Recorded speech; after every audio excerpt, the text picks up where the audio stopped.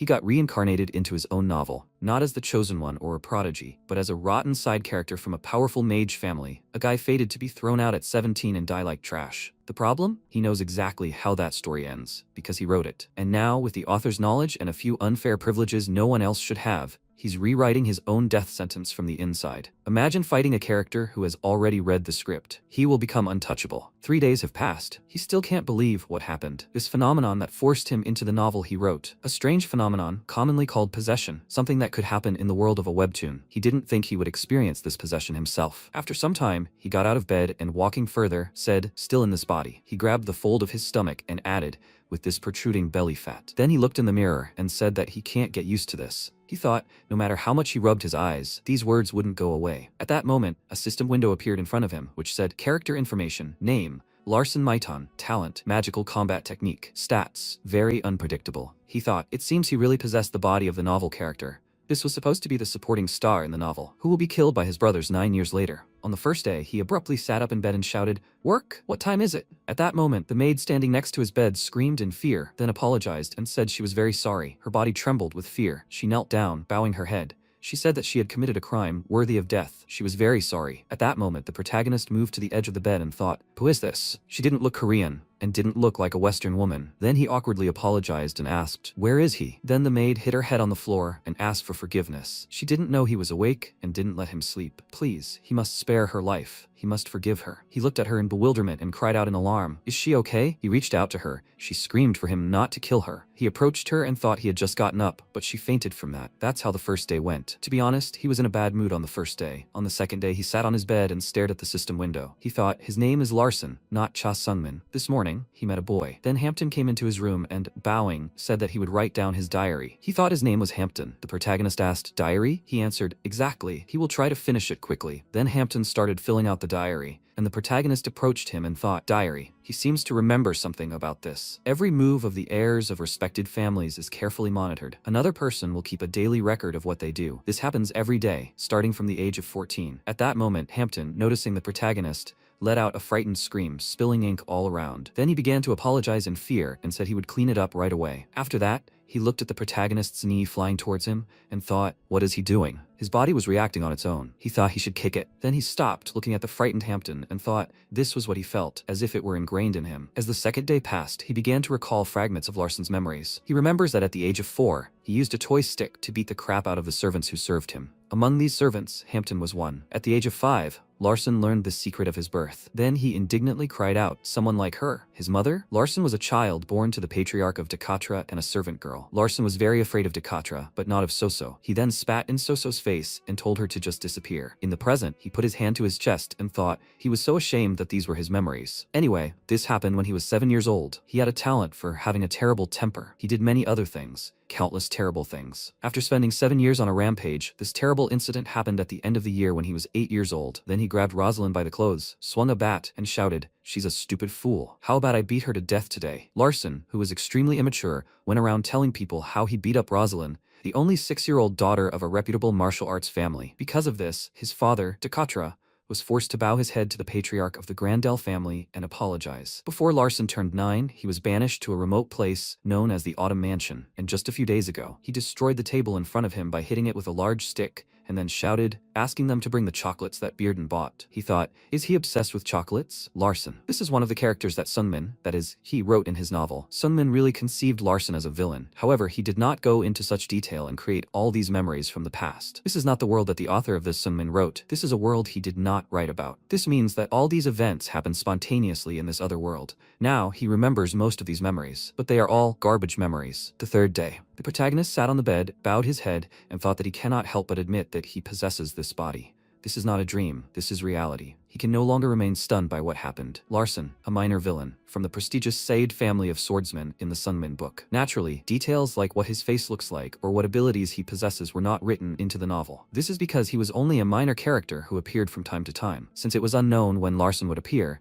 it was assumed that he had a talent for martial arts. He wrote this information down just in case. but in the end, it was of no use to him. This means that, from the reader's perspective, he had no talent at all. After all, he was killed at the age of 17. Then he sat on the edge of the bed, and folding his hands in front of him, thought, good thing he would make survival his top priority. Larson is now 9 years old. There are still 8 years until his execution, and at least he still has 8 years to go. Then he put his hand to his face in fear and thought, but the problem is what happens after that. Even if he works hard to change his future for 8 years, the real main character of this novel is Kassan Sade. The Maiden family's destiny is to fight Kassan. Long ago, the Maiden family's patriarch, Dekatra, unintentionally killed the first son of a swordsman family. The situation was quite complicated, so it was kept secret until now, but as the story progresses, it will be revealed. And because of this, the conflict between the two families reached a climax. The two families suddenly went to war, and it was known as the Sword Demon War. Since the title of the novel is the reputable Sade swordsman family, in the end, the Sade family won the Sword Demon War, and the Maiden family was practically destroyed. He thought about what he should do and when should he take action. These words appear and disappear as they please. What should he do and when should he start doing it? Sunmin is the creator of this world. Even if it wasn't the typical part-time job he'd had while working at the company, yes, he was the creator. All the amazing opportunities and good fortune that had befallen the main character Kassan were his creation. Knowledge of the future,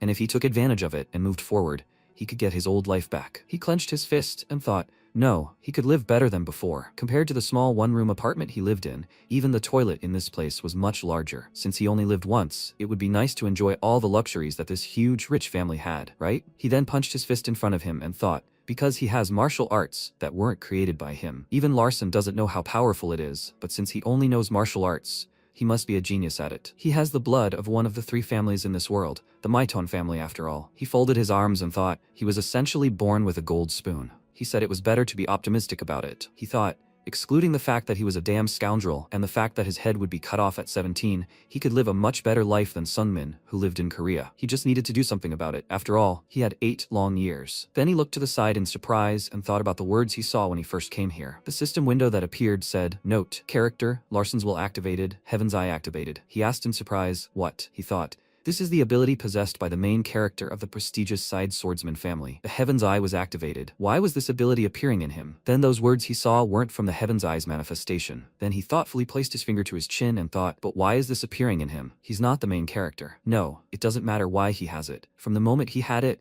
any predictability was destroyed. The main character's ability. The prestigious Side Swordsman family is a fantasy novel about a munchkin. That's why the main character is so powerful that he can destroy an entire continent. Not just a continent. Munchkins are capable of destroying an entire universe. The real problem is that it was this power that destroyed the Maiton family. Then he looked at the energy in front of him in surprise and thought, a ring? He can see it. It seems like the celestial eye is analyzing his body. One ring? Is that one circle? A circle is a kind of fuel barrel, causing mana to circulate around the heart. Forming new rings, it plays a key role in the use of magic. According to the rules set by Sunmin, even the first round requires intensive training and education. Training, in turn, required a horse's share of patience and money. He wondered if such an idiot really trained hard or studied at a higher institution. He doesn't remember any training, so it just happened. Then he heard a knock on the door and thought, it must be Hera. She opened the door a crack and asked, sir, may I come in? He told her to come in. She immediately knelt down after that, and he looked at her, puzzled. He remembered how Larson put his foot on her head, and folding his arms across his chest said, if she raises her gaze to him,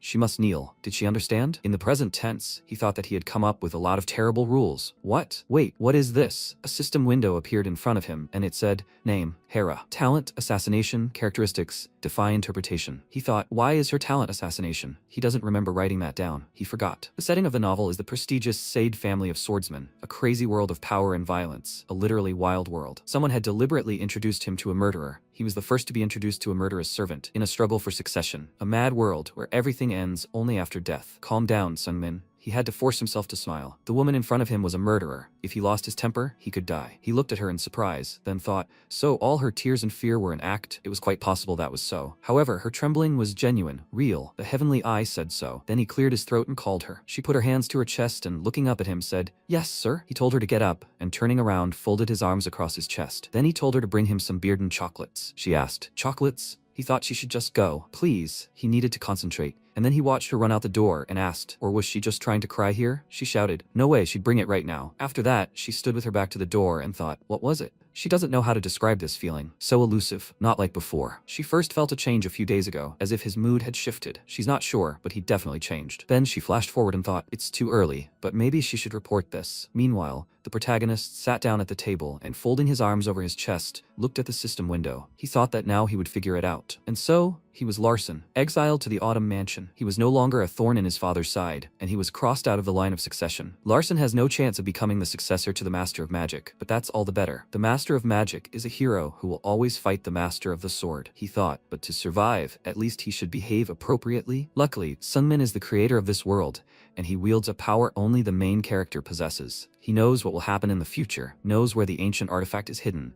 He must participate in the war for succession, and if he doesn't, he'll be branded the scum of the Maiton family. He's 9 years old now, but even if he were 10, he'd still be involved in a full-fledged war for succession. But if after 10 years he still behaves like a crazy scoundrel, he'll die at 17. He doesn't have to worry about money. He eats a lot, travels, and can live a luxurious and lazy life, something he couldn't afford in real life. He just needs to take the right stance, maintain a happy medium. He's done this many times before. It's the code of conduct for South Korean soldiers, after all. Okay, now it's clear how to behave in this world, and what needs to be done now. Then he looked at the system window, which said, "Note, due to insufficient mana, the Celestial Eye's operation has been suspended." At that moment, Hera peeked into the room and said, "She's sorry, sir. It was hard to get the beard and chocolates, so she didn't bring them." He looked at her and said, "It's fine." He thought, he's not much of a chocolate lover, he just needed time. She said, "She committed a crime worthy of death, huh?" He replied, "It's fine, she should go out." He thought, first of all, as Larson, he needed to take the right position. He noticed that the fact that he hadn't heard Hira's footsteps gave him goosebumps. She kept peeking around the door and asked, "What about the chocolates?" He yelled at her to get out of here already.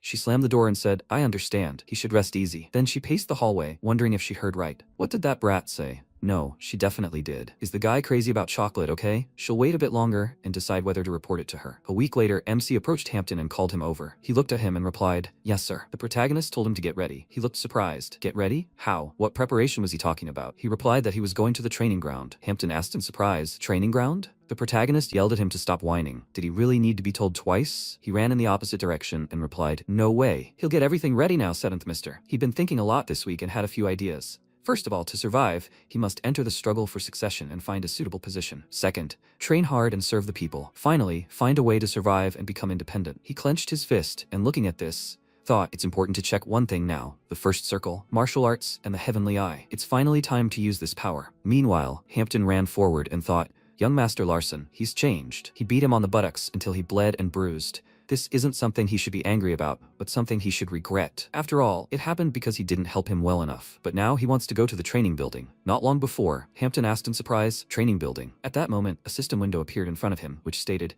"Name, Hampton, main talent, poison, attribute, cowardly shadow." MC thought, an assassin and a poison master, amazing. But when did he learn poisons? He's probably sharpening a knife for it somewhere in his heart. A well-trained servant is assigned to all heirs of respected mage families. They are trained and brainwashed from a young age to assist the successor and dedicate their lives to their master. The shadow of the 7th young master, Hampton. He thought, a shadow? Even a fool like him has a shadow? Yet he is someone who has been carefully trained by the Maiton family. Currently, they approached the training building, and Hampton, looking at the protagonist, thought that he can't believe he came to training. He is so happy. But why did he change so drastically? It's not that he is afraid that this will cause problems, but his heart aches when he sees himself despised for his reckless behavior. No, he must believe in him. Then Hampton said, wow. He thought that he can't get his head around the fact that he is seeing a modern building in a fantasy world. He really didn't do a very good job with the settings. But thanks to this, he will be more accustomed to it. Then they approached the building, and the system window said, notification, current location, training task 1. Each of these buildings within the complex had an administrator. Then a man walked forward, folding his arms across his chest and greeting him, the 7th young master. He was Noah, the administrator of this building. The protagonist approached him and replied, nice to meet you. Noah bowed and said, yes, it's an honor to meet you. Keeping his head down, he gritted his teeth in frustration and thought, that damn idiot hit him a year ago for not fully bowing and greeting him properly. But that idiot didn't even remember him, did he? They walked inside, and the protagonist looked at Noah and thought, his divine eye isn't working for him, which means he's stronger than Larson. Well, he thinks it's okay for the administrator to be strong. He shouldn't be cocky. You should be polite to him. And then he closed his eyes and said that he starts training from today. What kind of monsters should he train with? Noah asked in surprise. Train? He answered correctly. What kind of monsters are best suited for his age? He said the same. The protagonist interrupted him and answered, 9 years old. He thought, of course he knows that. He's a damn brat. 396 days, 8 hours, and 32 minutes had passed since he hit him. He continued to frown and thought, how should he deal with him? he must do it without breaking the rules, legally, so that no one can punish him. Then he looked ahead and, smiling, said, the 6th master was able to kill a mushroom monster at his age. He asked, a mushroom monster? He thought that he remembered writing about it. About 50 centimeters tall, it looks like a huge mushroom, the kind that live in the area, a low-ranking monster. And then the MC put his hand on his waist and said, excellent. Then Noah bowed and said that he understood. He would prepare everything. The field would be set up in the mushroom forest. He replied, yes, he will do what needs to be done. The administrator added that the preparations would take about 3 minutes. Then he walked forward, and the protagonist asked why he looked so happy. He closed his eyes and thought, the mushroom monster is not a strong opponent. Even the 6th young master, whom he did not describe in detail, was able to kill it at the age of 9, so he should have no problem. 3 minutes, he needs to concentrate. He could actually feel a ring around his heart. Energy began to concentrate around him, and he thought that his talent was magical combat techniques. He had already understood how to use magic. After all, the blood of a respected family of magicians flows through his veins. After a while, Noah smiled and, waving his hand, said, excellent. Now he can go. After this, the protagonist walked onto the field, and a system window appeared in front of him, stating a notification and his current location, a mushroom forest, manifested through magic. The next second, the administrator disappeared and said he hoped everything would work out. Then, the protagonist looked ahead in surprise and, noticing a shadow, wondered if it was him. The next second, the mushroom rose, its toothy maw wide open, and then the administrator announced, young master, that the weakness of mushroom monsters is their bodies. Such monsters are also very afraid of fire. The protagonist looked at it and thought, is this a mushroom monster? It was somehow disgusting to see a moving mushroom. Then he thought, well, perhaps it's time to begin. He then concentrated energy in his fist and swung to attack. The next second, a system window appeared in front of him, stating that the will of his physical body had been confirmed. The magical combat technique sealed within his body had been activated. At that moment, the administrator, watching the scene through a glass globe, thought, before joining the Mighton family, he was a pretty good mage in Dorothy territory. It might not seem like it, but he was once called the genius of Dorothy. For now, he remembered Larson slapping him across the cheek and asking how he could even call himself a man with that 82-degree bow. He bit his lip and thought that he had humiliated him for bowing to him at 82 degrees instead of 90. He would repay him for this humiliation. This mushroom monster had been enhanced by him to the maximum level. At that moment, the mushroom monster took off. He thought, the magical combat technique he possessed was considered the weakest in the family. He had no chance of inflicting any damage on a mushroom monster with an attributeless technique. At that moment, the MC prepared to attack, and the administrator thought finally, his revenge will be fulfilled. Damn it. Then he looked forward in surprise, swung his fist and flew to attack the monster, then delivered a powerful blow, destroying the monster's body. Noah then thought in surprise, with one blow? After that, the protagonist landed and said that it was quite easy. After that, he looked at the system window, which said, notice, the rank of the recently manifested magical combat technique is novice. He used an enlightened magic combat technique. Highly unpredictable things become more predictable. The novice magical combat technique was completely unsealed. He thought he could feel his heart pumping blood. Then the system reported, the basic magical combat technique, weight control, was imprinted on the mana circle. Energy began to concentrate around his body. He wondered what kind of power was this. Then the administrator wondered in surprise, what just happened? Was this pure combat magic? Combat magic is magic that is accompanied by destructive physical force. Mushroom monsters are resistant to brute force, but he dealt with it so easily. Impossible. He then said, young master, a mushroom monster doesn't seem suitable for training beginners. The protagonist looked away and said he thought so too. The administrator then wondered what had happened in the year since he'd seen him. He then wiped the sweat from his face with a napkin and said he was thinking of raising the difficulty a little. The protagonist asked, difficulty? How much? It would be problematic if it was too much. He didn't have much mana left. He replied, it's a red mushroom monster. It's the same as usual, but faster and stronger. But that's not all. If they can kill it quickly enough, it will multiply. He thought he should stop his personal grudge. He needed to press for information for the report. He then said, if the situation becomes too dangerous, he'll interrupt the training. The MC said, a red mushroom monster. He thought he didn't create something like that, but he thinks it's another monster from the original work. Then he said, excellent. After that, the administrator said, young master, a monster has appeared. Then a mushroom monster appeared in front of the protagonist, and he looked at it and thought, what's different from the previous one? Except for the color. The next second, he looked to the side in surprise, noticing how a mushroom cap flew past him and created a powerful explosion behind him. He then jumped to the side, kicking up dust from the ground. He looked at the monster and thought that it was strong, fast, but didn't look threatening. The next second, the monster approached his face, but the protagonist put his hands in front of him, aiming a magical attack at it. And Noah, his mouth open in surprise, shouted, he parried it, and MC thought he'd realized something. His attacks were simple and predictable. First, he uses his new ability. Then he pushed off the ground, jumped up and grabbed the mushroom cap. He thought, basic combat magic, weight control. He concentrated his energy in his fist, but the system reported insufficient mana. He thought, damn, he's used up all his mana. Then he tossed the mushroom aside and wondered what that was. It felt like time had frozen for a moment. In any case, thanks to this, he was able to win. Afterwards, a system window appeared in front of him saying, warning. This was the first time he'd completely exhausted his mana. Due to insufficient mana, the Divine Eye would be deactivated.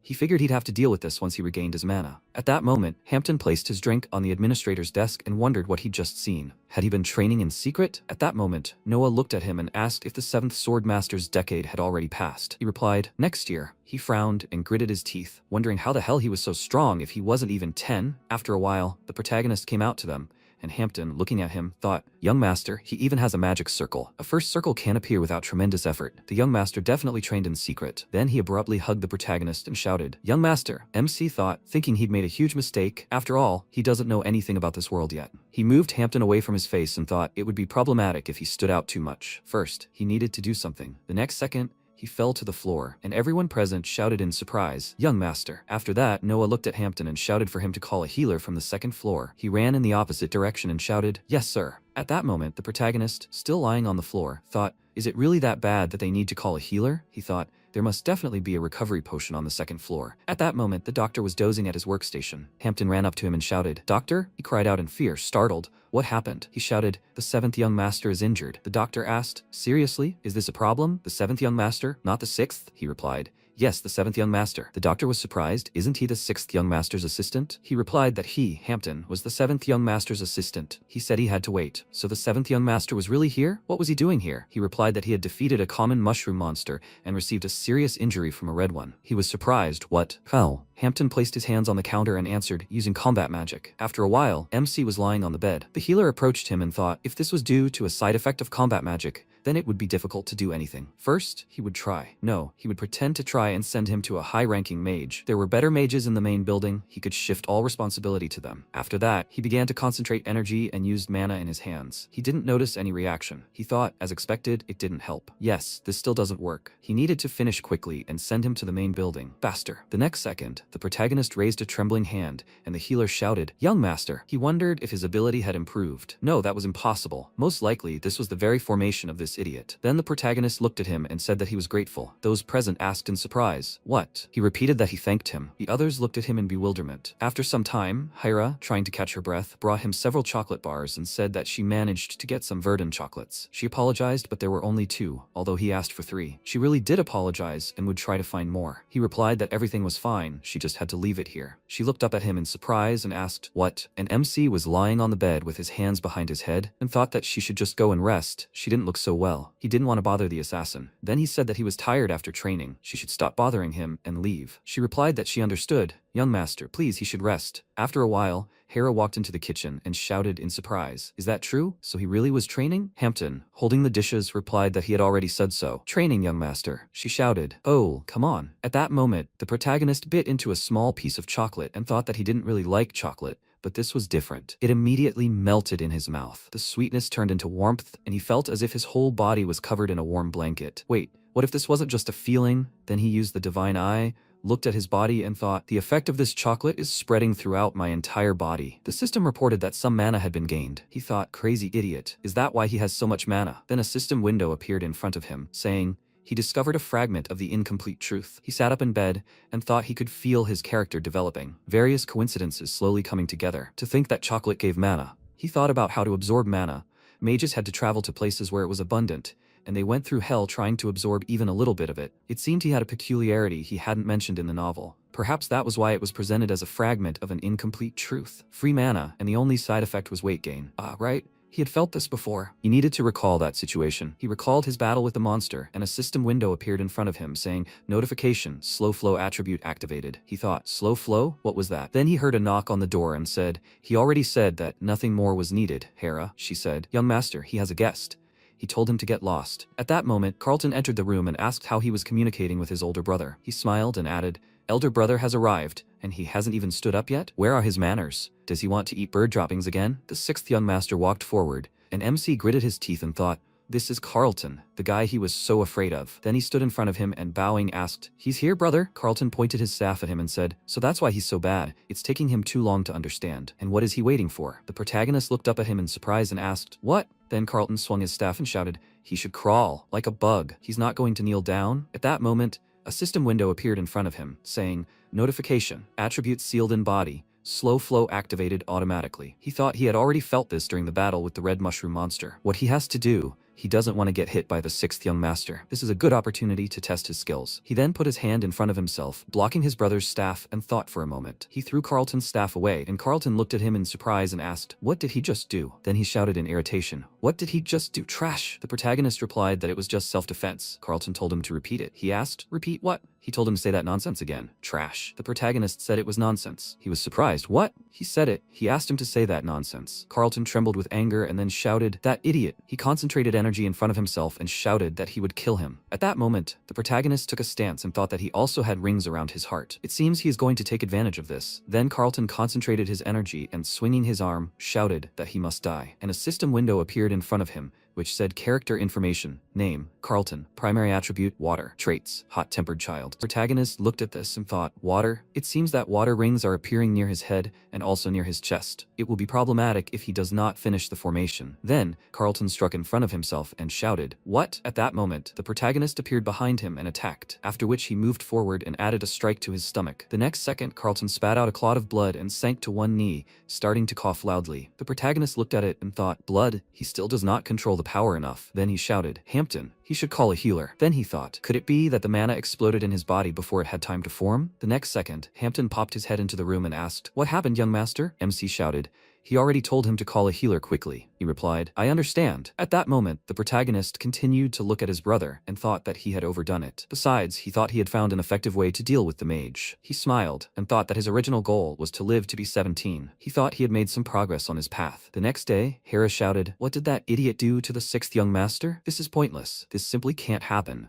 But Hampton sat in front of her on the couch and said, "Of course it doesn't make sense." He had seen everything with his own eyes, but he hadn't even conveyed the information. "Sis, can't he be more honest with her?" she wondered. "Why? Is he going to tell her that he's a shadow?" He looked at her in surprise, and then she sat down on the sofa and waving her hand said, "Everyone except that idiot already figured it out." And Hampton added, "He also thinks that little sister is not just an ordinary maid. Her steps are unusually light, her movements are stealthy." She looked at him and said, "Yes, that's another thing that everyone knows except that idiot." Hampton asked, "Little sister, does she still think he's just a lazy idiot?" She took a sip of her drink and told him to continue. He said, "That's what he thinks. On his 10th birthday, Master is finally starting to move." At that moment, MC looked ahead and thought, so this is the place where he can learn to control mana, the Star Library. Doesn't this look more like a shopping mall than a library? At that moment, a notification appeared in front of him, saying the current location is the Star Library. He thought that he was really surprised that he hadn't visited such a place before. He then walked inside and, looking around, thought in amazement, "Unbelievable. And these are all books? Does this library extend all the way to the 3rd floor?" He then looked ahead and asked, "I wonder how many books are here?" Then he heard a voice. "There are about 200,000 books here, the 7th young master." He began to look around and wondered, what? Where was that voice coming from? At that moment, Evian appeared from a rift in space nearby and hovered in the air. He looked at her and asked, "Who?" She said she was the manager of the Star Library, Evian. Meanwhile, Hera placed the cup on the saucer and asked, "So he's saying he's been preparing for his 10th birthday? A talentless person like him hid his true nature perfectly? Doesn't he think it's pointless?" Hampton stood up from the sofa and said that he felt like he'd been deliberately hiding it for 10 years. She folded her arms and said, "It's amazing that he actually believed it." Hampton shouted, but he'd seen it with his own eyes. He'd actually reached the 1st circle. She asked, "First circle?" He thought it was possible to achieve such a result in just a few days. He then spread his arms out to the sides and told her to just think about it. The 7th young master had never been considered for the successor's position because of his behavior. She noticed that this was true. He added that she was the only one who kept an eye on him. How convenient was that for the 7th young master? That's why he underestimated his abilities. Hera then looked away and said that it still didn't make any sense. After all, that idiot's talent is limited to combat magic. Hampton said that wasn't true.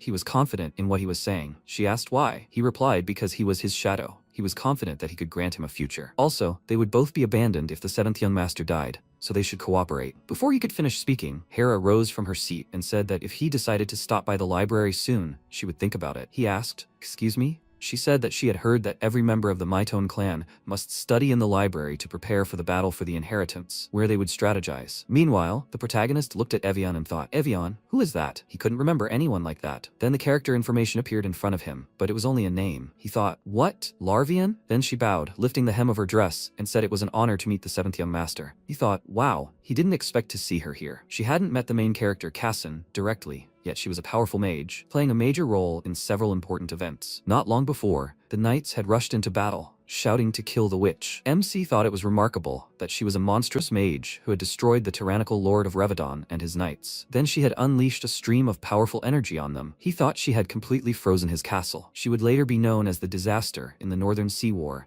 that would begin in the future. He thought she was currently a wanted person, but she worked in the Mitone clan library, which might be why she hadn't been found yet. The library of the famous Mitone clan is almost a sacred place for mages, because the original transcriptions of grimoires from all over the world are kept here. Every librarian here is a high-ranking mage. The library has the right to manage every book and read any of them here. But of all the librarians, why Larvian? Why is the legendary witch who can freeze anyone with eye contact standing right in front of him? Then she asked him to wait at the table on the 2nd floor. He hesitantly asked, okay. She replied that she would bring tea. What kind of tea does he prefer? How about black? He smiled and thought that he hated black tea, and then said, okay, he likes black tea. The next second, she disappeared, adding that she would prepare it right now. He looked ahead and thought that this world was simply too dangerous. No matter how much he thought about it, this was still his first time visiting a library. He couldn't even imagine what would happen if his old self visited this library. Sometime later, the protagonist was sitting at the table with a cup of tea in front of him. Evian then asked what book he was looking for. He replied that he wanted something for mana cultivation. She asked what kind of cultivation book he needed. He replied, a very basic, fundamental one. She asked, but wouldn't such a book be useless to him? He had the Mitone clan's magical bloodline. He said he should be careful before jumping. With that, he smiled. She asked, jump? Then she used search and said, 1 second, she'll use magic. The next second, the book magically appeared in front of him and fell onto the table. He said, okay, she can go. She then disappeared and said, okay, she wishes him luck. He then opened the book and thought, mana is a term that describes all types of energy in nature. To become a mage, you need to accumulate mana in your heart and create a circle. This requires Largo's 8th theorem and Prado's 7th formula. Therefore, the solution is E648. He thought, how can this be the basis? It's simply impossible for a modern person to study magic on their own. He rested his head on the book and thought that this strange field of study was completely incomprehensible to him. Wait, even if he can't do it, he used the divine eye, and a notification appeared in front of him saying, introductory magic analysis completed at 5%. He thought he used it just in case, but it actually works. Even if he can't read it, it looks like a computer screen. What a monstrous ability. The problem is, there's a monster who can use this ability better than him. Then he looked at the notification saying, introductory magic analysis completed at 22%. The divine eye couldn't continue due to insufficient mana. He closed his eyes and thought, so, will he fully understand this book after reaching 100%? He thought his top priority was solving the mana problem. After that, he closed the book and thought that was enough for today. After a while, Hampton said, welcome back, young master. They approached the mansion, and MC said, that's good. And then Hampton said, Lady Soso has arrived from the Maple Annex. The protagonist was surprised. Soso. Then his eyes widened in surprise when he noticed his mother. He thought, what the hell is this cliché? Why did she appear at this moment? Sungmin always missed his mother because he couldn't meet her. A little earlier, when he was little, he desperately screamed, Mom, she shouldn't leave me, she can't go. He knelt in front of her, lying on the hospital bed. He thought that his mother died of cancer when he was still a child. After that, bullies began to tease him. One of them, after throwing a punch, asked, an orphan without a mother? He dared to be rude to him? He thought that Sungmin had been having a lot of internal conflicts since then. And yet, why did she look so much like his mother? Then he looked ahead in surprise and thought, a blue dot? At that moment, character information appeared in front of him. Name, Soso. Trait, Larson's mother. Initial state of the blue dot. Sometime later, Hera poured tea into cups, and MC was sitting across from Soso at the table. He remembered how he yelled at her and thought, what the hell did he? No, he means, why the hell did Larson say that? Then he said, Mother. She looked at him in surprise, and then he said that he didn't know where to start.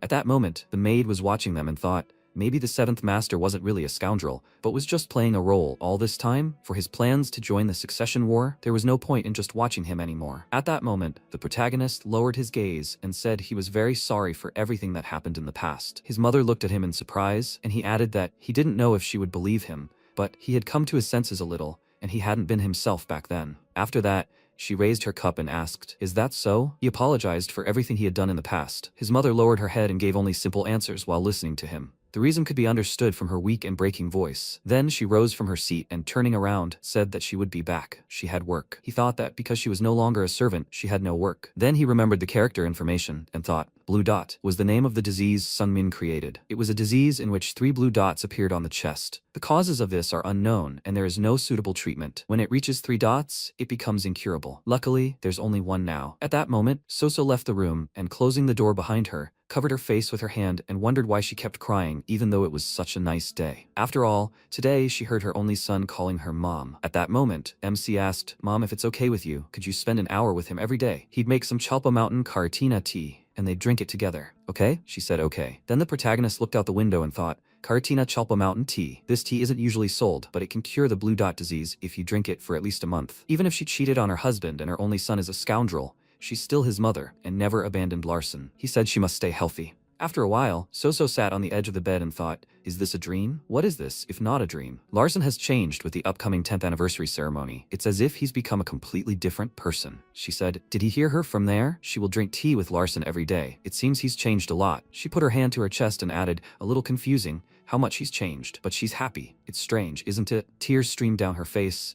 The candle flame flickered in the weightless currents of wind. After a while, MC called Hyra, and she answered, yes, her lord. He said that he would tell her something important now. She thought in surprise. Something important? Did he realize who she was? Was he trying to test her? He wasn't asking her to kill anyone else, was he? Then he said, beard and chocolates. She asked, what? He said he wanted a special kind, so she should get as many as possible. She wondered, what did she expect? He added, oh, one more thing. She smiled and thought she knew it. Something important. He added that she should buy more sweets from the Ludon bakery. She closed her eyes silently, and an hour later, the protagonist thought, well, the power of money is truly wonderful. He looked at the table filled with sweets and thought, just one chocolate bar costs 20,000 grains. If it were in Korean won, it would be around 200,000 won, at least 100 here. He folded his arms and, looking at the sweets, thought she'd bought 2 million grains worth of chocolate in an hour because she'd been told to. He should thoroughly enjoy the money and power he had here. Then he began to devour the sweets and declared them delicious. He thought the most expensive Bearden chocolates cost 300,000 grains each, while the cheapest still cost 100,000. However, there was a difference in the amount of mana in different qualities. Mana could also be obtained from sweets from the Laudona bakery. There was only one reason for this. Bearden chocolates and sweets from the Laudona bakery shared a common ingredient. Then he called Hampton,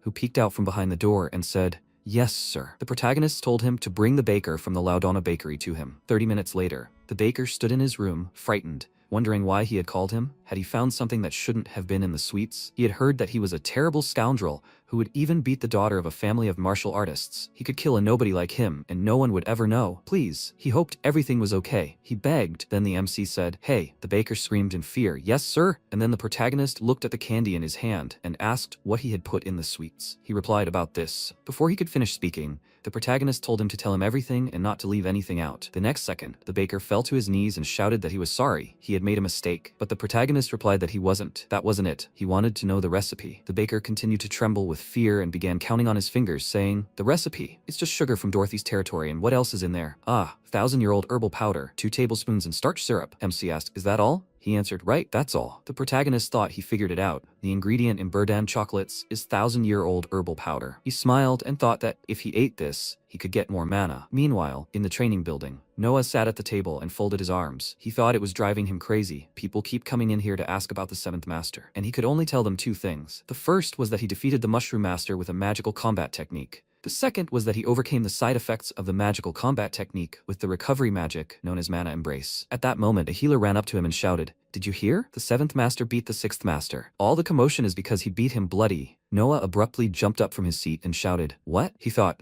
oh shit. Then he gritted his teeth in frustration and thought, this little brat is a crazy lunatic. He wondered when the idiot had acquired these powers, even if he was getting stronger because of his magical combat technique. Then the healer covered his mouth and added, the 10th ceremony was coming soon. He didn't think this idiot did something to show off before the ceremony started. He beat that man half to death when he couldn't even stand up. The administrator folded his arms and thought, that can't be right. For starters, mages aren't that fast, and even if they can use movement spells like Flash to compensate for their lack of speed, there's no way a 9-year-old mage could use it. And then the healer said he didn't know he had such abilities. Noah added, even if his magical combat technique made him stronger faster, there was still a limit. He adjusted his glasses and added, not only would he be unable to surpass the renowned Grandel, but there would also be problems when he began combining other elemental spells. This was a long-forgotten science that everyone had turned their backs on. He should know this too, so why had he made such a terrible choice? The healer asked him anxiously. Did he think he was too naive? He replied, perhaps, but something told him that wasn't the case. He said, come on, doesn't he think he's reading too much between the lines? Then he said that the 10th anniversary ceremony should be interesting. Meanwhile, the protagonist bit into a small part of the plant,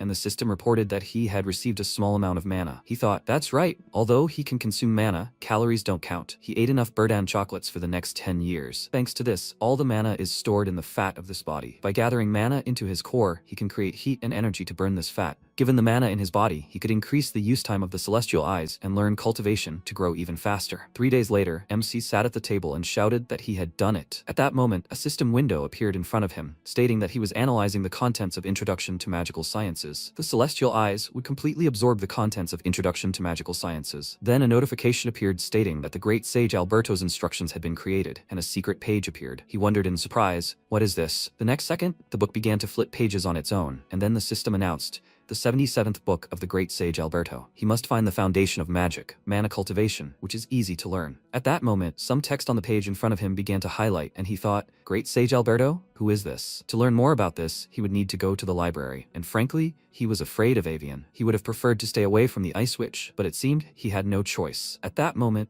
Hera was watching him from the ceiling, folding her arms across her chest. Sometime later, the protagonist entered the library, holding a book in her hand. He thought that in his memories, the library had been colder. Where was Evian? The next second, she appeared behind him and asked if he had finished reading. He jumped abruptly and cried out in fear. Then he handed her the book and replied, yes, here. She noticed that he finished it quickly. He answered, but it was easy material. The next second, she threw the book aside, and it disappeared into space. He thought, her magic is incredible. How can she cast spells without using incantations? Then she asked if he was looking for something else. He replied, perhaps she knows about the 77th book of the great sage Alberto? Fundamentals of Magic, Mana Cultivation, which is easy to learn. A book with that title? She replied, yes, this book is in the Starlight Library. He told her to give it to him. She added, however, that since the information in this book is impossible to understand and is useless, it was separated into B books. The protagonist scratched the back of his head and, smiling, said, it's okay, he just wants to look out of curiosity. The next second, Evian closed her eyes and instantly approached his face. He thought, what? This feeling? Like a predator sniffing its prey. Then she pulled away from him and said, Lord? He asked, yes. She noticed that it smelled good. He asked, does it smell good? Then he reached into his inside pocket and taking out a chocolate asked, is that the matter? He handed it to Evian and asked, does she want some? She took the chocolate and said, not at all, but if he insists so much, then perhaps she has no choice but to accept. He thought, does she always react like this? Something is wrong here, as if there is an error in its basic settings. He looked at her thoughtfully and wondered what this was. Then he walked to the exit and, turning around, said that they would see each other later. He wondered how she would react to praise from him. Then he told her not to hesitate to come to the Autumn Mansion. They had plenty of chocolate there. He would tell Hira about her. She looked at him in surprise. Then he went outside and wondered, would she really come? She didn't have to come. He was just saying this out of the kindness of his heart. Simple manners. Did she understand? After some time, he was sitting in front of the book, and a system window appeared in front of him, which said, notification, he had completed 42%. The Heaven's Eye was deactivated due to insufficient mana. He thought, the basis of magic is mana cultivation, which is easy to learn from the great sage Alberto. It's not as exciting as he expected. He is a great mage. He can use magic like this. Impressive, right? However, to use magic like this, you need to know the basics like him. If only the book weren't filled with such statements. After a while, Hampton looked ahead and said in surprise, wow. He and Hera were standing and watching MC run. Hampton smiled and said that he's been quite busy lately. He goes to the library and the annex. He even plays sports. Hera said that this isn't just regular training. He asked, what is it then? At that moment, Evian appeared next to them and said that it is the process of melting all the clumps of mana through body work. They turned to her in surprise and Hera shouted, Mistress Evian? She thought she didn't even realize she was approaching them. Then Hampton asked, did she decide to visit the Autumn Mansion? She confirmed it, and Hampton asked if he should tell her. She replied in the negative, it's fine. He wondered why Mrs. Evian came to the Autumn Mansion. If she's a librarian, then she's at least a high-level mage. Is it to see what he's capable of? Or to increase his influence in the race for succession? No, librarians are required to remain neutral. Then she looked at the protagonist and said, it seems gossip is completely different from life. Then Hira said, Mistress Evian. She answered yes. She said that the Lord did mention that if she ever came, she should give her this. With that, she took out a bar of chocolate and handed it to her. She added that she would never have thought that someone like her loved chocolate, but the Lord had said so. At that moment, Evian looked at her and thought, when giving a gift to others, one must weigh the importance of both. She was sure that she was already furious that he was trying to give her chocolate. Then Evian took the chocolate and said that she believed she could not refuse his generosity. The others looked at her awkwardly, and Hera wondered, what were his intentions in giving this gift? What exactly happened between these two? 3 days later, a system window appeared in front of the protagonist, saying, "Notice, he was analyzing the contents of the easy-to-learn mana cultivation foundation. The heavenly eyes would completely absorb the contents of the easy-to-learn mana cultivation magic foundation." He thought, wow, he'd finally mastered easy-to-learn mana cultivation. The next second, he felt a strange sensation and sank to his knees, his body as if electric shocks were shooting through him. He thought, wait, what's going on? Too much mana. If he can't understand the flow, his heart will explode. He gritted his teeth and thought, damn. He must understand this with the heavenly eyes. To think that in this world, one could die simply because he misunderstood a book. His mana was fine for now. He needed to focus. After a while, he sat on the floor, concentrating his energy, and the system reported the foundation of easy-to-learn mana cultivation magic was engraved in his heart. Due to the influence of the foundation of easy-to-learn mana cultivation magic, he could see backstories he couldn't see before. He thought he might see something new. The system reported the backstory of another world was revealed. He thought he might learn about the unpredictability and strange feelings he felt from Evian. The next second, character information appeared before him. Name, Larvian, age 27, main attribute, ice, personality, cold but honest, also sometimes cruel. The backstory he couldn't see was revealed. She loves chocolate. He noticed this and wondered, what is this? Could it be? Wait a second. Also, when he was babysitting his friend's son, he remembered how he sat at the computer and looked at the boy lying on the floor and wrote in his diary. He thought about the time he wrote in his notebook with the backstory. That's why Evian now, he understands why she acted like that. At that moment, he heard a voice. There is no point in concentrating for someone like him. He opened his eyes in surprise and looked around. Thought, fire? What's going on here? This fire is not hot. There is someone here. Then he noticed a silhouette, and Persia walked forward and, smiling, said, "Hey, pig, why is he pretending to concentrate? Do you have a dying wish?" Then the protagonist looked at the character information, where it said, name, Persia, age 29, attributes, fire, earth, water, personality, tyrannical, merciless, cruel. He thought, Persia, an incredible mage with 3 attributes. What is she doing here? Then she tilted her head, looking at him, and asked if she should just cut him. She can't take it anymore. Then the system said that she hates obedient and weak people, and that her hobby is cutting people. He thought, cutting people? What a terrible hobby. Then Persia asked, won't he answer her? She asked why he was pretending to concentrate. Then he started to say a word, but suddenly closed his mouth and thought, no, he almost apologized. Since she hates submissive and weak people, she would cut off his limbs if he apologized. This is a test that Persia was not conducting intentionally. Then he said that he wasn't pretending to concentrate. She asked what he just said. He looked at her and thought, even if he said that, he was still very scared. He would just try. Then he said that he didn't think her eyes could see only to that level. She smiled and told him to keep talking nonsense. He spoke, but she should have known that he was really concentrating. She asked, and? He added, but she says this to see if he will apologize or cheat. Isn't that why she did it? Then she laughed, and he looked at her and thought, did it work? She said, well, you bastard. Probably the rumors that he had changed were true. He thought, rumors? Then he said that he would like to live as a good person. She asked, doesn't he think it's too late for that?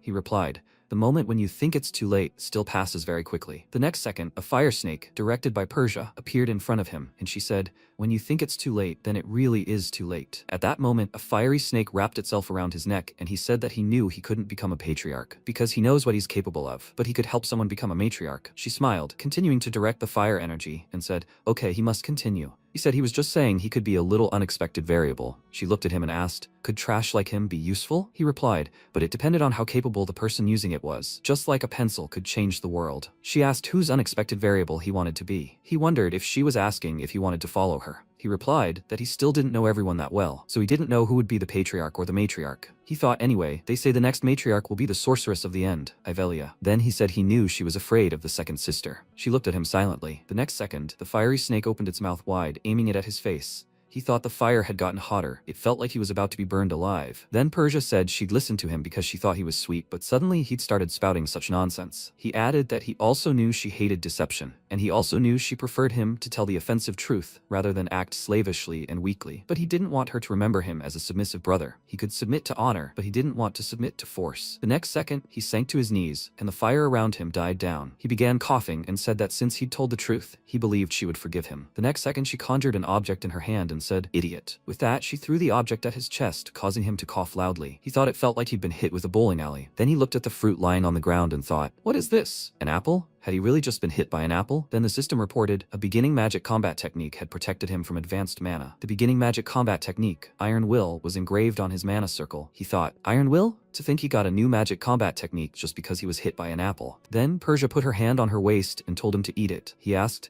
what? She replied that she told him to eat it. She found it on the ground on her way here. Then she vanished in a stream of fire, and he thought, eat this apple? He picked it up and thought, wait a second, could it be? At that moment, a system window appeared in front of him and said, notification, Cardian, mana elixir, a very good thing. It's expensive, rare, simply very good. He thought, it's incredible. He's obtained such a Cardian. The only reason this is possible is because he's the youngest son of the Maiton family. The main character, Kasink, probably has so many abilities that he wouldn't have enough space for a Cardian, so is he better than him in that regard? Meanwhile, Persia sat at the table and asked, this is the villain of the Autumn Mansion, right? Those terrible things really did make the first round, and he's a 9-year-old who learned on his own. If he really has been acting like a villain on purpose up until now, then he really is a cunning snake. Then she began tapping her finger on the table and added that she needs such cunning people for the war with the second sister. He's not a coward who succumbs to fear and can hide his capabilities. Then she began tapping her finger harder, cracking it, and added, but there's no chance of him becoming a patriarch at all. It's obvious where his limits reach. Then the table in front of her shattered. She rose from her seat and said, he's a pretty decent brat,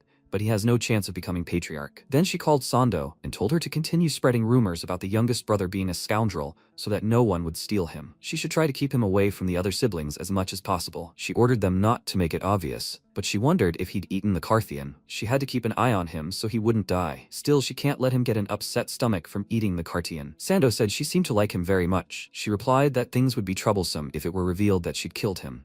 And if he doesn't eat it, things will get even more interesting. She concentrated the fire around herself and added that since he was an idiot who wouldn't eat it even after she gave it to him, it probably wouldn't be a big deal if she cut off his limbs.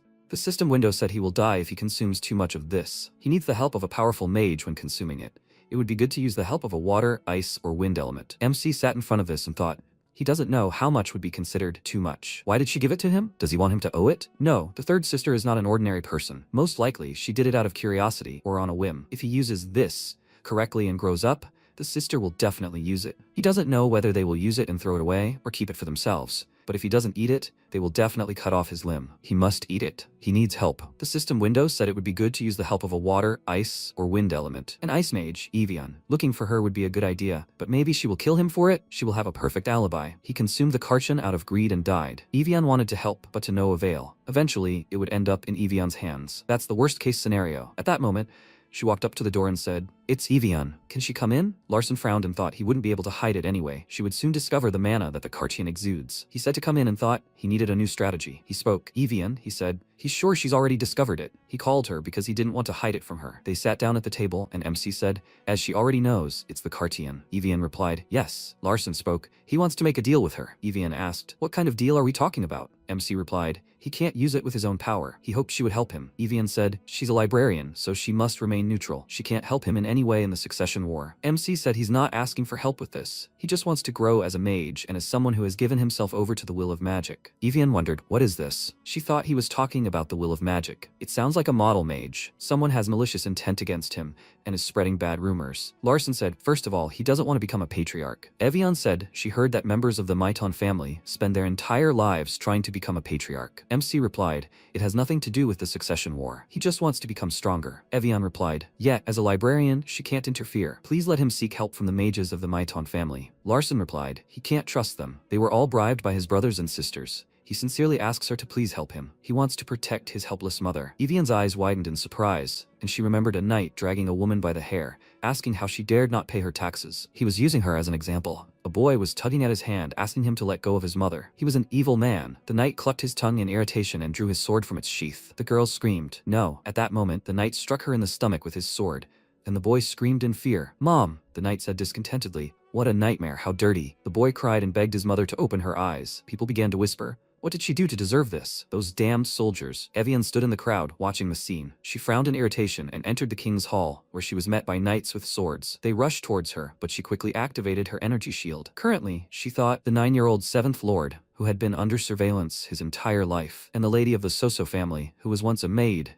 and abandoned by her family. The youngest son of a wizard had to accept his fate and hide. He is serious in wanting to protect his mother, but it's impossible. There are overly strong successor candidates in the Maiton family. He is just the youngest son, a scoundrel, the result of a humble birth. His dream is impossible to achieve. Yet, this impossible dream of his is not wrong. Dreams are not just things to be accomplished. She thinks that chasing something also counts as a dream. She said, she explains. She doesn't help him because of the chocolate. MC looked at her happily. And after a while, Evian spoke. This is what she said. She held an apple over MC's body and said, in short, she will freeze the energy that will spill out when he consumes Cardian. Afterwards, she will slowly melt it so that his heart will absorb it. As a side effect, his body could freeze. MC wondered if his body could freeze. Evian said that if he was lucky, he would thaw out in less than a couple of years. If luck was not on his side, it could take longer. If he was very unlucky, he could die. Larson thought, Evian, could she not say it so calmly? She said, but she is a fairly capable ice mage. She will do everything she can to prevent this from happening. MC thought, maybe he should just endure using this Cardian? No. The chance of success of a regular one is much higher in such cases. Because people like Evian care about those with whom they interact. According to her, it might be unsafe, but he just thinks of it as a lottery with a high chance of winning. Still, there is no investment without risks. He offered to do it, and Evian said one more thing. She is a full-fledged mage. He asks her for help, which means he should pay her for her work. MC asked again, pay her? Evian replied, yes, it's not much. Since it's just an excuse, she'll take 24 chocolates. After a while, Persia asked, so he ate the Cardian? She was told, yes. He received help from librarian Starlight. Persia asked, was that Ice Lady Evian? Sando answered, yes. Most likely, he touched her heart. Persia held the boy's body with magic and asked how. Sando apologized and said that she couldn't sneak past Evian's energy detector. She couldn't get close, so she didn't know the details. Persia asked, really? She didn't believe he had a card powerful enough to touch her heart. The Cardian she gave him was of a special level. If the mage who helped him wasn't at least Evian's level, he would have simply died upon consuming it. She supposes he already knows that Evian is Larvian, right? Sando replied, it seems so. Persia asked, since she thought so too, does that mean he successfully consumed it? Sando answered, yes, he succeeded.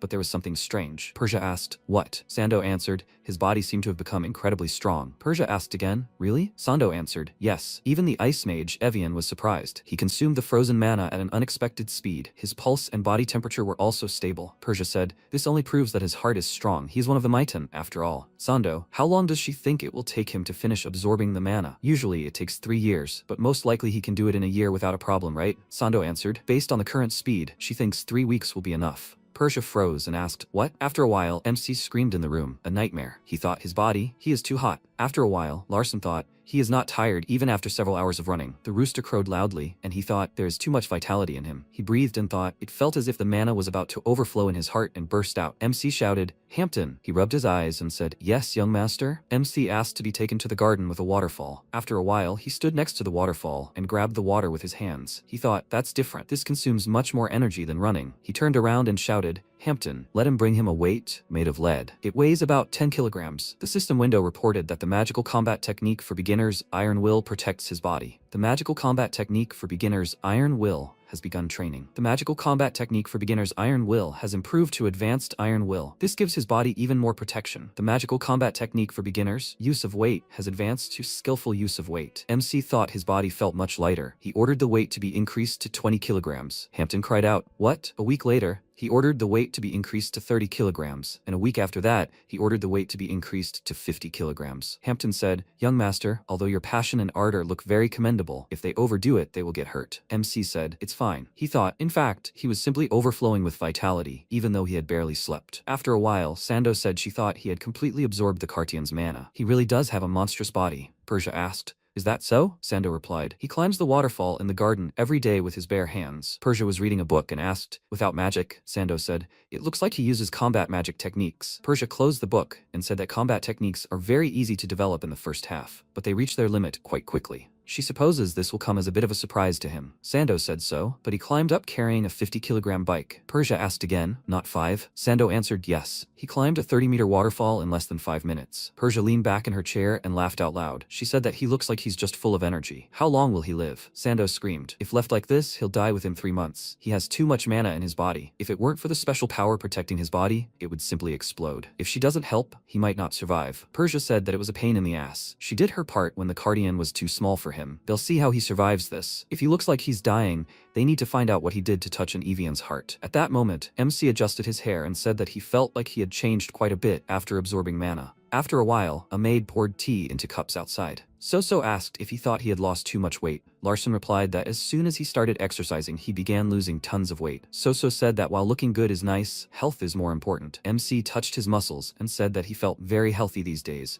so she shouldn't worry. So said, Hera, her tea-making skills have improved these days. Hera looked away, slightly embarrassed, and said that she was flattered. Lady So, she's becoming more beautiful every day. MC thought, Hera is very friendly towards Mother. Well, that's good anyway. Mother's blue dot has faded considerably. Everything is going quite smoothly. After a while, the system window reported that the celestial eye has been activated. The skill Easy Mana Cultivation was used. Larson lay on the bed and thought, according to the on calendar, today is December 20th, 218. December 24th is Christmas Eve, the night before the birth of a star. The star in this place is Emperor Epion, who united the races and people to build this empire. Simply put, the 24th is Emperor Epion's birthday eve. He doesn't care about this emperor or anything else. There is something truly important. According to the backstory, Ludia will pass through the western gate of his house on December 24th. The Fire Tribe is the natural enemy of magicians, the Crimson Butcher, the one-armed sorceress. Ludia will get into trouble and be thrown out of the western gate on December 24th, 218. Although he didn't write about what happened, he passed on the news she received from the third family. He has an idea why she is missing one arm. After that, Ludia harbored a grudge against their family and became Cassan's best friend. Ludia is a character who wields the power of the Fire Tribe. Cassan made a contract with the Fire Tribe and fought alongside them on the battlefield. It would be great if he could obtain one of the artifacts Cassan received from Ludia, the Holy Fire Grail. Larson's eyes widened in surprise, and he thought, wait, someone's sneaking around. The system window reported the character's information. It's the third sister's shadow. MC thought, since when is she here? He probably needs to pretend he doesn't notice, right? If he stops the celestial eye now, he won't be able to see her. The system window reported that he's currently using light mana cultivation. He can't deactivate the celestial eye. If he tries to forcefully deactivate it, he might experience mana rejection. MC frowned and thought, what a nightmare. He's sure she'll leave if he just pretends to fall asleep. Sando peeked into the room and wondered what happened. Can he cultivate his mana while he's sleeping? Mana cultivation is a delicate task. A person can even die from the slightest blow or loss of concentration. He fell asleep while cultivating mana. This is pointless. How should he tell her about this? All he did was learn a basic cultivation technique from the Starlight Library. Based on the energy he emits, she judged this cultivation technique to be nothing special. But while he's practicing this cultivation technique, he's asleep,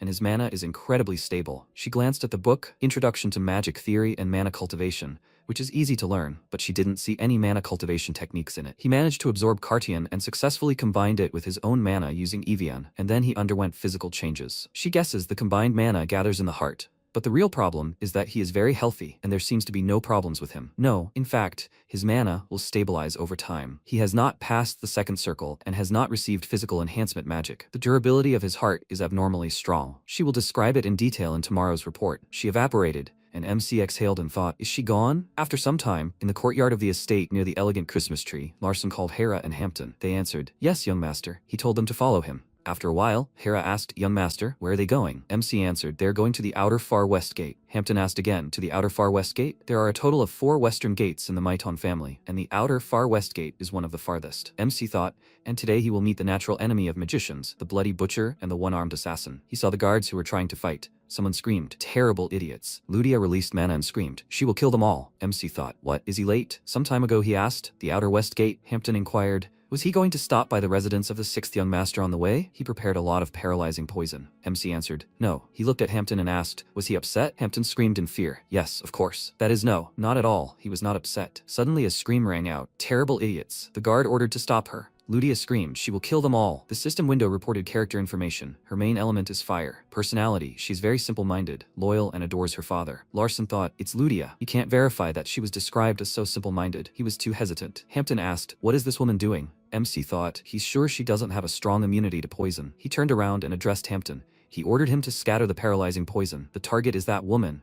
Let him make sure it paralyzes her, no matter what. Ludia frowned and Hampton threw a pouch of poison in her direction. He screamed, paralyzing poison. Fire! Ludia screamed, she will turn them to ashes. There was an explosion and the poison scattered next to Ludia, who managed to scream, they are terrible idiots. MC thought he urgently needed to take care of the situation. He ran towards Ludia's body, when suddenly a guard stopped him and asked, who are they? How did they get here? Let them identify themselves. Larson frowned and replied, He came from inside. How can he be such a gate guard? He can't criticize them since the outer far western gate belongs to their family, but they are too incapable. MC thought, the truth is, it would be more accurate to say that Ludia is too good. The guy asked, how is he? MC replied, he is taking her with him. The guard shouted, he can't let him do this. Please, let him introduce himself. Hampton cleared his throat and said, he is a mage with the blood of the Mighton family in his veins, a great man who walks towards the light of the world, having stepped on the path of magic. He is a traveler who will go on an amazing journey. Larson looked at him and thought, if left like this, he will start singing songs of worship. He said, he is the seventh son, Larson Mighton. Now does he understand? The guard shouted in irritation. What kind of nonsense is this? MC thought, what? The guard screamed.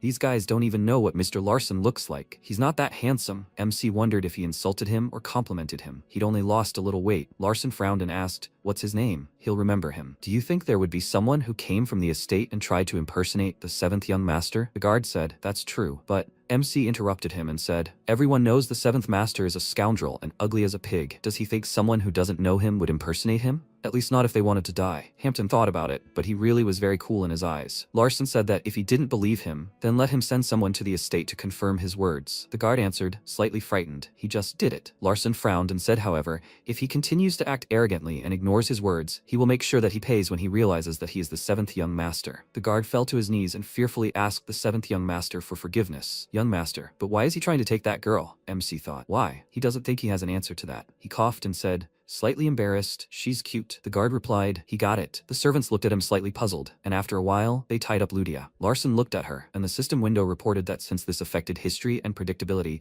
an unexpected change had occurred. He looked at it in surprise and thought, unexpected change? The world he knew is slowly changing. Ludia opened her eyes and tried to scream, but she couldn't because her mouth was taped. Larson thought maybe he didn't understand what she was saying, but it sounded like curses. Ludia must be terribly simple-minded. He needed to treat her as simply as possible. MC called out to her and asked, her father is sick, right? He will help her. Ludia looked at him, puzzled, and he said, his mother is also sick. He knows why she's here. It seems the robe with the moon on the left side of the chest means she's a mage from Hieron, and since she uses fire, she's from the Fire Tribe, right? Hampton wondered how he knew all this. Larson said the Heron territory is the southern region facing the Dragon Mountain, and he heard that an epidemic was raging there. Hera stood to the side and watched what was happening closely. MC said he knows a way to cure the disease. She rushed in here recklessly because his family has a cure, right? Ludia tried to answer, and MC said, okay, if she understood what he just told her, then let her just nod. Ludia nodded, and Larson ordered Hera to remove the tape from her face. She tore the tape from her face, which made Ludia's eyes widen. Larson asked, has she finally calmed down? Ludia asked, is he really going to help her? MC thought she was being rude. Well, they don't need formalities, I guess. He folded his arms and said,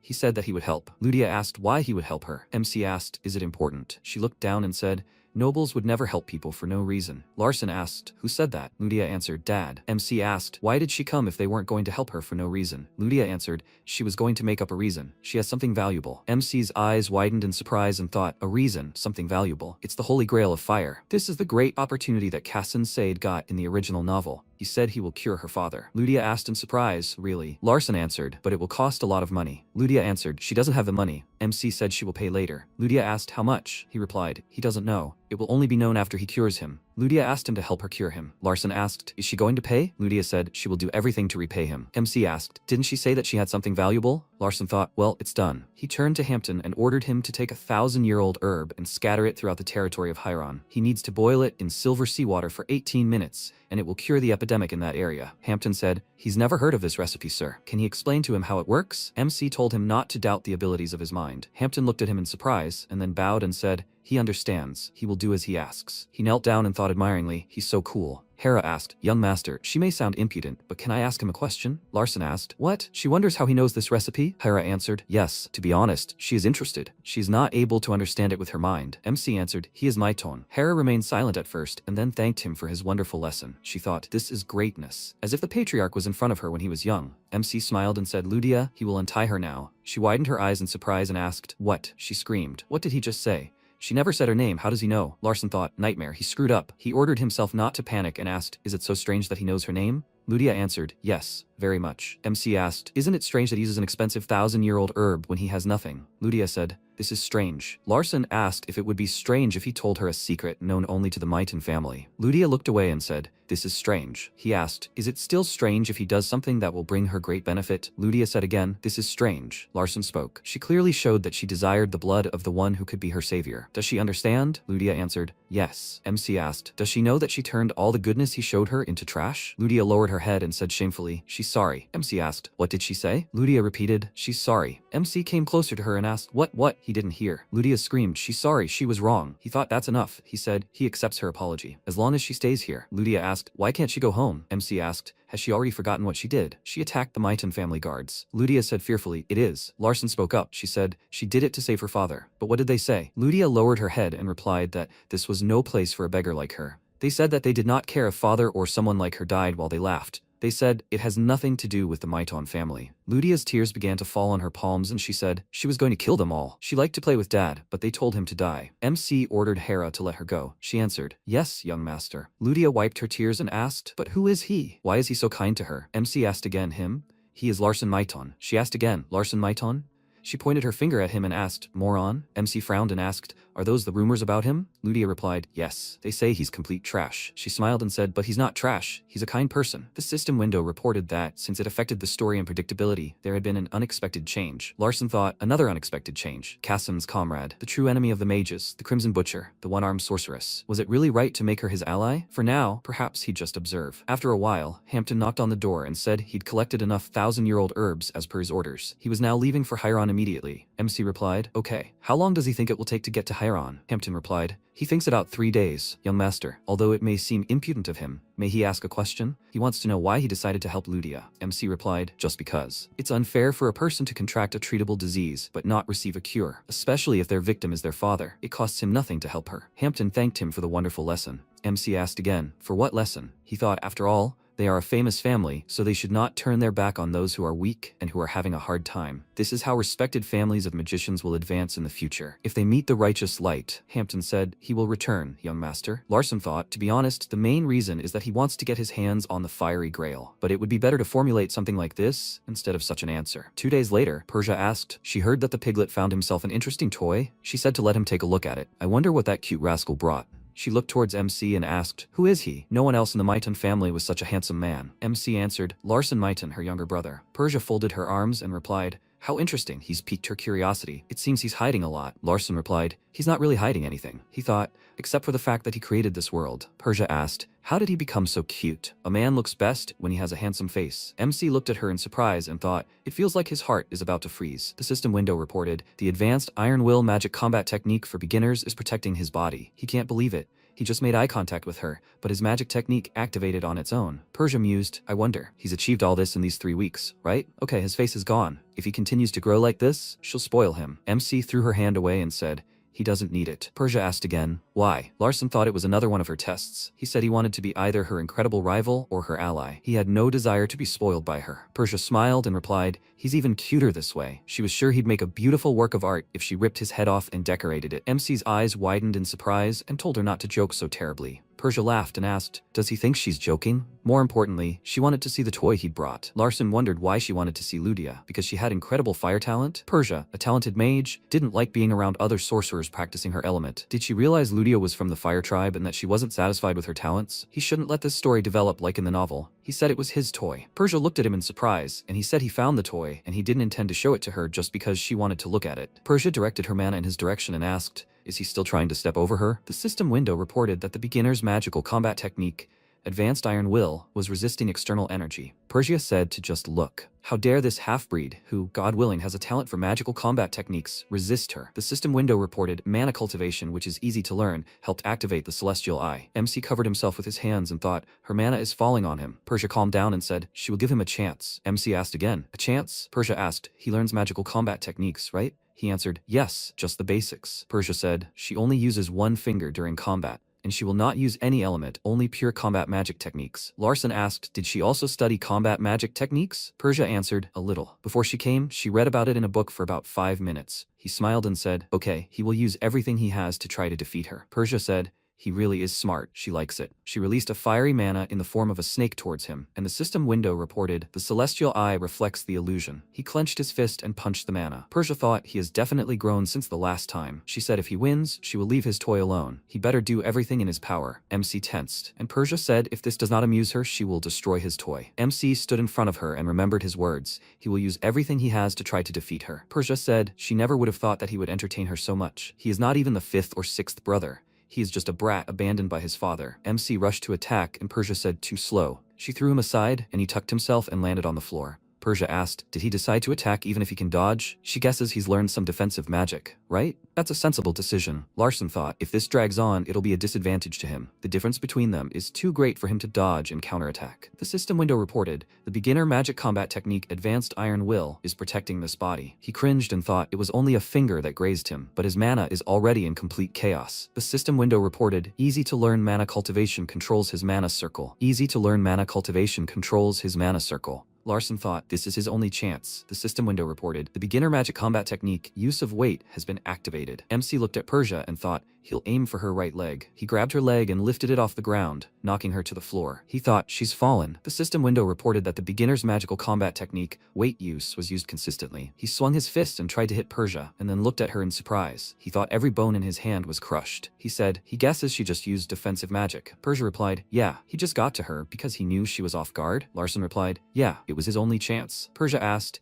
did he take advantage of it and use a crude technique to attack? MC asked, doesn't that look like a magical combat technique? Persia replied, that's why she hates magical combat methods. Larson said it wasn't very nice, but she did lose to him. Persia looked at him carefully and replied, yes. She waved one of her fingers and covered MC's body with mana, lifting him into the air. She threw him into the wall, and blood gushed from his mouth. Persia said he won the bet. She would forget about his toy. However, he continued to arouse her interest. She thought, as Sando mentioned, his body is quite strong. Perhaps it was only a finger, but she can't believe that he managed to reflect an attack into which she put destructive power. She was curious how strong he had become, so she put a little more power into that last attack. She thinks the boy is still weak. She said they will see each other again, Larson. He looked with displeasure at the fiery spot Persia left behind. She moved to another room and thought, interestingly, he absorbed her mana. She can't believe he did it on purpose. Absorption mages exist, but what he did didn't feel right. However, that's why she overdid it. She added healing mana as well. If he uses it correctly, he will be able to learn this too. Sando said she seems to adore the 7th young master. Persia asked, he's interesting, isn't he? Sando said,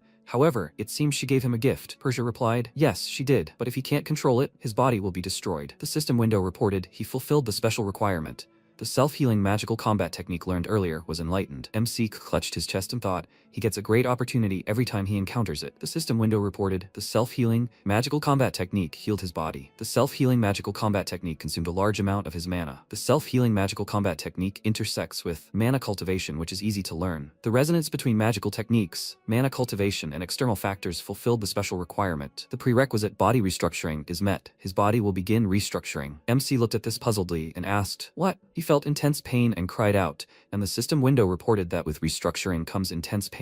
He fell to the floor and thought, he needs to pull himself together. It felt like his body was crumbling to dust. Black liquid flowed from his ears, eyes, and mouth, and the system window reported that the magical combat technique, recovery, was activating automatically. MC thought his bones were destroyed, but they were rebuilding at an incredible speed. The system windows reported that the magical combat technique for beginners, Advanced Iron Will, was penetrating his recovering body. Mana cultivation, which is easy to learn, controls many processes. Girls ran into the room and Ludia screamed, Larson. Hera asked, poison? She put a rag to her face and thought, no, it's not poison. They're not that strong. Is this fog made of slag? The system window reported that self-healing requires a large amount of mana. Larson thought, it's just sucking his mana away. Where does it go? The system window reported, he doesn't have enough mana. If his mana is insufficient, the body restoration process will be stopped. If the body restoration process is stopped, he will suffer a terrible side effect. MC thought, nightmare, he has no mana left. Suddenly, he felt fiery mana on himself and thought, is this? Ludia was directing mana towards him and shouting, Larson. She doesn't know what happened, but she will help him. The system window reported, he is absorbing pure mana. Larson thought, Crimson Flame. This fire he wrote about in the novel, it has tremendous purifying power. Ludia probably used it because she wanted to help him somehow,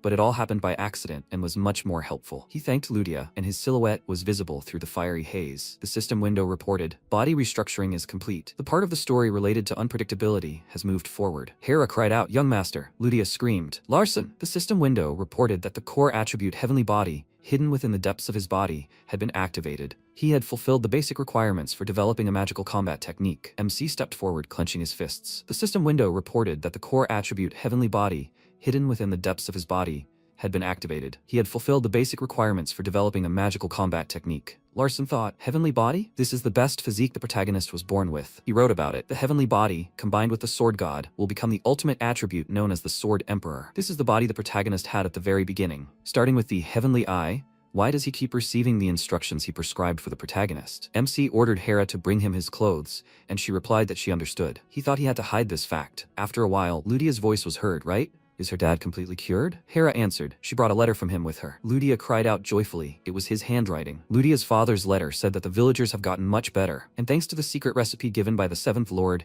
the epidemic is dying down. Ludia wiped away a tear and laughed slightly, saying that she was pleased to hear it. MC thought he liked this feeling. Ludia said that she would definitely repay him for his kindness. Larson asked again, kindness? Ludia answered, of course, he was her savior. He folded his arms and said, well, he supposes so. Ludia said that she will become his contractor. She will become his fire contractor. MC thought, a fire pact. This is the pact that the protagonist Casson made with Ludia in the Great Nordanti Canyon. The system window reported, a fire pact, a promise that members of the fire tribe can only make once in their lifetime. They dedicate their lives and their flames to the person who made the fire pact with them. This is of paramount importance to the fire tribe. Larson thought, if he made a pact with her, then the content of the original story would greatly change. The Bloody Butcher, who would become Kesson's powerful ally, would disappear from this world. What does this have to do with his affairs? His life itself is in danger. He needs to escape Cassin's clutches as soon as possible before he turns 17. Larson coughed and said, if she so desires. Ludia smiled and said, she, Ludia of the Fire Tribe, swears an oath of life before the eternal flame. MC thought in surprise,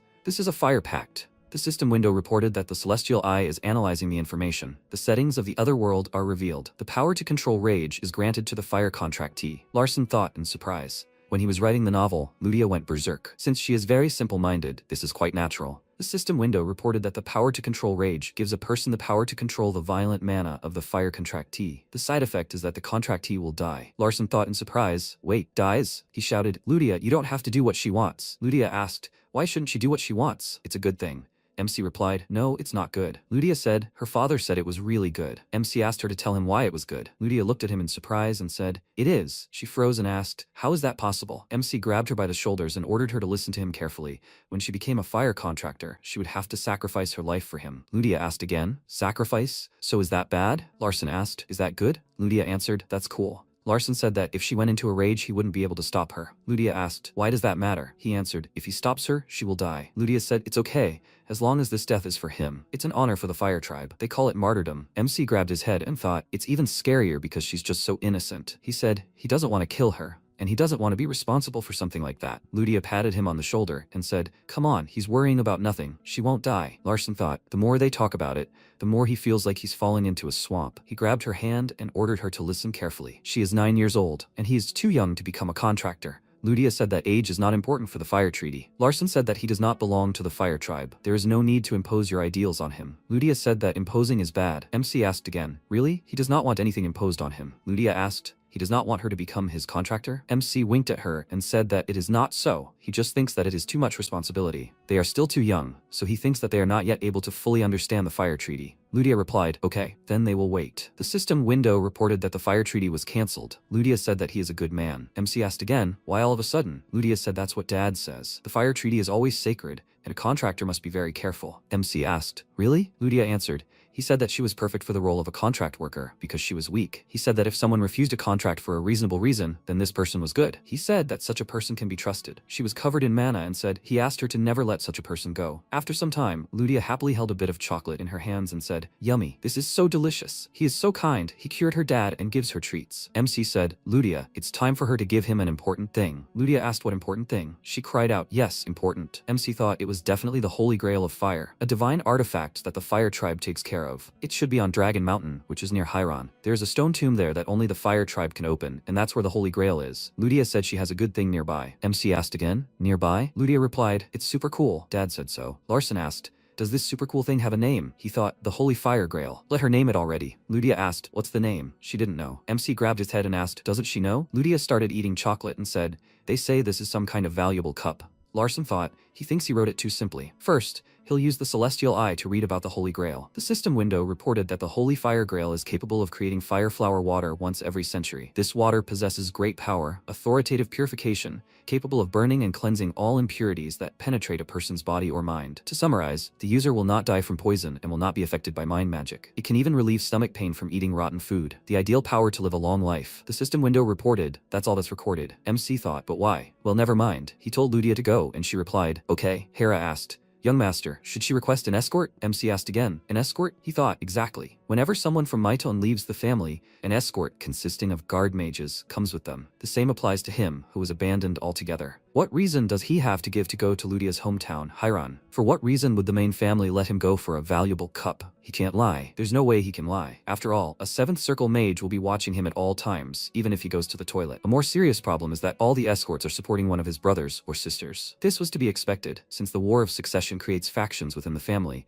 and as many talents as possible need to be recruited to his side. But he doesn't want to give up the sacred fire grail either, considering that he will be marked. Should he go for the grail himself or give it up? Okay, he decided. The guard mage Joffel, who was on extremely bad terms with Larson, asked, what? This idiot wants him to be his escort? 3 years ago, Larson grabbed his face and said, he's just a dog that guards his house, and he's the owner of the house. Does he understand?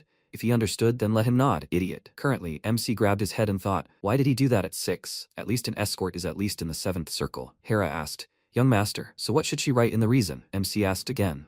In the reason, he said to just write that he's going to play. He heard there was delicious chocolate there. Hera thought, that definitely won't work. The document was confirmed. Jaffel, he is the Maiton family's escort. MC looked at him from the balcony and said, welcome. He frowned in irritation and said, he welcomes the young master. He walked inside and said, he has changed a lot since their last meeting. MC replied, a little. Jaffel asked if he could ask him. Larson asked, wondering why he chose him as an escort. Jaffel answered, right. He is just the dog of his house. MC wondered if he remembers that for sure. He supposes the 7th circle has a good memory. Larson said that since he is a dog guarding the house, he must also guard his master. Jaffel became very angry, and Larson thought, 7th circle magicians. Well, honestly, he is scary, but he will not forgive him just because of one apology. He said that among the dogs that guard his house, he is the most reliable. At least he won't do anything that would be considered betrayal. Jaffel asked, does he trust him? MC replied, no, he doesn't. Jaffel asked, what? Larson replied, not Jaffel himself, but he trusts the escort himself. He's very ambitious, isn't he? He thought, Jaffel is both extremely greedy and ambitious. He can be trusted more than anyone because he will work with him as long as they are on the same wavelength of understanding. First, he swore allegiance to the 4th master, Saron, and then switched to the 2nd young lady, Ivelia. Jaffel asked how his ambitions relate to his escort. Larson replied, he feels that one day he will be able to help him. Jaffel asked, what is he talking about? He smirked and wondered what kind of thing a disenfranchised idiot could possibly offer. MC spoke up. Even though he now swears allegiance to his 4th brother, he wants to defect to the 2nd sister. Is that right? Jaffel thought in surprise. What? How does he know this? He said he's only an escort. That's why he doesn't swear allegiance to anyone. MC thought he'd been caught. He said, despite saying this, he seems quite emotional. It doesn't matter to him. For what other reason should an escort protect his master? Jaffel answered, absolutely right. Larson said he orders him as Maiton to protect him. Jaffel replied, he accepts his order. He thought, is this the same fool he knew? What even happened to him? He'd heard rumors that he beat up the 6th young master, and that he created the 1st circle without a magic teacher. What's more suspicious is that it's not just the 1st magic circle. Even though he only has 1 ring, he senses from it the amount of mana inherent to the 2nd circle. Even the 2nd lady, Ivelia, couldn't create the 1st circle with that amount of mana. He needs to keep an eye on him. He's sure something's going on here. After a while, they were walking along a forest road, and Ludia was happily saying, they'll see Dad. MC looked around and thought, this is Ludia's hometown, Hiron. While the Fire Tribe had enough power to rule the ancient continent, the fire god Phoenix, whom they serve, exhausted his powers, and they went downhill. But this looks more like the outskirts of the Korean wilderness. A dog started barking at them, and then a loud cry was heard, Daddy! Larson closed his eyes from the loud cry, and Hampton said, young master. He asked to be forgiven. He didn't know he was coming, and he didn't meet him. MC replied, nothing. Ludia asked, Hampton, where's Dad? He replied, he's home. Ludia ran ahead and said, Daddy. Hampton asked to wait for him. Jaffel looked at Larson and thought, something's wrong. He remembered his words and thought he had never shown his inner intentions before. Father saw Ludia and cried out, Ludia. She hugged him and said, Dad. They bowed and thanked MC. Jaffel looked at Ludia and thought, this girl has so much mana and fire energy, it's simply incredible for a 9-year-old. Since when does he have such a friend? Ludia said, Dad, Larson is really very kind. She brought him here to give him a gift. Father said, I see, she really should repay his kindness. Jaffel thought, this idiot and kindness? And what kind of repayment is this? Thinking about all this, these people are very friendly to them. What did he do? No, what he did is not so important in itself. None of their companions could understand this. What is he doing that no one notices, and since when? Ludia grabbed MC by the hand and told him to follow her. She will give the gift. After a while, they approached a stone tomb, and Jaffel frowned, thinking, this? Ludia said, it's here. Jaffel thought, a stone tomb? Ludia closed her eyes and said, Lateni lali lata. The stones were covered in mana and rose, and a grail flew out from inside the tomb. Jaffel thought in surprise, this? What is this? There's fire burning in this, mixed with the golden glow of the grail. Is he here to eat chocolate? Is this just an excuse? He feels a strange flow of mana from this cup. MC looked at it and thought, this is the Holy Fire Grail. The system window reported, the backstory of the other world has been revealed. The backstory of the other world has received insufficient predictability. Only those who have made a contract with the Fire Tribe can drink the fire-colored water from the Holy Fire Grail. If someone who hasn't made a contract with the Fire Tribe drinks this, they will experience nausea and stomach pain, ultimately leading to death. MC reread this sentence several times and thought, does he have to make a fire contract to drink the fire flower water? The system window reported that when the fire flower water encounters the outside air, it will evaporate. The longer this happens, the less effective the fire flower water will be. Larson thought, the more time passes, the more it will become ordinary water. He doesn't have time, he needs to decide now. If he makes a fire contract, he will be able to control the super simple-minded Ludia. Even Casson had problems with this. Will he even be able to? It's hard to pass up such a great opportunity like this. What would author Cha Sung-min do?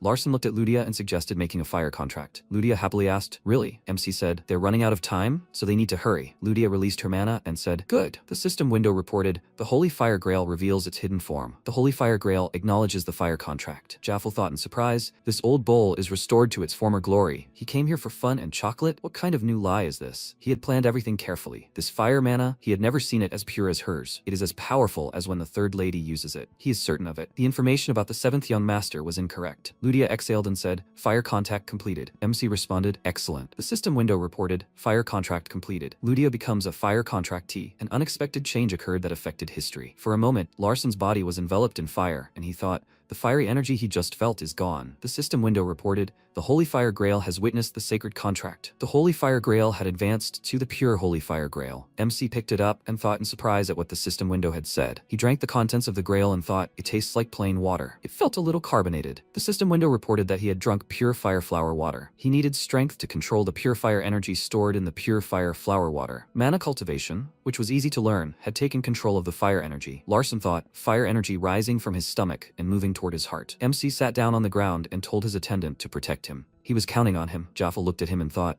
mana cultivation? Although it's not an exceptional cultivation technique, he's suddenly doing this here openly? Does he trust it that much? If he receives even the slightest impact, it will create great problems for his body. He's confident. He's aware of it. Jaffel remembered MC's words and thought he would repay his trust with his own. The system window reported, the beginner's magical combat technique, self-recovery, has been activated. Larson thought he knew it wasn't just water. The fire energy within him was creating various types of waves in his heart. The system window reported, easy to learn mana cultivation successfully controls fire energy. Pure fire flower water steadily flows into his body. With the effect of pure fire flower water, the heavenly eye was deactivated due to a lack of mana. He thought he needed to analyze this. He would use the heavenly eye again later. After a while, Jaffel asked, was he finished?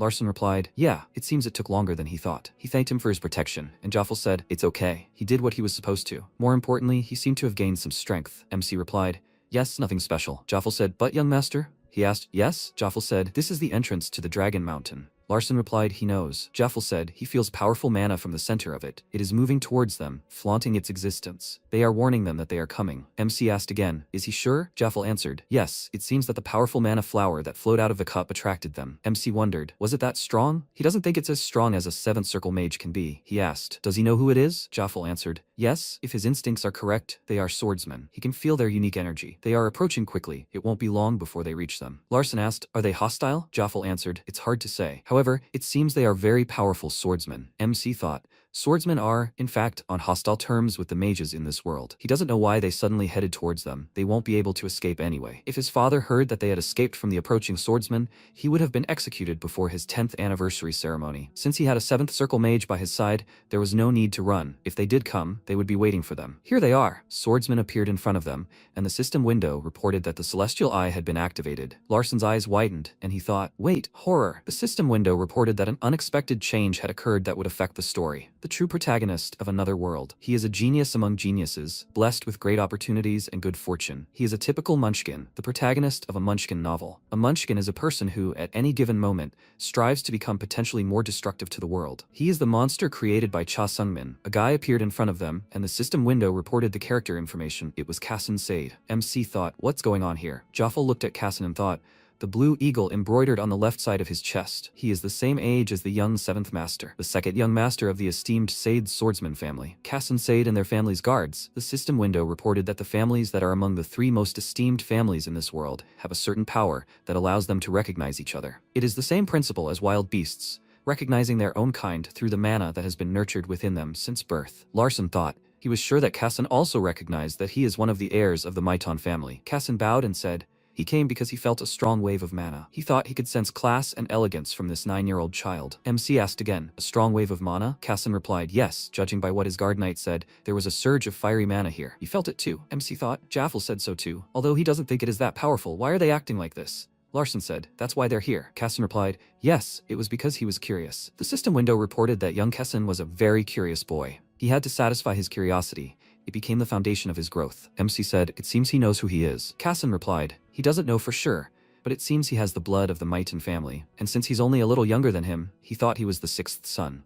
But he heard that the 6th son is learning water magic. However, he doesn't smell water on him. Then he's the 5th son? MC thought. He wanted to avoid contact with him at all costs. Should he just let him think he's the 5th brother? No, if he gets caught, it will be difficult to deal with. He changed his strategy. Larson replied, his 5th brother mainly uses earth magic. Kassen looked at him in surprise and shouted, then he's the 7th son? MC laughed and asked, he's different from the rumors, right? Kassen said he was very different. The guard's eyes widened in fear, and MC thought he saw shock in their gazes. He adjusted his hair and said they were the same age. He suggested they talk informally. The system window reported that young Kassen had everything in abundance. He had his parents' love, a wonderful teacher, and the perfect education to become the strongest man. However, he was missing one thing. He had no friends his own age. That was what he was missing, the void his parents couldn't fill. Larson thought, well, he wasn't surprised. Who would be friends with the heir to such a famous family of swordsmen anyway? Ludia grabbed his hand and asked if this was his friend. MC thought that only special people like Ludia, who feared no one, could become his true friends. Ludia said she was also 9, and he was handsome. She's Ludia. What's his name? Kassen introduced himself, and Ludia asked again. Kassen? He answered, yes.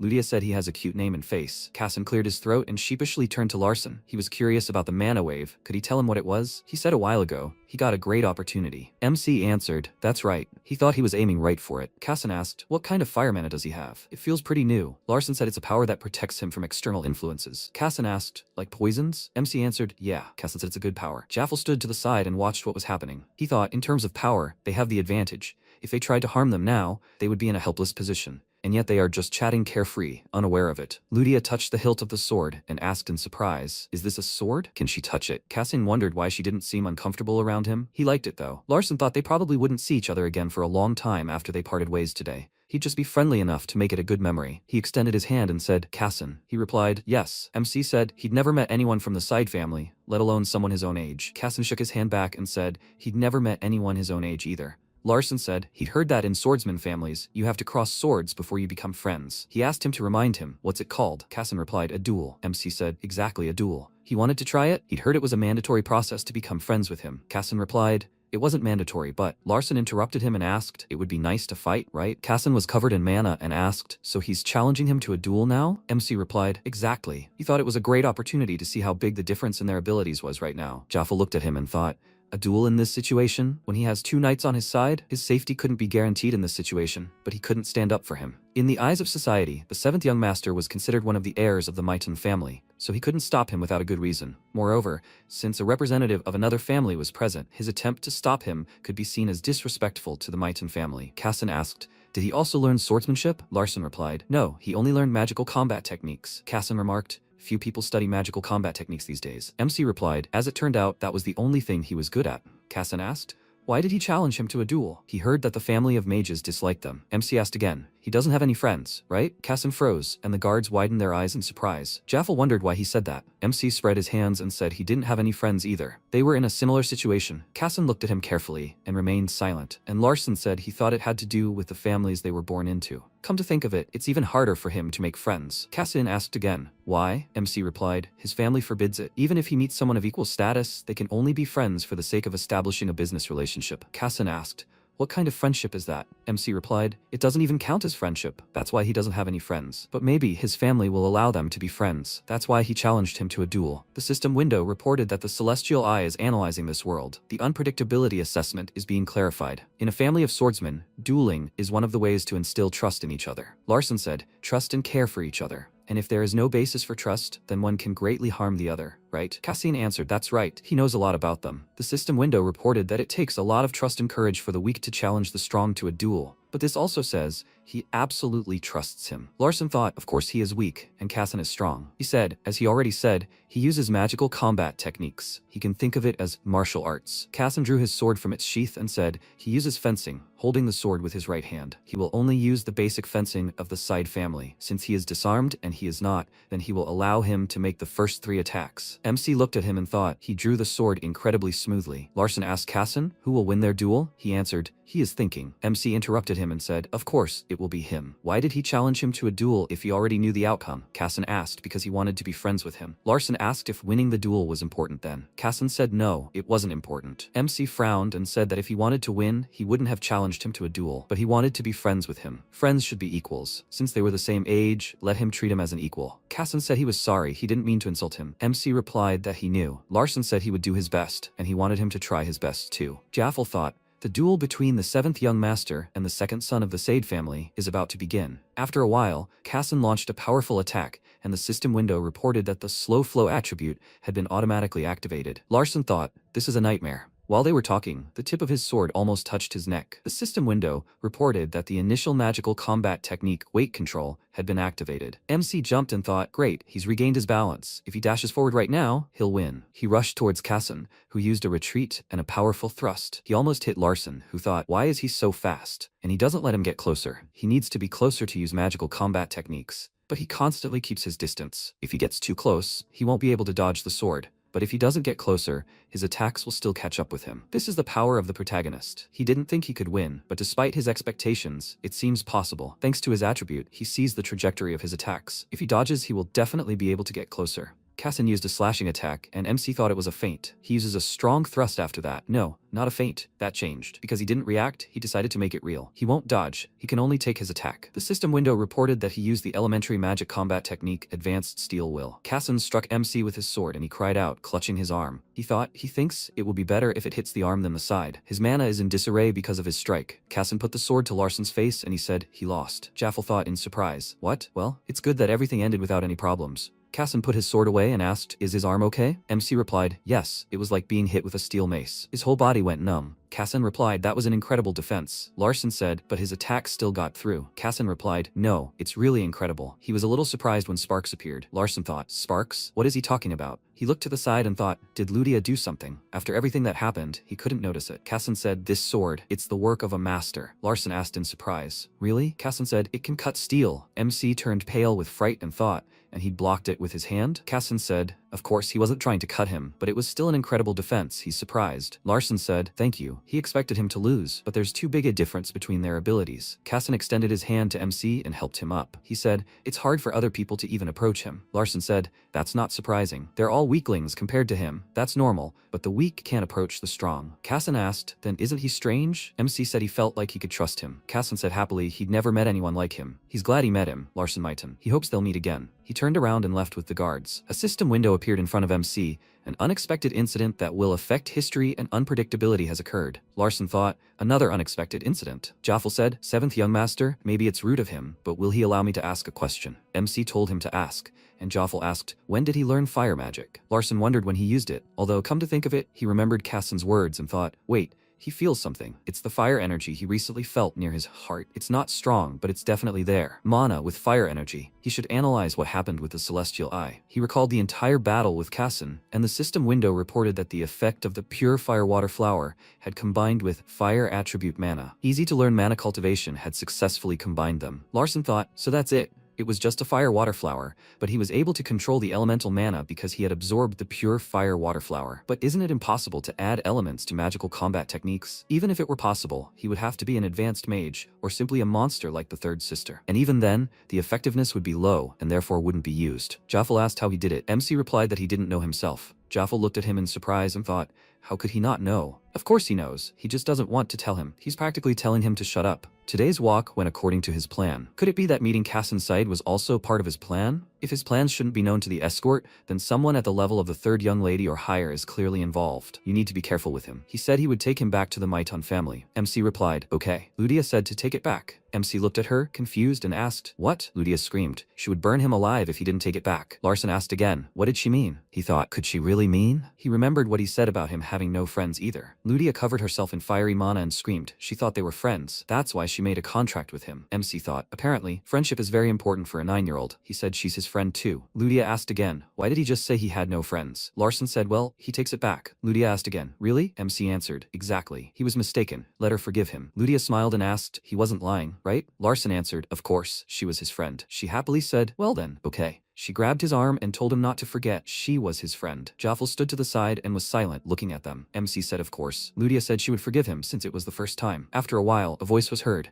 The idiot just wanted to eat chocolate and go back. The guy said, yeah, he really has no luck. The man spread his arms in different directions and asked why the patriarch doesn't do anything with him. The guy said, yeah, he thinks it's weird too. The man said there are plenty of ways to kill him and pass it off as an accident. Jaffel thought that's really weird. For the patriarch to just exile him, leaving him alive. There's clearly something wrong here. He remembered MC's words and thought, maybe he wasn't bluffing then. On January 1st, 219, at midnight, a festive table with various treats was set in the house. Soso thanked Hera, and she thanked her in return. The system window reported that Hera had the talent for murder. Larson wondered why this terrible heavenly eye activated by itself. He asked, Mom, what kind of person is father? Larson had few memories of his father. He had never even met him, and it seemed that Larson was even afraid of his father. It felt as if Larson had deliberately erased his memories of his father. Soso replied that he was a lonely man. Larson looked at her carefully, and the system window reported that the patriarch of the Maiton family, Decatra, loved only Soso's maid. Soso was the only woman he truly loved. MC wondered, does he love Mom? A voice suddenly rang out.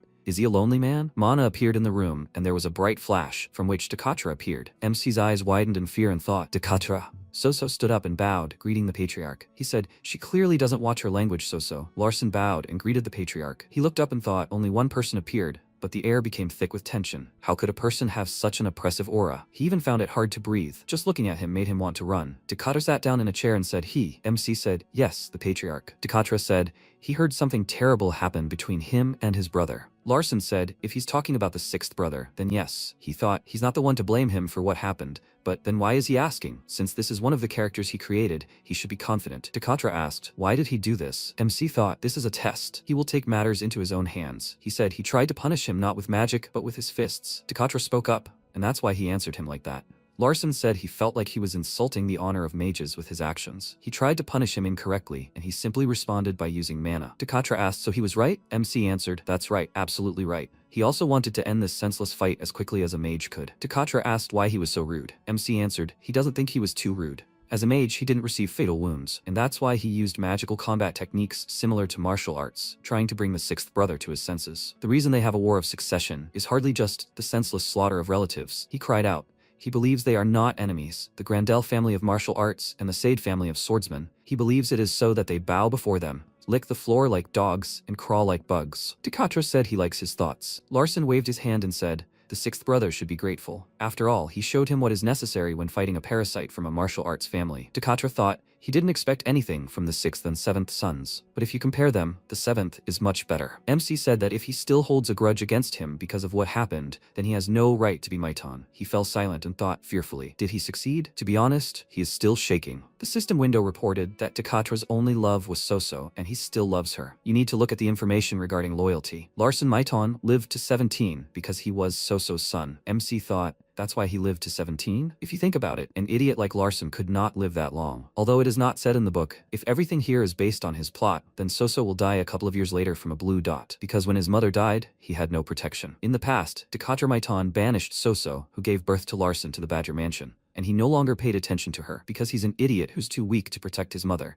and a son who can't help his father. Takatra acted this way knowing this. After all, only then will nothing harm his beloved. Because the other mothers also knew that Takatra loved Soso. In that case, he realized something. If he grows up normal, if he grows up enough to protect his mother, everything will be different. Takatra also wants him to become stronger. He told his father that he would try. As he said, magical combat techniques have limitations. Takatra noted that they are weak and poorly understood, and MC said that even with limitations, it is better than doing nothing. Takatra said that some things cannot be achieved no matter how hard he tries, and he replied that he is not saying that he will become a patriarch. He knows that he is not capable of it. But he is capable of supporting the patriarch. Although his powers are limited as a mage, they are not limited as a person. Let him not forget that his blood flows in him. He will definitely become stronger and be able to protect his mother. Soso looked at him in surprise, and Takatra thought about it. Sometime later, Larson received a letter written personally by Takatra, in which he ordered him to come to the main banquet hall of the Maitan main mansion. He read it and noted that the letter was too short to be considered complete. According to the Maitan family tradition, the date of the 10th anniversary ceremony has been set. The 10th anniversary ceremony occurs when a Maiton family member turns 10 years old. It is a significant event where people gather to have fun together and eat snacks. And most importantly, on this day, they receive physical enhancement magic. A person's physical enhancement magic is not just a physical boost. It is the opportunity to gain the main attribute or mana of one of the 7 elements: water, fire, metal, lightning, light, earth, and darkness. It was time for the banquet. He put on his evening suit and thought that he had changed a lot since entering this body. Not only his body had changed, but also his mind. Afterwards, accompanied by a maid, he went to the banquet hall, the venue for the 10th anniversary ceremony. Upon entering the banquet hall, he saw a dining table with a permanent magic emitting effect and thought it was just a waste of money. He asked the maid where he should sit, and she told him he would be sitting on the opposite side from the patriarch. He inquired about his mother, and she said that as far as she knew, she wasn't invited. He remarked that this was to be expected, and Carlton's indignant voice was heard. He entered the banquet hall and pointed his staff at Larson, exclaiming, "Is that him?" Larson greeted him amiably and asked if he was feeling better. Carlton nervously clenched his teeth and wondered who this punching bag thought he was. This idiot had changed a lot. Larson said with a smile that if he thought he lost because he was distracted, he could challenge him to a duel anytime. But this time it would hurt more, because he had become much stronger compared to the last time. Carlton passed by him and said that he would trample him, and he responded that he could try,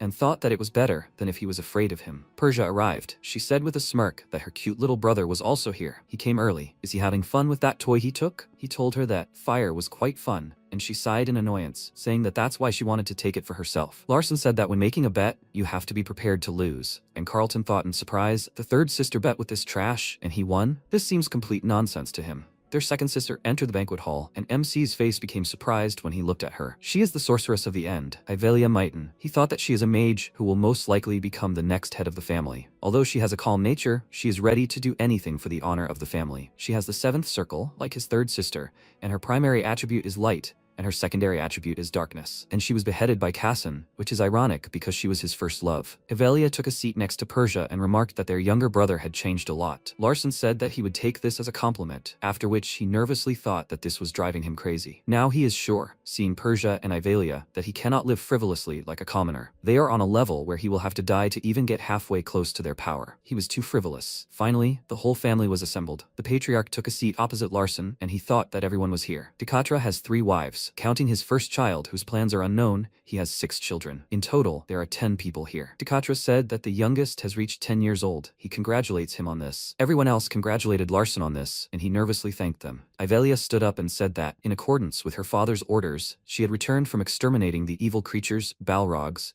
that had emerged from the source of darkness and chaos. MC thought this wasn't just a tea party, but a meeting where his relatives would recount their accomplishments. Siran stood up and said that he had captured the walking undead sorcerer of the north, Karen, alive and locked him in a demonic coffin. More than 20 undead sorcerers, followers of Karen, were killed. Takatra inquired about the casualties, and when he said he had fought alone, he praised him. It was Persia's turn. She said she had retrieved Sylvius's wings from an abandoned temple. This made Larson tense. He looked into her eyes and saw a malicious glint in them. The system informed him that Persia had stolen the wings of Sylvia, a sacred artifact that protected an abandoned temple. The wings of Sylvia are sacred artifacts that greatly increase wind affinity for wind mages. The wings of Sylvia protected 7 monk priests, and the 17 swordsmen who protected them were killed. Takatra said that apparently this temple served as an example. How did the Holy Empire react? She told him that they hadn't made any statements yet, but she thought they would soon carry out their plans. Takatra said that the only thing they could ask for was an apology. They would simply ignore them. Persia returned to her seat, and MC thought that this was proof of resolve. Someone from the Holy Empire had harmed someone from the Maitan family,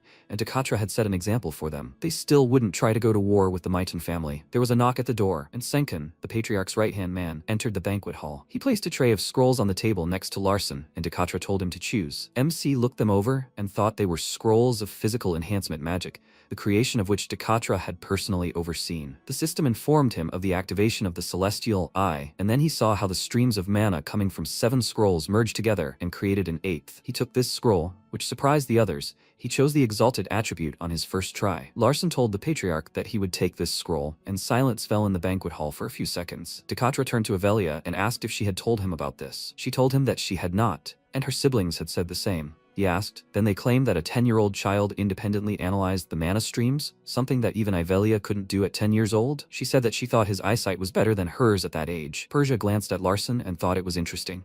She hadn't even imagined he was capable of such a thing. Avelia said that perhaps his body was adapted to combat magic. After all, the rate of growth of combat magic skills is very high at first. Her father asked, "So Larson, having only reached 10 years, is already capable of this?" She said that at this point, that was the only possible conclusion. None of them had learned combat magic at his age. Dakatra asked Larson to bring him an exalted attribute scroll, and he rose from his seat. The system said that members of the Maiton family are offered 7 scrolls for their 10th anniversary. They can choose one of the 7 and receive the physical enhancing magic contained within. Red is the fire attribute, blue is water, silver is metal, dark brown is earth, yellow is lightning, and black and white are darkness and light. Combining the 7 attributes in specific ways can cause the attributes of the elemental system to materialize, making it an exalted attribute that allows one to control all 7. MC looked at the scroll and thought it was just a mixture of them all. Having everything at once isn't necessarily good. But he presented the scroll to his father, who said he didn't think he'd choose it. He told him he'd take it as a compliment, and Carlton nervously gritted his teeth and thought,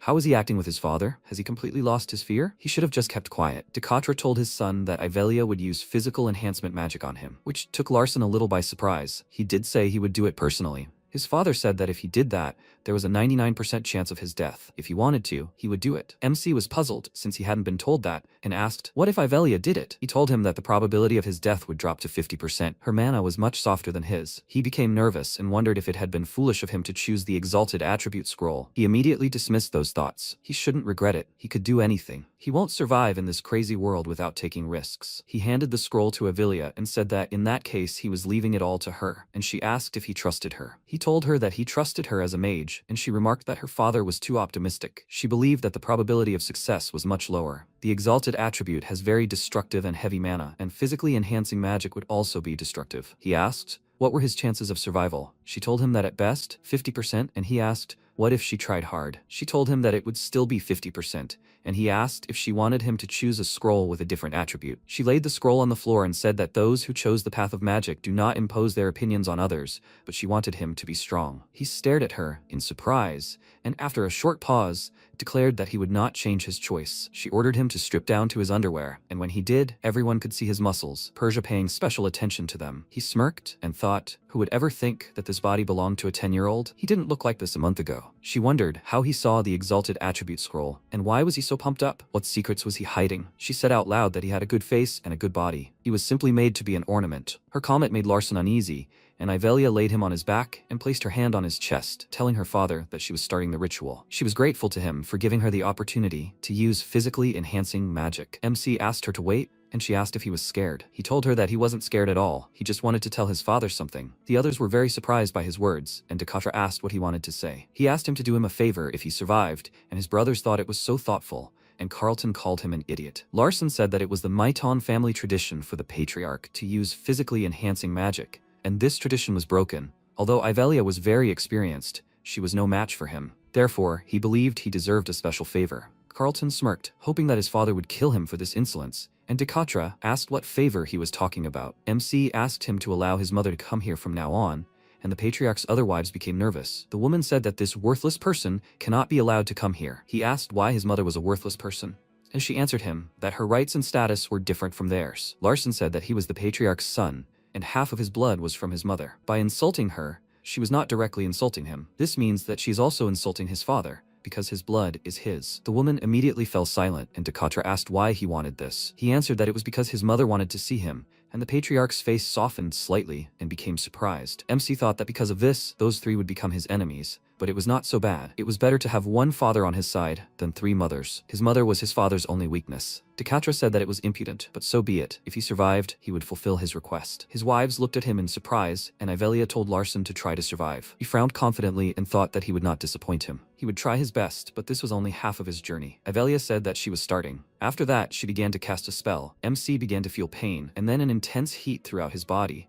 as if he was being branded. After that, a flash appeared before his eyes, and he was transported to another space, where there was nothing but darkness, only someone's voice that said that they would help him. Larson looked around and thought that he had limbs, but he couldn't feel them. He remembered this feeling, similar to when he was under anesthesia in the hospital. He felt uneasy from this memory, and suddenly a light appeared in front of him, and a talking one at that. From his unexpected greeting, MC involuntarily took a step back and stared at it in surprise, thinking, "Is this the Holy Grail of Fire?" He asked, "Does he remember who he is?" Larson asked in response, "Is he the Holy Grail of Fire?" He thought that he had just received physically enhancing magic. Where is he, and why is the Holy Grail of Fire with him? The light became upset and said that he was mistaken. He is not the Holy Grail of Fire. His real name is the Holy Grail of Ascension. MC was surprised. He tried to analyze him with his celestial eye, but it didn't work, meaning he wasn't good enough. The Grail said there was a misunderstanding in the Fire Clan, and Curdle poured fire mana into him. His fire flared sharply, reflecting his displeasure, and he said he didn't need to know who Curdle was. He was just an old man, an archmage from legend. Larson immediately understood who he was talking about. If the great monk Alberto was a fictional character who declared himself a great monk, there were many who believed Curdle was real. The Grail called him brother and said that it wanted to help him, and he wondered why it even called him brother. He asked how it could help him, and it explained that he has a special body. Back when it was first created, such bodies were called celestial. His body is very strong, but not enough to withstand the mana he was trying to obtain because his ring is already saturated. What does he think will happen if such a destructive force enters his body in this state? He smiled nervously and answered that he will die, and he confirmed this. But he doesn't want him to die. It will be boring. He will have to sleep again for at least 100 years. He asked how exactly he will help him, and he, pointing to a cloud of sparks next to them, answered that he will absorb this mana for him. He really likes the taste of it. MC thought that if he can't absorb all the mana, his body will die. It seems he will have to trust this Grail. The system said that the Holy Grail of Fire was hopelessly searching for a true master. He thought that initially the Holy Grail of Fire went to Kassan Sade. When this happened, the Holy Grail of Fire behaved completely differently. The Grail said that it is difficult to explain, but he is suitable to become its master. Its very existence is strange. This is exactly what is required to obtain it. Larson didn't understand what he meant, and said that he would understand everything later, but for now, they were distracted. He smiled, causing fireworks to pour out of him, and offered to become his master. It will now dissolve into his heart and consume all the mana. After that, he will be able to reincarnate as a full-fledged Holy Grail of Ascension. There are a lot of strange spells there, but that creepy sister of his will take care of them, so don't worry. It will take a short nap in his heart and then wake up when needed. He will have to use it often in the near future. The system informed him that the Holy Grail of Ascension will dissolve in the heart of its true master and act as another ring of mana. MC thought that in other words, he will have one more ring of mana. If he doesn't accept its help, his body will slowly disappear. If it disappears completely, he will die. He panicked a lot. He doesn't want to die. He still has so much to do. He remembered his mother and asked the Grail to wait. He would become its master. The Grail immediately agreed, and then flames and fireworks erupted in the darkness. Larson watched it with admiration and thought that this was the power of the Holy Grail of Ascension. Then he woke up. Opening his eyes, he saw Yahello above him, who told her father that she used physically enhancing magic. He praised her, while MC tried to catch his breath. He thought, so he's alive? Was it just a dream? Definitely not. His heart feels different. Yahello said that she used magic, but Decatra didn't let her finish and asked, does she mean that the magic didn't work? She confirmed this and said that due to a detail she hadn't noticed, the mana and enhancing magic were destroyed. It's because she's not good enough. Decatra rose from his seat and said that this is fate. With this, the ritual of the decade is completed. Larson thought things weren't quite right. The mana hadn't been destroyed, but rather absorbed by the Holy Grail of Ascension. Before the Patriarch could leave, MC called out to him and reminded him of his promise. Decatra sized him up and said that promises should only be made to those who deserve them. Those who make such a promise must fulfill it. After that, everyone began to disperse, and Larson thought this was progress. But did Decatra and Yahello really not know about the Holy Grail of Ascension even after performing the ritual? It was good that nothing was visible from the outside. Hera helped him dress, and he smiled confidently, thinking that he now had another powerful ally, and they had successfully used physical enhancement magic on him. He headed for the exit and invited Hera to go home, and at that very moment, he felt an oppressive aura emanating from her and froze. He felt like he was looking at a well-sharpened assassin's sword. Hera was emitting an aura. She said that she wanted to ask him something. MC tried to analyze it, but nothing worked. This made him panic, and thought that there should be at least basic information. Is she showing her true self in front of his father? The system notified him that high-level security magic was in effect here,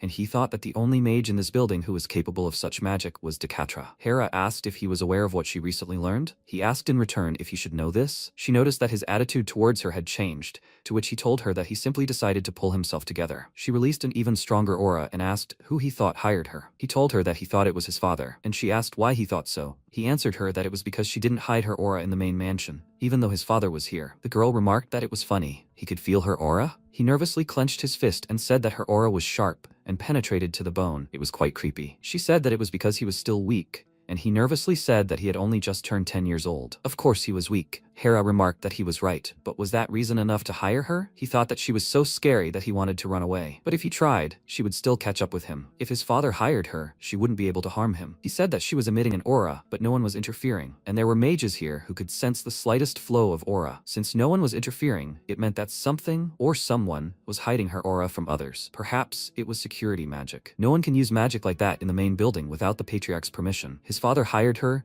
and set up a magical barrier, and she received an order from him to show him her true self. She said he was right. He said she could do whatever she wanted with him if he couldn't analyze the situation. But he said that if he was part of the Maiton family, he should be able to do at least that. He nervously noted that this was like him, and she said that he didn't seem disappointed. He told her that he was disappointed, and very much so. The problem was why she showed herself to him now, since she had hidden herself so well until now. But on the other hand, this was the perfect moment. Today was his official arrival at the main mansion, and today was also the day he met his father. And since he had set up a protective barrier, today was the day he wanted to test it. He assumed a fighting stance and clenched his fists, and Hera immediately pulled out a hidden dagger and said that he had understood everything correctly. To be honest, she didn't expect him to be able to think of that either. He asked, what was she hoping for? She honestly answered him that she thought he would wet his pants as soon as she showed her aura. He smiled nervously and said that she clearly underestimated him. After that, she brought her hand to her chest and bowed to him, saying that she should introduce herself. Her real name is Hidden and Soundless, but he can continue to call her Hera. As soon as she said that,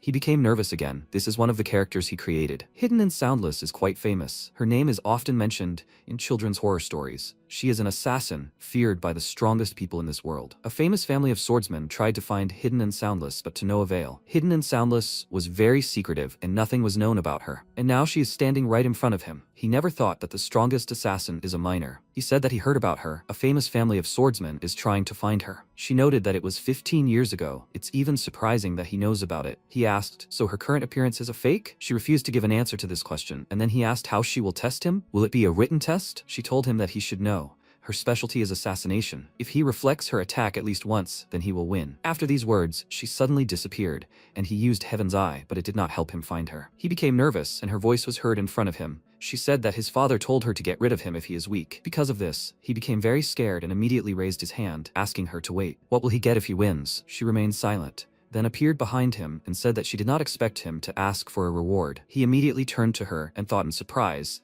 so she was there? But he definitely heard her voice in front of him. She asked what he wanted, and he asked her to always be with him. She answered him that she was his servant. Of course she would be by his side, but he did not mean that. He said that he wanted her to guard him. She herself said that he was weak. Therefore, until he became strong enough, let her guard him. She thought for a few seconds and agreed, which he was glad about and thought that this should be enough. She disappeared, warning him about the beginning of the test, and he prepared himself with the thought that he was sure, but to react, he needed to feel at least something. Even the heavenly eye cannot see her. If he cannot use this skill, he will not be able to predict her actions. She is probably aiming at him from her inconspicuous position. Hera may sound creepy, but she won't be able to kill him. Ending his existence is an empty threat. This means the attacks aren't aimed at his neck, head, or heart. If he can't figure out where she is, he'll have to defend himself against the attacks. In that case, he'll simply be beaten. Hera also needs to be on guard, and her possible targets are limited. Whether it's his legs or his arms, she'll use attacks that don't threaten his life. He'll be able to determine her position when she attacks, plus he has Slow Flow and Heaven's Eye. Then Slow Flow activated. He glanced at his hand and thought that Slow Flow not only slows down time, but also allows him to see mana in slow motion. Its properties altered. A magic circle appeared in front of his chest, and the system notified him that the mana sealed in his heart was reacting to the enemy's will. The initial magical combat technique, Advanced Iron Will, reacts to the mana sealed in the heart, and will be replaced by the advanced self-defense. The Holy Grail of Ascension released mana from his heart to enhance his skills. Now his eyes can see how Hera will attack. At first, he thought it would be his side or leg, but then he clearly saw that she was aiming for his leg. He could dodge if he wanted, but then he wouldn't be able to deflect the blow. If he didn't deflect it, there was no point. The system notified him of the activation of Advanced Iron Will, and then he decided to accept the blow and attack immediately. He grabbed the dagger with his bare hand, gathered mana into a fist, and stabbed, but she caught his hand and said he almost hit her chin. He asked, "How about this? Does that count as deflecting the blow?" She agreed and hid the blade, saying she would keep her promise. From that day on, she vows to protect him no matter the cost. After that, she disappeared, and despite his bleeding palm, he smiled and thought that he had passed the test. Meanwhile, Hera returned to the servants' wing. She quietly entered her room, broke her stealth state, and began her report. It seemed that the young 7th Master anticipated her attacks. She cannot explain how he was able to reflect them, and she also believes that he did not dodge on purpose. Apparently, he realized that she would not kill him. There were no other ways to reflect her blows.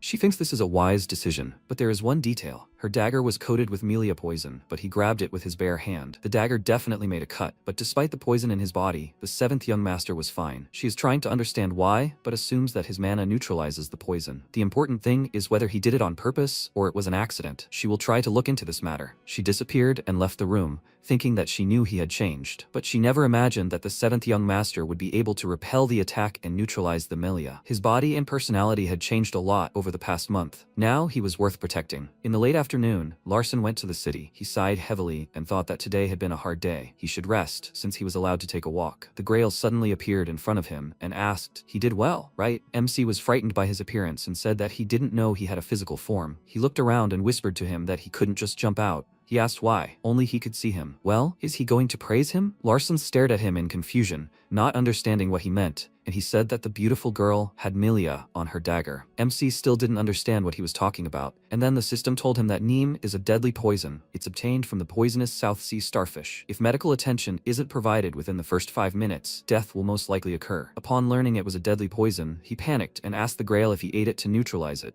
It answered that it wasn't. It was in his stomach. Poison is one of the attributes, and getting rid of it is a waste. But he should be careful. If his stomach gets sick and the poison comes out, his body will melt. Larson immediately called Hampton, who ran out of a nearby building and headed toward him. When he reached him, he caught his breath and asked if he knew what neem was. He confirmed it and, his eyes shining with delight, said that it was a very rare poison, but it was possible to find. Does he want to poison someone? Noticing his reaction, MC mentally exclaimed that he would not use it. Let him not think about such strange things. He asked if there was an antidote, and he answered that it was even easier to get. He ordered him to find it, and he immediately ran to look for it. Looking after him, Larson sighed heavily and thought that he was glad that his shadow's main talent was poison. The maid is a mercenary, and the shadow is a master of poisons. He heard a small rustle next to him. It was Hera. He immediately noticed that she changed her clothes, and she said that in order to better help him, she was appointed as his shadow. He will have a new maid. He confusedly clarified, "So now he has 2 shadows?" She confirmed it and asked if he was against it. He noticed that her behavior had changed and she said that her mask no longer made sense. He asked if she knew that she was a great actress. She told him that a mercenary must be an actor, and he asked if she had coated the dagger with deadly poison. She flinched slightly and asked if he knew about it. He confirmed it. He was only pretending not to guess, but the thought of it still angered him. She didn't try to kill him, but then why was there poison on the dagger? She asked why she pretended not to know anything, and he told her that he did it to show that he was fine even without an antidote. He thought that then she would not underestimate him so much. She noted that neem is a deadly poison, and he said that he knew it. It is obtained from the South Sea starfish. She asked in surprise, so he knew that too? He confirmed it, pretending that he had known about it for a long time, although he had just found out about it, and then she thought that not only did he have good physical characteristics, she had underestimated him. She said that he should become stronger. She promised to protect him, but set a time limit for him to become strong enough. Only then could she shed this burden of responsibility. He promised her to do everything in his power and said that she would try to help him. He asked how she would do it, to which she replied that she still needed to think about it. She would give it her all, protecting him like a second shadow. He sighed and mentally asked her not to do it too immorally. He asked her if she could bring him some oriental prickly pear powder, and she agreed, since it could be bought nearby. Suddenly, he grabbed his neck and wondered where he was getting such a thirst. He panicked and asked her to bring some water, after which he realized that he was so thirsty. Oriental prickly pear powder was very bitter. He didn't know why, but he suddenly wanted to eat this powder with water. She brought it all to him and worriedly asked if maybe she should go home and call a doctor. He opened the bag and exclaimed that there was no time for this, then took a handful of powder and ate it, washing it down with a glass of water. Afterwards, Hera noticed an aura around him and realized that something was changing. The system informed Larson that a special condition had been met. The Oriental prickly pear contains a small amount of an unknown substance called ether. This reacts with the deadly poison, Melia, expanding. At this time, Grail felt dizzy, and then he felt sick and vomited. MC dropped the glass, he clutched his chest and felt his heart expand, and with it, the tissues stretched and the bones shifted. Meanwhile, Hera was worried about him. She realized that his mana was expanding and wondered if she should run to a healer. If she touched him, he would die, and her job was was to protect him. She promised him that she would protect him until he became strong, but she doesn't know how to help him since she's not strong in magic. She gritted her teeth and pulled herself together. There's only one way out. She'll let this mana enter her body and die for him. The system informed Larson that ether and melia expand rapidly when combined. Only people with exalted attribute mana, also known as combined mana, can withstand such a reaction. He wondered why he was constantly so close to death. His heart was expanding, but he had the ability to cope with it thanks to his exalted attribute. He clenched his fists trying to endure it, and the system notified him that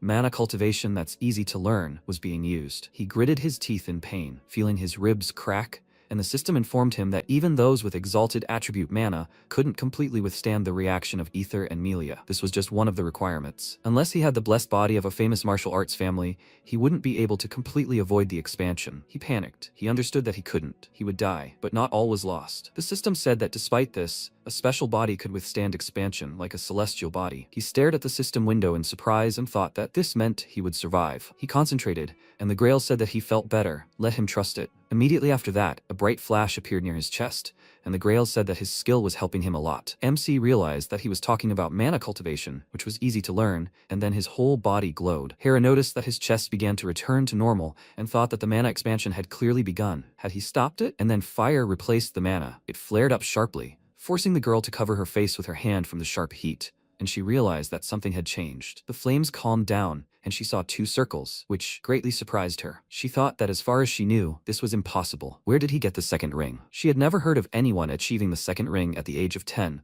but he clearly had 2. Larson called out to her and asked if she was going to keep staring at him. She apologized to him and congratulated him. He asked if she could see it. She confirmed it and said that he had obtained the second ring. He remarked that he had almost died, and she asked if he had stopped the expansion of his mana himself. He smiled proudly and asked, "That's quite good, right?" She told him that it was not at all. He was from the Miton family, blessed with heart and mana, so this was to be expected. He was slightly disappointed because she never praised him. The deadly poison melia and the ether from the oriental prickly pear, exalted attribute mana and celestial body, easy to learn mana cultivation, and the holy grail of ascension. 6 requirements fulfilled due to pure chance. He called out to Hera and asked if she wanted to do it like last time. She understood what he meant, and then they went to the training building. The guy at the reception desk was asleep since it was night and there were no customers, but when he heard his name being called, he immediately jumped up and excitedly exclaimed that he was just lost in thought. He was surprised to see the young master and wondered why he was here so late. He adjusted his glasses and took a closer look at him, wondering if he had a second ring or if he was imagining things. After all, he only had 1 ring a month ago, and the maid next to him looked like an assassin. Although Joffel had told him about his thoughts,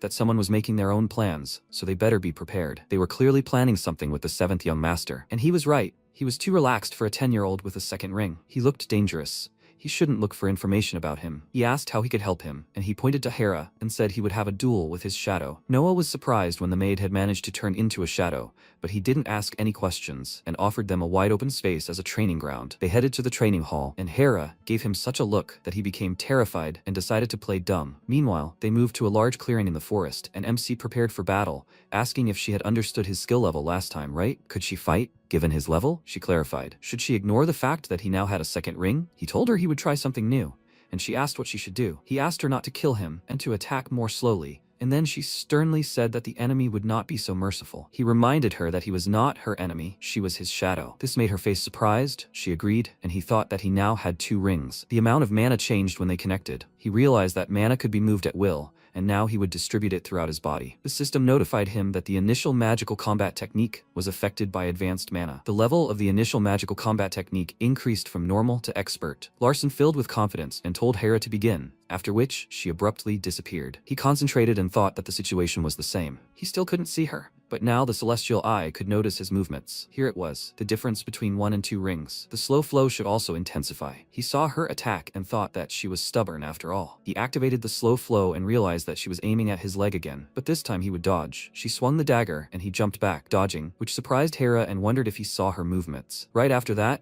MC rushed towards her and pounced on her. A moment later, his fist was already in her face, and before he struck, she evaporated and moved behind his back. Feeling the cold metal on his skin, Larson immediately stopped and thought that she was really strong. He couldn't notice her last movement even with his heavenly eye. After that, she put away the dagger and said that she lost. She promised to fight him like last time, but couldn't hold back. He got a little better. He agreed with her after all. He now had 2 rings, and she said that she didn't know there would be such a big difference. He excitedly asked if she praised him just now. She answered him that that was not true at all. He was still weak. He crossed his arms in disappointment and asked, Doesn't he deserve at least a little praise? She told him that empty praise is poison. Meanwhile, Noah watched them through the crystal ball and was, to put it mildly, surprised by what he saw. He thought, and he's 10 years old? A mage is physically incapable of moving like that. This mercenary's movements would barely be noticed by magical detection, and the destructive power of this attack from the young master is incomparable to the one from a month ago. But the most terrifying thing was the mercenary's last attack. He had never even heard of anything like it. At that moment, the two of them left the training hall,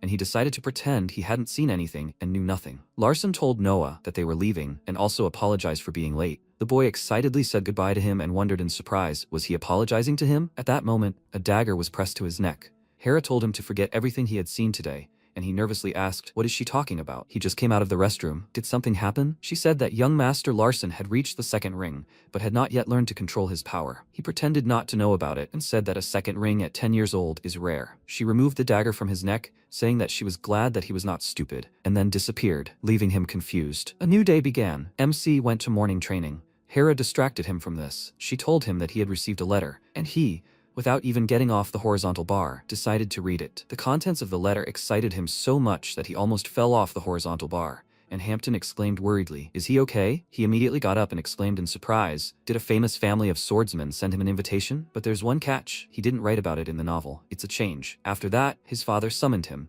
most likely because of an invitation from the Said family. After reading the letter, he asked Hira to inform the main mansion about it. He passed the 10th ceremony, so he must participate in the succession war. To kill the tiger, you need to enter its lair. He added in his mind that he wished he had an advantage, and Ludia, sitting on a tree nearby, happily said that she also wanted to kill the tiger. He told her that she would also go with him. Cassin wanted to be friends with her. She smiled widely and said that she didn't have many friends, so that was good. Now, standing in front of the doors to the throne room, Larson decided to look at it from the writer's point of view. He received an invitation from a famous family of swordsmen, who were perhaps their main rivals. This could mean a lot. He entered the hall and saw his father and sister Evelia. Everything is as he expected. This is the world he created. He decided to change the original and write everything from scratch. The system notified him that a variable affecting the probability and plot had occurred. MC told the patriarch that he heard he was looking for him. Does he have a task for him? Decatra gave him a piercing look and said that he should know why he called him. Larson assumed that he called him because of Side's invitation, and then all the candles in the hall went out at once,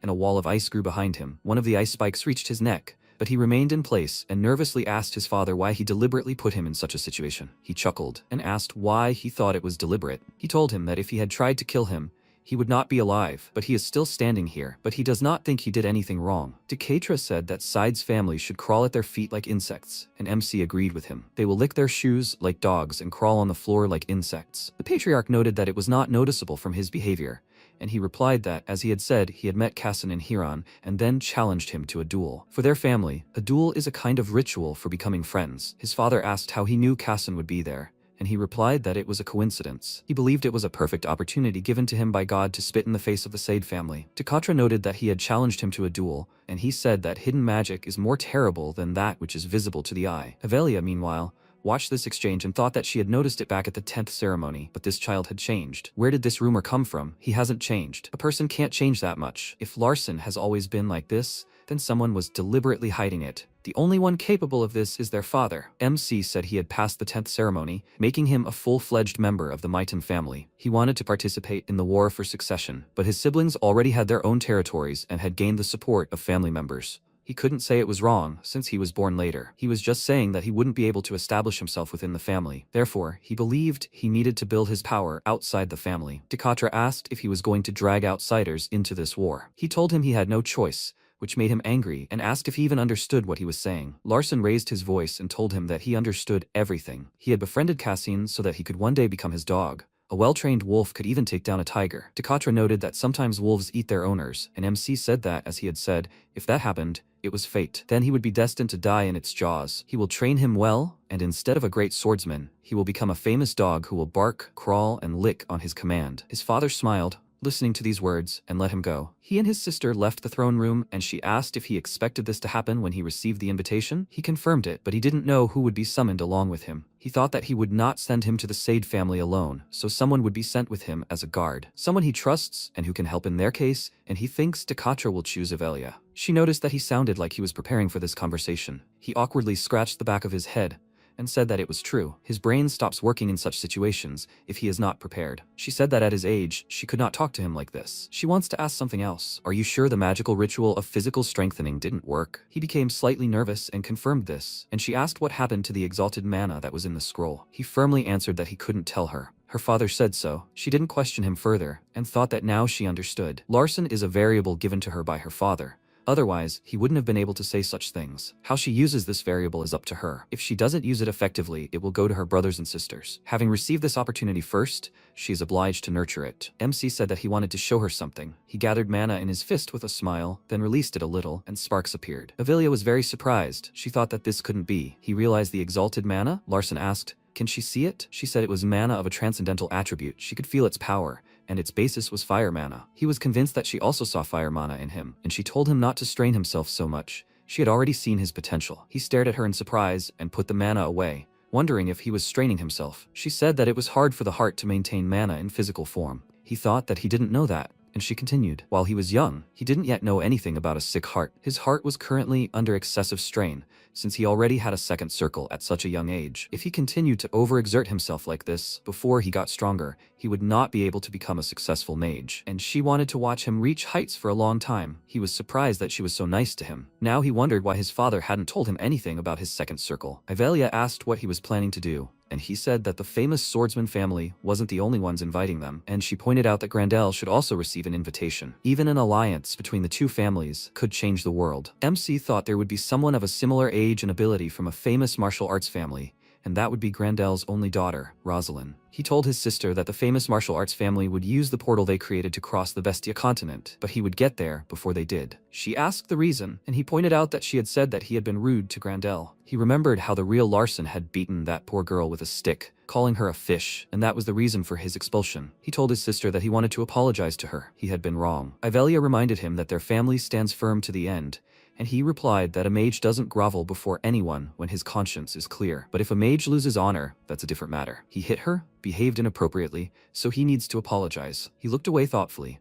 His martial arts technique hadn't been effective until he obtained a special body. How then did he defeat a man from the physically strongest family? The system gave him a hint. Rosalind, Grandel's only daughter, had always been sensitive and kind. Unlike other members of her family, she considered cruelty and violence savagery. Now he understood everything. In the future, she would develop a completely different, optimistic, and bloodthirsty personality. Could that fight have been the reason for this? Indeed, the system said that Rosalind was upset and angry that the seventh heir of a famous family of mages hit her. Then, for the first time, she realized how hard it is for the helpless and weak. After that, she started training hard, and her father, Von Grandel, taught her enthusiastically. MC understood everything. It was all his fault. She was a talented fighter. She just didn't think it was necessary to learn martial arts until that moment, but her progress was incredible. She was a pure genius, and the famous martial arts family welcomed her changes. Now Larson understood everything. It was like a butterfly effect. A minor character like him influenced one of the main characters. Avelia said that he wasn't just invited, he was the main character of this event. He could do whatever he wanted, but she would support him. After that, they set off and came to the third portal, which was in the sunflower field. Ludia happily said that she was so excited. Will there be delicious food where they were going?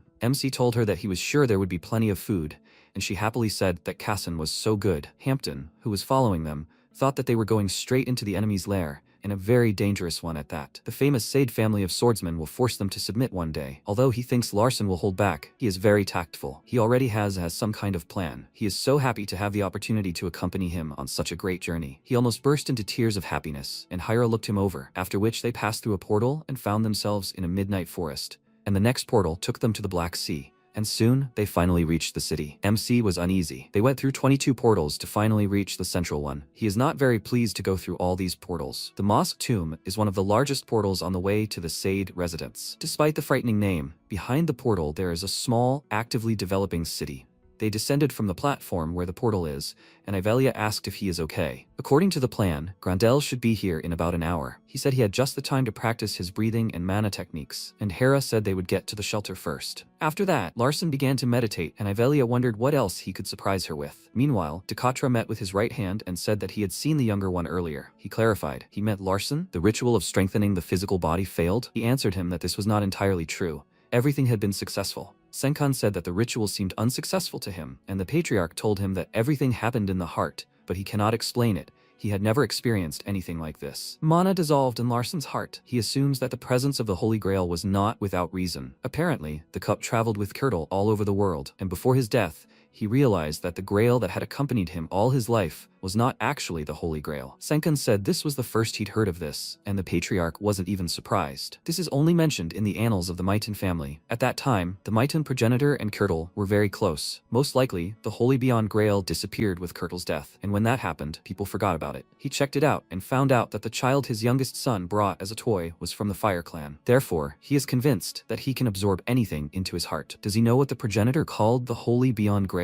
An auxiliary circle. Senkan remarked that this was quite unexpected news, and the patriarch added that Kirtle called it a portable charger, so he suggests it is some kind of battery. Senkan asked if he believed the young master had absorbed the Holy Beyond Grail. He replied that he couldn't find any other explanation for the current situation, and his subordinate said he wasn't sure he understood what he was talking about. Decatra said that he already had the second circle and could also manipulate a small amount of mental attribute mana. The man was very surprised, and Decatra said that they were called child prodigies in childhood. He was a master at mana manipulation, and he was a master at physical strength. In his place, could he have mastered the second circle at 10 years old? He replied that perhaps he could, but he would have died from the side effects. He wouldn't have lived to be 20 or even 17. Decatra said that his youngest son had managed to do it without any problems, and that was quite impressive. But why now? Why did he notice his talent only when he was 10? He's still hiding something from them. He gives him an assignment, and a lot of time has passed. Senkan immediately stood up and bowed to him, telling him to simply order what to do, and he asked him to watch Larsen and not let him die. He asked how long he should watch him. He answered that he should do this until he died. Meanwhile, MC was distracted from his meditation. He felt that the famous martial arts family was already here. He turned to the portal and saw two silhouettes, feeling a completely different power emanating from them compared to the swordsman family. He smiled and told Rosalind that they hadn't seen each other for a long time, and she measured him with a glance. She didn't recognize him at first, but remembering how he hit her and called her a fish, her gaze immediately changed. After that, she jumped down the stairs, landing right in front of him, and asked displeasedly what he was doing here. He felt uneasy that she jumped from such a height, and he nervously answered her that he wanted to apologize to her for everything. She laughed loudly, and then her gaze became furious, and she asked, "What does that mean?" He mentally noted that she looked much crazier than he imagined, and a man came down the stairs towards them, laughing loudly. He measured Larsen with his gaze and asked, "Shouldn't he first greet the elders?" It was her uncle. MC bowed to him, greeting him, and he asked if he even knew who he was. He answered that of course he knew him. He was the Grandel family's escort, the martial arts Lord Magner. The man confirmed this, and Larsen thought that he was one of the strongest members of the Grandel family,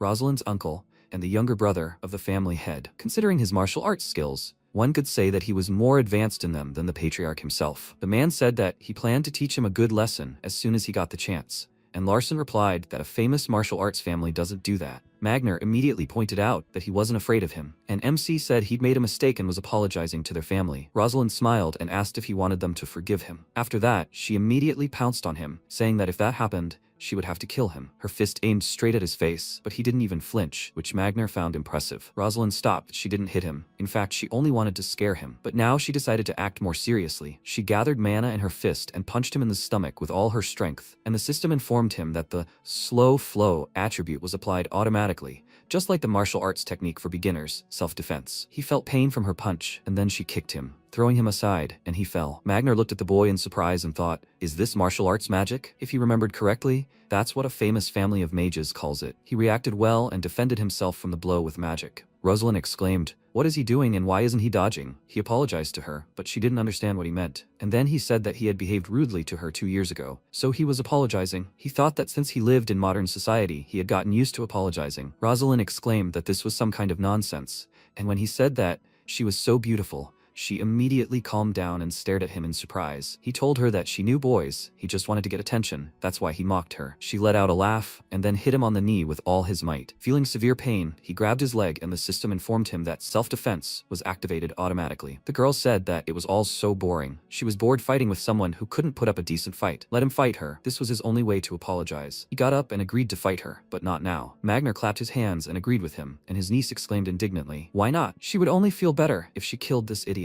Her uncle told her to look around. Onlookers had already gathered around, just waiting for the fight to begin and for a good spectacle. Larson pointed out that this was not a suitable place for a fight. If they fought, everyone would only talk about it. Rosalind exclaimed, "Who cares?" He answered that the point was that people could get hurt, and she immediately calmed down. And Magner smiled and mentally noted that this was a rather wise idea for a child. The girl asked, "What will they do then?" He was going to apologize to her. He told her that he really did apologize to her, but in a different place. Magner agreed with him, reminding his niece that he still had to get to the Sade residence, after which he patted her on the head and suggested that she think about it there. At that moment, Magner's voice appeared in MC's head, telling him that he knew how to choose his moment. He should try to be friendly now, unless, of course, he wanted to spread rumors about a fight between Grandel and Maiton. Larson thought he heard his voice, although he didn't even open his mouth. The system notified him that the character Lord Magner had shown interest in him. He would analyze all his actions and provide an explanation for them. A twist had occurred that affected the relationships between the characters and the plot of the novella. MC could see him analyzing his actions, and the system notified him that the Celestial Mage was doubtful about the lack of credibility. A twist affecting credibility in the plot had already occurred 3 times, and there were doubts about the plausibility of the world. Larson stared at the system window in surprise and wondered,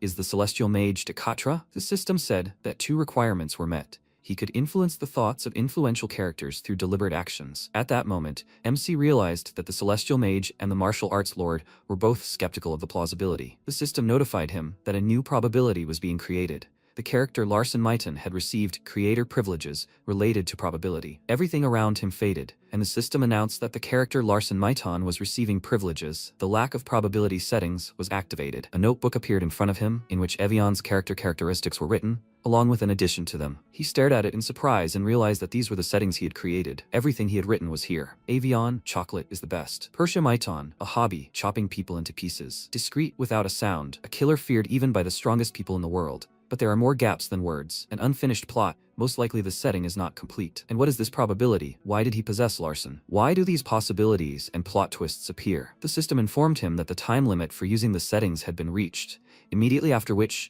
the darkness disappeared, and he thought that everything was gone. Can he only see this for a limited time? It seemed like only a minute had passed. Perhaps he would have to wait or create the right conditions, then the settings would appear again. Magner suggested that they head to the restaurant. They were already waiting there, and MC became curious about what the future held. Upon entering the restaurant, they saw Yahello, and Magner happily said that they hadn't seen each other for a long time. She agreed with him, and he laughed, noting that she had become even stronger than before. She told him that she thought she would still be able to give him a head start in about 5 years, and he laughed again, saying that he would accept her challenge at any time. She smiled and said that before, she could challenge him whenever she wanted, but not anymore. Larson thought that now Yahello was a mage and a matriarch, so she couldn't challenge anyone. Magner smiled slightly sadly, asking where her childish playfulness had gone. She was always bothering him when she was little. One time, she burned his hair while he was sleeping. She laughed reservedly and said she tried to burn his brains but missed. MC thought it was hard for him to follow their conversations, and Rosalind shyly greeted Yahello and introduced herself, saying they had crossed paths once before 2 years ago. Does she remember her? Larson was slightly taken aback by her sudden change in demeanor,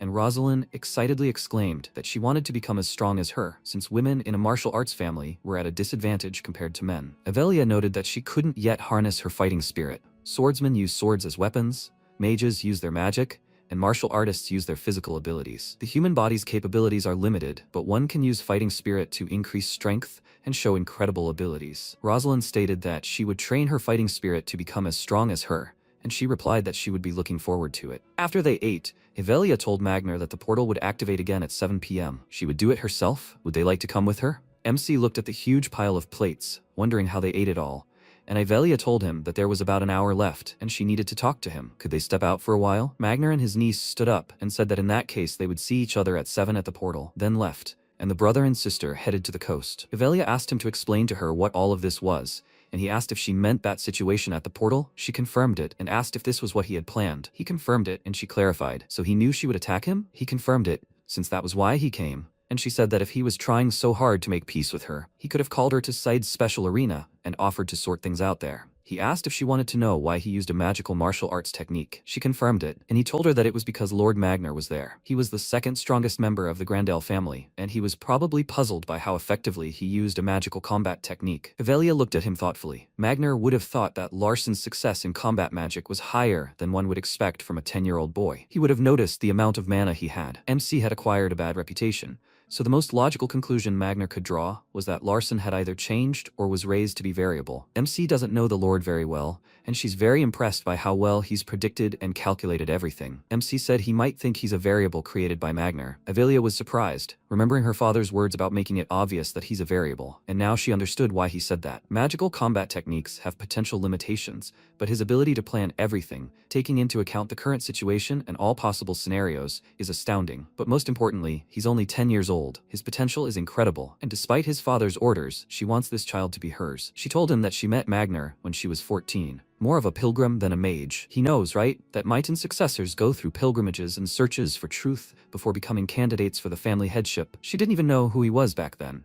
Otherwise, she would have tried her best to finish him off. Larson mentally noted that she had such a charming face, but she was saying completely cruel things. She continued. Magner told her to kill him if she got upset and gave her 3 tries. MC thought that he didn't even know how many memories she had with Magner, but it looked like they were good friends. His sister smiled and said that in any case, he was the kind of person who considered it his duty to find out everything that seemed curious or suspicious to him, even if it was a young mage who wanted to kill him. Larson said that if he was so curious, he should come up and find out about him himself, and his sister agreed, and he said that he thought he would learn a lot from him. Yahello reminded him that they still had half an hour. Why don't they have some kind of little sibling date? There must be a lot to see here. It is a trading town after all. MC pointed out that she had been to trading towns many times, and she looked around, confirming it. Except most of those towns were destroyed because of her. The thought made her feel a little sad, but Larson immediately cheered her up. He took her hand and told her to follow him. He would show them the way. She smiled, and they went for a walk together. Meanwhile, Magner was also walking with his niece and thinking about Larson. 2 years ago, he was 8 years old and a real idiot,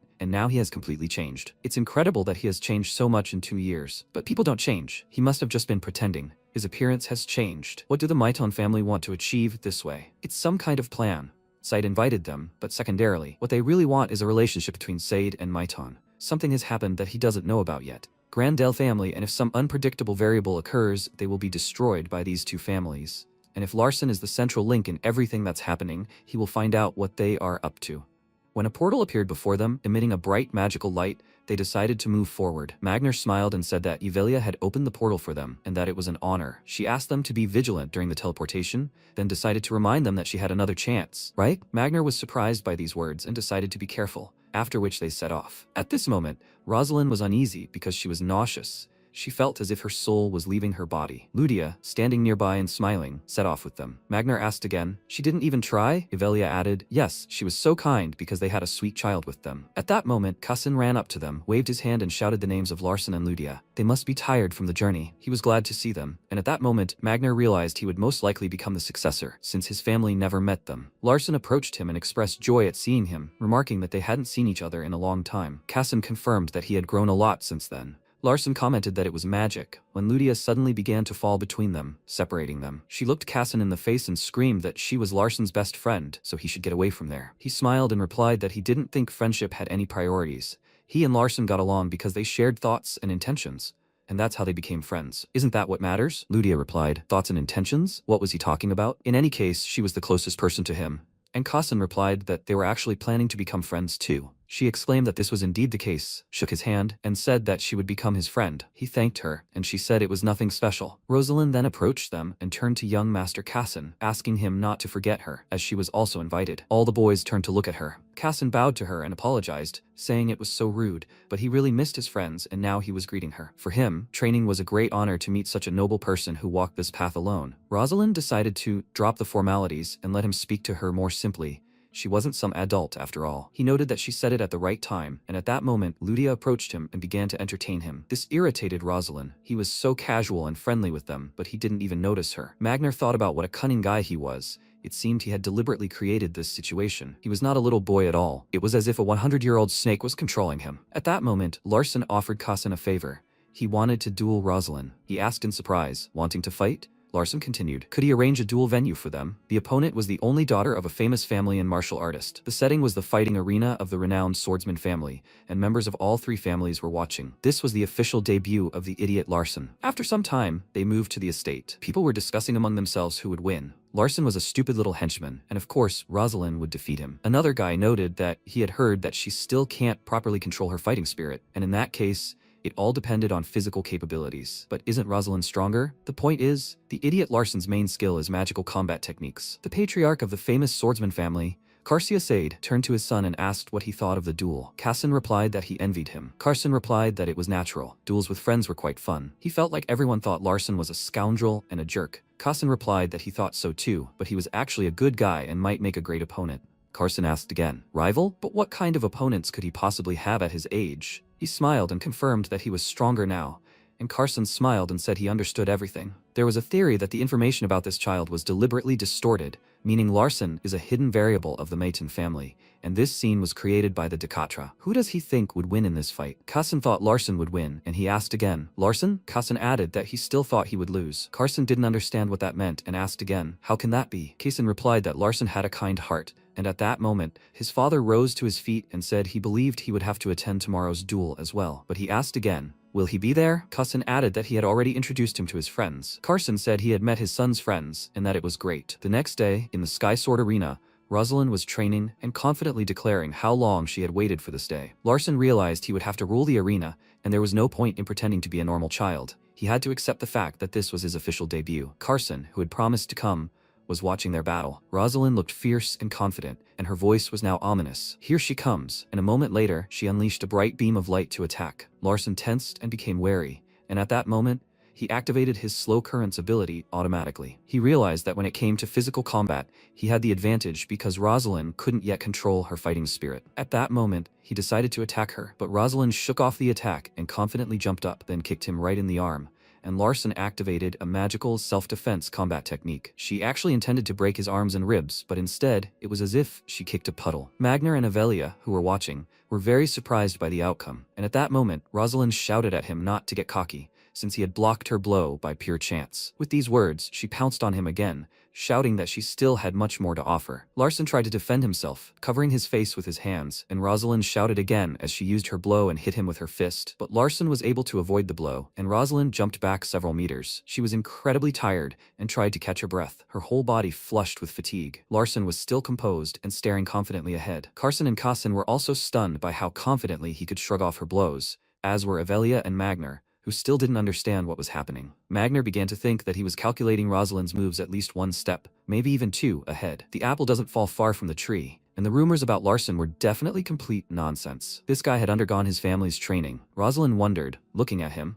how he was constantly defending himself and keeping his distance. Why was this happening? Magner mused that Larson simply saw that Rosalind was ready to attack. Their time was ticking, and she was putting in more effort. Using wide movements, she exposed herself to the enemy, which only made her more frustrated, and Larson continued to see her weaknesses, while delivering blows that couldn't cause harm. This was only possible if he was more experienced than his opponent. He simply continues to defend himself, demonstrating his skills to her. He is a child of the Mayton family. Magical combat techniques are a primitive type of magic, but they are far superior to those of a martial artist. They may be children, but they have enormous potential. There are two reasons why he acts this way. First, he demonstrates that even the weakest magical techniques can be superior to martial arts. And second, it's a chance to demonstrate his family's strength to the other famous families. Carson assumed they were of the same mind, and the master replied that it seemed so. In his opinion, Larson was secretly raised as a mage, specializing in magical combat techniques. Carson agreed with the master and asked, then why is he displaying his abilities here? He suggested that it seemed he had secretly broken the magical martial arts skills and now wanted to use them in a real battle to test and improve his abilities. Magner was confident as he knew they would notice. Carson remarked that it was a challenge, and the master confirmed this. Avelia listened and thought that this was exactly what Larson had planned. Kassan was amazed at his capabilities and was stunned and delighted. At that moment, Rosalind paused and asked how long he would simply defend himself. He smiled and replied that it would be until she stopped going crazy. Rosalind clenched her fist and shouted that if this was what he intended, he should at least pretend to be tired. At that moment, she used her fighting spirit skill and punched him square in the chest. Larson took a tremendous blow. Blood began to pour from his chest and mouth,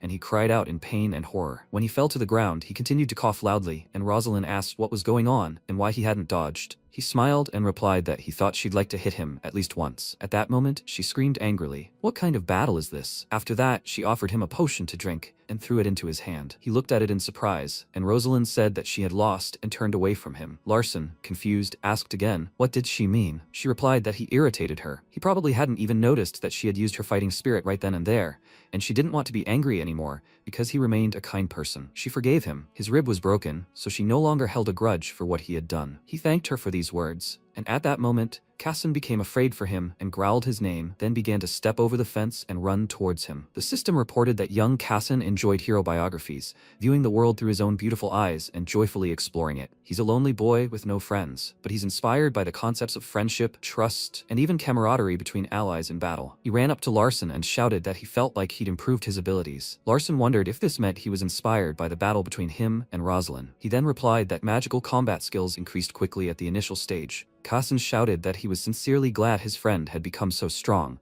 and Larson wondered if this meant what he thought. Suddenly, Kassan shouted that he officially challenged him to a duel. His friend. It turned out the protagonist was right, and he replied that he was very glad he'd thought of it, but he was very tired after the battle with Rosalind, and magical martial arts techniques required a lot of mana. Kassan, with sadness in his eyes, asked again, "Is that true?" He wants to fight him when he's better, and he thinks it's the least he can do. If they have a duel when he's this worked up, he doesn't think he can handle him. Kassan thanked him for these words, and Larson, who had started drinking the potion, replied that nothing serious had happened. Kassan wondered if he should fight him tomorrow then. He wondered if Kassan was really looking forward to the duel like it was his birthday present. At that moment, he replied that everything was correct, and the system reported that his wounds had been healed. After that, he approached Rosalind, who was sitting nearby, and said he needed to ask her something. She asked again, but what did he want? He replied that she had attacked him using her fighting spirit. Rosalind asked again, does he want to humiliate her? He replied that he wouldn't do that, and she asked again, so what did he want from her? Larson put his hand to his chest and said he felt something when she hit him, and she asked again, what? Maybe he was a pervert? He replied that he didn't know,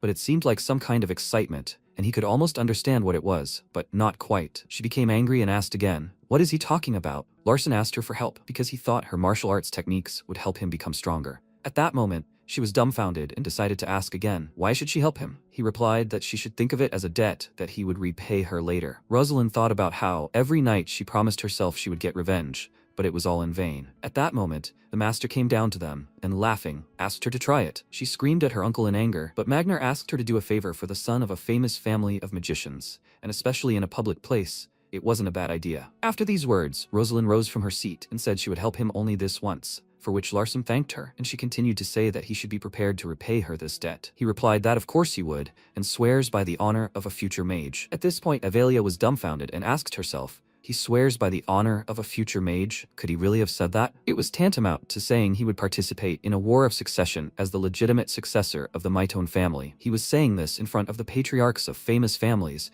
who could hear everything perfectly well. Rosalind asked, she should hit him again, right? He replied that he was ready, and the system reported that he had used a magical martial arts technique for self-defense. Rosalind frowned and said that she wouldn't even call it martial arts, so it wasn't her fault if he got hurt. At that moment, she pierced him with her fist again, causing Larson to cry out loudly in pain and grit his teeth. But he realized it was the same reaction, as the mana in his heart was interacting with Rosalind's unformed fighting spirit. When she realized she hadn't done anything to him, she asked again, is that all? He asked her to do it again, and she punched him again joyfully. The master, watching, didn't understand what was happening or what he was trying to do. He continued to shout for her to hit him again and again. Carson turned to Ivelia and asked, what is the young master doing now? She guessed that the mana in Larson's heart was reacting with Rosalind's fighting spirit. But what kind of reaction was this? She didn't want to guess, and could only say that a reaction was occurring. Just then, Rosalind continued to punch him, and suddenly Larson clutched his stomach and began to approach the ground. Rosalind asked fearfully, is he alright? He realized he was fine. Of course, his transcendent mana was reacting with his fighting spirit, but according to canon, mana and fighting spirit cannot interact, meaning the probability decreases. The system reported a note. He had discovered a missing probability,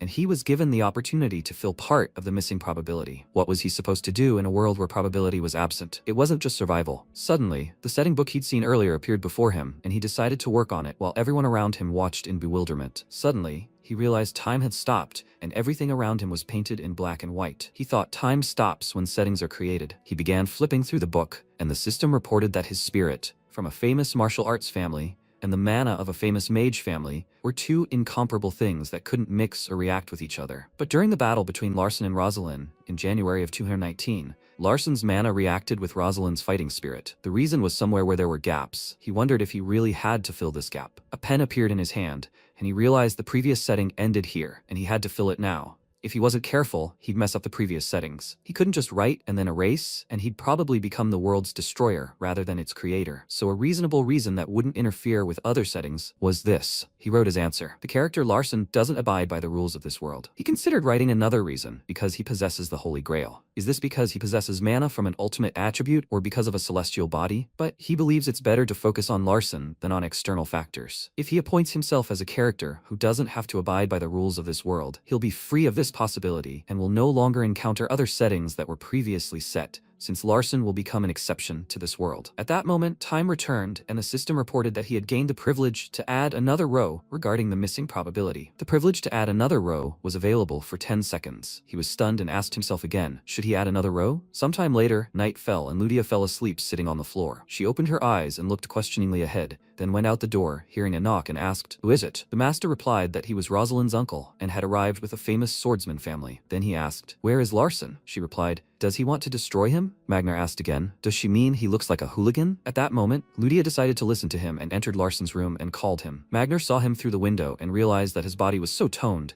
and his mana, unlike his fighting spirit, spread throughout his entire body. Most mages keep their mana in their hearts, but he is an exception. Like a mutant, mana would be awkward to use if he trained his muscles like a renowned family of martial artists. This meant his body was specifically trained for magical combat techniques. Ludia chuckled at the 8-pack abs he had on his stomach. Could she touch them? He confidently replied, "No," then called Hera and asked her to bring him his clothes. Hera replied, "Yes." And Larson realized this maid's movements were on another level as well. Could he use someone so strong as a maid? There was no way. After some time, Hera announced that she had brought fruit and placed a plate on the table where the master and the protagonist sat. He assumed the master had come to him because of his insatiable interest in his magical combat techniques. Magnar replied that this was correct, as he was curious about him. Larson became interested in martial arts, while the master devoured all the fruit in the plate. After which, he said with his mouth full that he seemed certain he was going to teach him about martial arts. He grinned and said that he thought he was so curious about him that he would tell him about it. Magnar responded that he would learn martial arts from him. But had he considered the consequences? He replied that this was precisely why the famous swordsman family had invited him. It was ironic, but his father never made it here. Even a Decatra couldn't attract the attention of the famous swordsman family. The renowned swordsman family is the most dangerous enemy lair, but on the other hand, it's also the safest place. This freak, didn't the Maitan family train him? In that case, let him show his body for the first time, and he should strip to the waist and turn around here. Larson rose from his chair and began to undress, and the master realized his back was smooth and hard, unthinkable for a 10-year-old. This was clearly the result of extensive training. His fighting spirit surrounded his body, so he shouldn't resist. He should simply accept this energy. Larson asked in surprise, was he sure there would be no side effects? Magnar asked him to trust him, and asked again, what could he do if he didn't trust him? Larson replied that he would trust him, and the master thought about how cunning he was. He had created a situation in which he couldn't do anything, yet he acted as if he were risking his own safety by trusting him. He truly was wise beyond his years. At this point, the protagonist took advantage of the privilege to add another line, which would be available in 10 seconds. After the duel with Rosalind, he had so many thoughts. What would the author give the protagonist if he himself was the author? The system reported that the spirits of a famous family and martial artists interacted with Larson's mana, helping him grow without any side effects. At that moment, as the master began to massage his back, a bright red aura began to emanate from his body, the fighting spirit permeating his body. Magnar wondered, has he absorbed part of his fighting spirit? Is this what the Maitan family wants to show them? A mage who can absorb fighting spirit is a casus belli for Maitan. Who teaches him magical combat techniques? Larson replied with a smile that he was studying them himself. The master said he had analyzed his body and that this was the first time he had seen a mage capable of absorbing fighting spirit. Larson replied that he too had never known mages could do this. Magnar asked again, did he realize that any Maitan would grow up using martial arts and fighting spirit? He replied that he needed to find out what he could learn. Magnar considered the Maitan family to be primitive and martial artists to be failures, looking down on everyone except mages. But this younger boy was taking steps to study martial arts to grow. Was he really a purebred member of the family? Larson asked again. If he was talking about his father, then yes, it was Decatra Maitan. At that moment, Magnar laughed and clutched his head. He'd never seen anyone like this guy, so what did he want from him? Larson asked again, could he say it? The master replied that he would have done it anyway, right? He shouldn't waste his time and just say everything. Larson asked him to be his mentor, and Magnar looked at him in bewilderment. Larson then reflected on his belief that there was a connection between magical combat techniques and martial arts. Magical combat techniques are perfected through fighting spirit and martial arts, and that's why he'd always lacked magical combat techniques. Magnar asked, did he really just say the word mentor? Larson replied, yes, he said mentor, and Magnar asked, does he think the Maitan family will allow this to happen? He replied that he would take care of everything himself. And Magnar asked, what's going on? He replied that he was the son of a 7-member family, and Magnar retorted that that wasn't what he was asking. Larson added that he was also a mage who wanted to learn martial arts. Magnar shouted that this was the craziest idea he'd ever had. Did he even understand what he was saying? Larson clutched his head and replied, yes, because he's the potential successor. It might seem like the family is bowing to the Grendels, but if he'd wanted to reject his offer, he wouldn't have hesitated so long. At that moment, Magner was dumbfounded and realized what a scoundrel he was. He'd created a situation in which he couldn't refuse his offer, awakened his curiosity, and allowed him to study his body. Without rejecting his offer right away, he'd automatically lost. Larson continued to say that he did not do it. Wasn't he interested in magical combat techniques? The master replied that he was interested in the magical combat techniques he used, to be more precise. Larson continued to say that magical combat techniques were most effective when combined with fighting spirit and martial arts, and that these would be his own new martial arts. He realized that this wasn't something he should have said to a Maiton mage, even if he'd been born a mage. For that, he'd shown them his strength since he'd met Rosalind again. He replied that he'd seen him paying special attention to him. The master expressed that it seemed he had other intentions, and that meant the duel was also about that. He confidently replied, yes, although he really wanted Rosali to stop being angry with him. Master, would he like to see the creation of new martial arts? After these words, Magner was dumbfounded, and he suggested that they hope the famous Sade family of swordsmen will help him here. Magner shouted that the others would think he was a hostage, and he replied that it was because he was a brat, and whether he was part of that family or not didn't matter. He was sure that in exchange for him staying with the Sade family, his father would receive his benefits. Magner repeated, he's asking them to help, because this is the safest place, right? Larson confirmed this, and the master continued to say that it was madness if he were honest with him. He couldn't tell if it was because he'd been raised by Maiton, or because he was a mutated freak. But Larson took these words as a compliment and reflected on how incredibly calm he was, how he'd planned everything for a long time, and how his decision had clearly not been spontaneous. So the master decided he'd figure it out himself. Larson looked at him questioningly and was about to ask his own question, but the master forestalled him and confirmed his thoughts were correct. He could try to become his apprentice. Step by step, he would study his magical combat abilities and watch his body and mana like a hawk. He knew everything Maiton had prepared for him at the time. He must take everything he could from him. Larson shouted that this was exactly what he wanted and rejoiced at the conversation. Meanwhile, Hampton, sitting alone outside, pondered the young master, who represented something so enormous that he might never be able to understand. He allowed him to eavesdrop because he completely trusted him about Larson and Magner's conversation. He watched them through the window and heard everything. The world the young master dreamed of was a world in which 3 families were united, a wonderful world in which everyone could be happy. At that moment, tears welled up in his eyes, and his sister came to him, handing him a handkerchief. He woke up at the sight of her and cried out, as she had frightened him. Hera asked him not to cry, and he said he hadn't yet fully come to terms with the fact that she was just another shadow, and that at this rate, he would die of a heart attack. Hera remarked that if he was going to die so easily, he was unfit to serve the young master. He considered her insensitive, and she continued to say that he had probably heard about the young master's decision. Hampton confirmed this, saying that he had said he would stay here. When the birthday piece ended, he would return to the main house to obtain permission. When Hampton heard these words, he froze and clenched his fists tighter, but they trembled, and Hera suggested that they might have to risk their lives. He replied that this was the duty of the shadow, and Hera asked, would this be the case even if the patriarch punished him? He replied that he would always protect young Master Larson. This would be because the young master was his light. At that moment, his sister disappeared from sight, and he was left alone. After a while, Avelia called the protagonist and suggested that he was about to say something important. He replied that she quickly understood him, and Avelia asked why didn't he say it a little later. She had a feeling that these ordinary moments were too precious to speak. He asked again, did she like tulips? She replied that people are drawn to beautiful things, and he thought the most beautiful thing for her was magic. She replied that magic was the most beautiful thing for her, and she remembered those days when she used her magical powers and destroyed her enemies, also using her disappearance skills, and everyone turned into destroyed skeletons. But at the same time, she became the cruelest girl. At least flowers don't harm people. Next time, he'll give her a bouquet of flowers. And Avelia asked again, flowers? Even hearing those words makes her heart flutter, and she smiles. Then maybe she should listen to what her younger brother has to say? He replied that he would like to stay here with the famous swordsman family. And Avelia asked again, does he want to become the patriarch? He replied that he absolutely would not, but if she wished, she could test him with her ability. Avelia replied, okay, she'd better make sure of it. And she used her magical powers, the Eye of Truth skill, to point it directly at the protagonist, who was watching in surprise. Ivelia noted that he was sincere, so what was making him so impatient? He replied that he wanted to live, and Ivelia, stunned, asked, he wants to live. Even her older brother, the 6th young master, was itching to kill him right now. He'd screamed at Larson that he was a freak, and that he was going to kill him, no matter what. She knew the war for succession rights was brutal, but they wouldn't take the lives of their own siblings. At that moment, her brother informed her that wasn't true.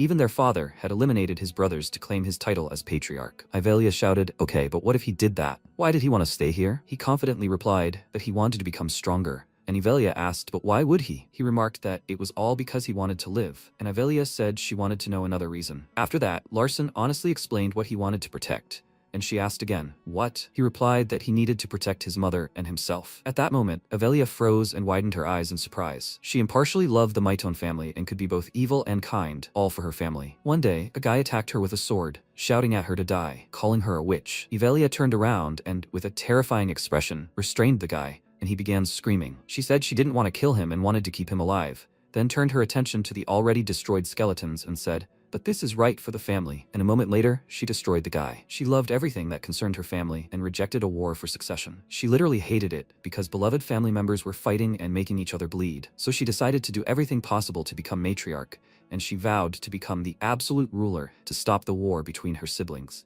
And to do this, she needed magic that would surpass everything. This peacemaking force, she was a sorceress who desperately wanted it. People say that she hunted the evil spirit Balrog at the right of the decade, and it was a much more difficult test than those her other siblings endured. But unlike them, she chose the monster over people. He wrote all these stories without much thought, but for them, it was reality. It was not difficult for him to write that someone was killed. A tear trickled down Yahello's cheek after all her atrocities, because these are just words. At that moment, Larson turned to her again and asked if he wanted to become stronger, to be able to protect even her. Would she consider that a reason to be proud? Yahello exclaimed, he wants to protect her? At that moment, she began to laugh loudly, and Larson realized it was the sincerest laugh he had ever heard from her. She continued to say that he wanted to protect her, and that this was the first time she had heard such a thing. Larson asked again, are you serious? Yahello began to cry and smile because it was always such a pleasure to talk with him, her little brother. Larson asked her to please help him. He needed permission from his father. Yahello didn't think he would allow it, but Larson confidently replied that he could convince him of it. He could convince his father. After some time, music began to fill their estate. The protagonist, dressed in a formal suit, sat trembling on the floor, thinking about how this place resembled a pavilion in Gyeongbokgung Palace, but he felt he'd rushed into putting everything together at the last minute. How could he be listening to classical music in a pavilion? At that moment, Ludia shouted his name and asked him to look at this. He looked at her and wondered where she'd even found this. She pointed at the cake and asked, can you see that? This cake has 4 tiers. Wasn't he enchanted by a 4-tier cake? He looked at her in surprise, thinking that her sparkle was even more charming. At that moment, the boys were wishing a happy birthday to Kassan, who was also dressed formally and smiling from the congratulations of all his friends. Ludia handed him the object and said it was his gift. Her father had given it to her, and he'd said it was a lucky stone. He thanked her for the stone, and she replied that it was nothing, after which she wondered if she could eat the cake yet. Larson, meanwhile, was thinking that it looked like the stone he'd seen on the side of the road before. At that moment, their conversation was interrupted by Rosalind, who handed him a wrapped gift with a bow and said that it testified to the sincerity of her family and herself. Kassan thanked her as well, and she was surprised that he was speaking to her in a friendly manner, after which she cleared her throat and said, please. At that moment, Larson turned to Kassan and said that he hadn't prepared a gift for him, but Kassan smiled and replied, fine. An awkward silence fell between them as Ludia continued to eat cake and look at them questioningly. Larson continued to say that in exchange, he would like to stay here and continue the fight, although in reality, he hardly considered it a gift. Kassan asked in surprise, what? He wanted to stay here in his house? He replied that he would get his father's permission, and Kassan asked, is that really true? What an unexpected gift. Larson asked, is that so? He replied, of course, he was having a great time with his friends, and Larson asked him to inform the patriarch. He would get permission from the Mitone family. Hera overheard all this, frowning as she watched the boys from behind the pillar. The protagonist had 2 goals. He wanted to secure Kassan's support and use Magnar to his advantage as much as possible. They gathered at the exit, and Kassan asked him to return quickly. Larson smiled and replied that he would be back soon, and Rosalind, watching this, reflected on how he was definitely not the Larson she knew. Next time, she hoped they could greet each other with smiles when they saw each other. But he was about to say it first, and at that moment, Yahello asked if he knew how dangerous it was. After a brief silence, Larson replied that he was confident. Sometime later, they arrived at the Mitone family's main estate, which from a distance looked like an incredibly gloomy and dark palace. Larson found himself in front of the door and felt a piercing cold. When the gates opened, he realized he didn't need to greet him. His father announced that he had received a full report from Yahello. Had he really said he wanted to stay with the side family? Larson replied that he had, and his father had said so. Didn't he know how it would look? If he couldn't explain everything to him,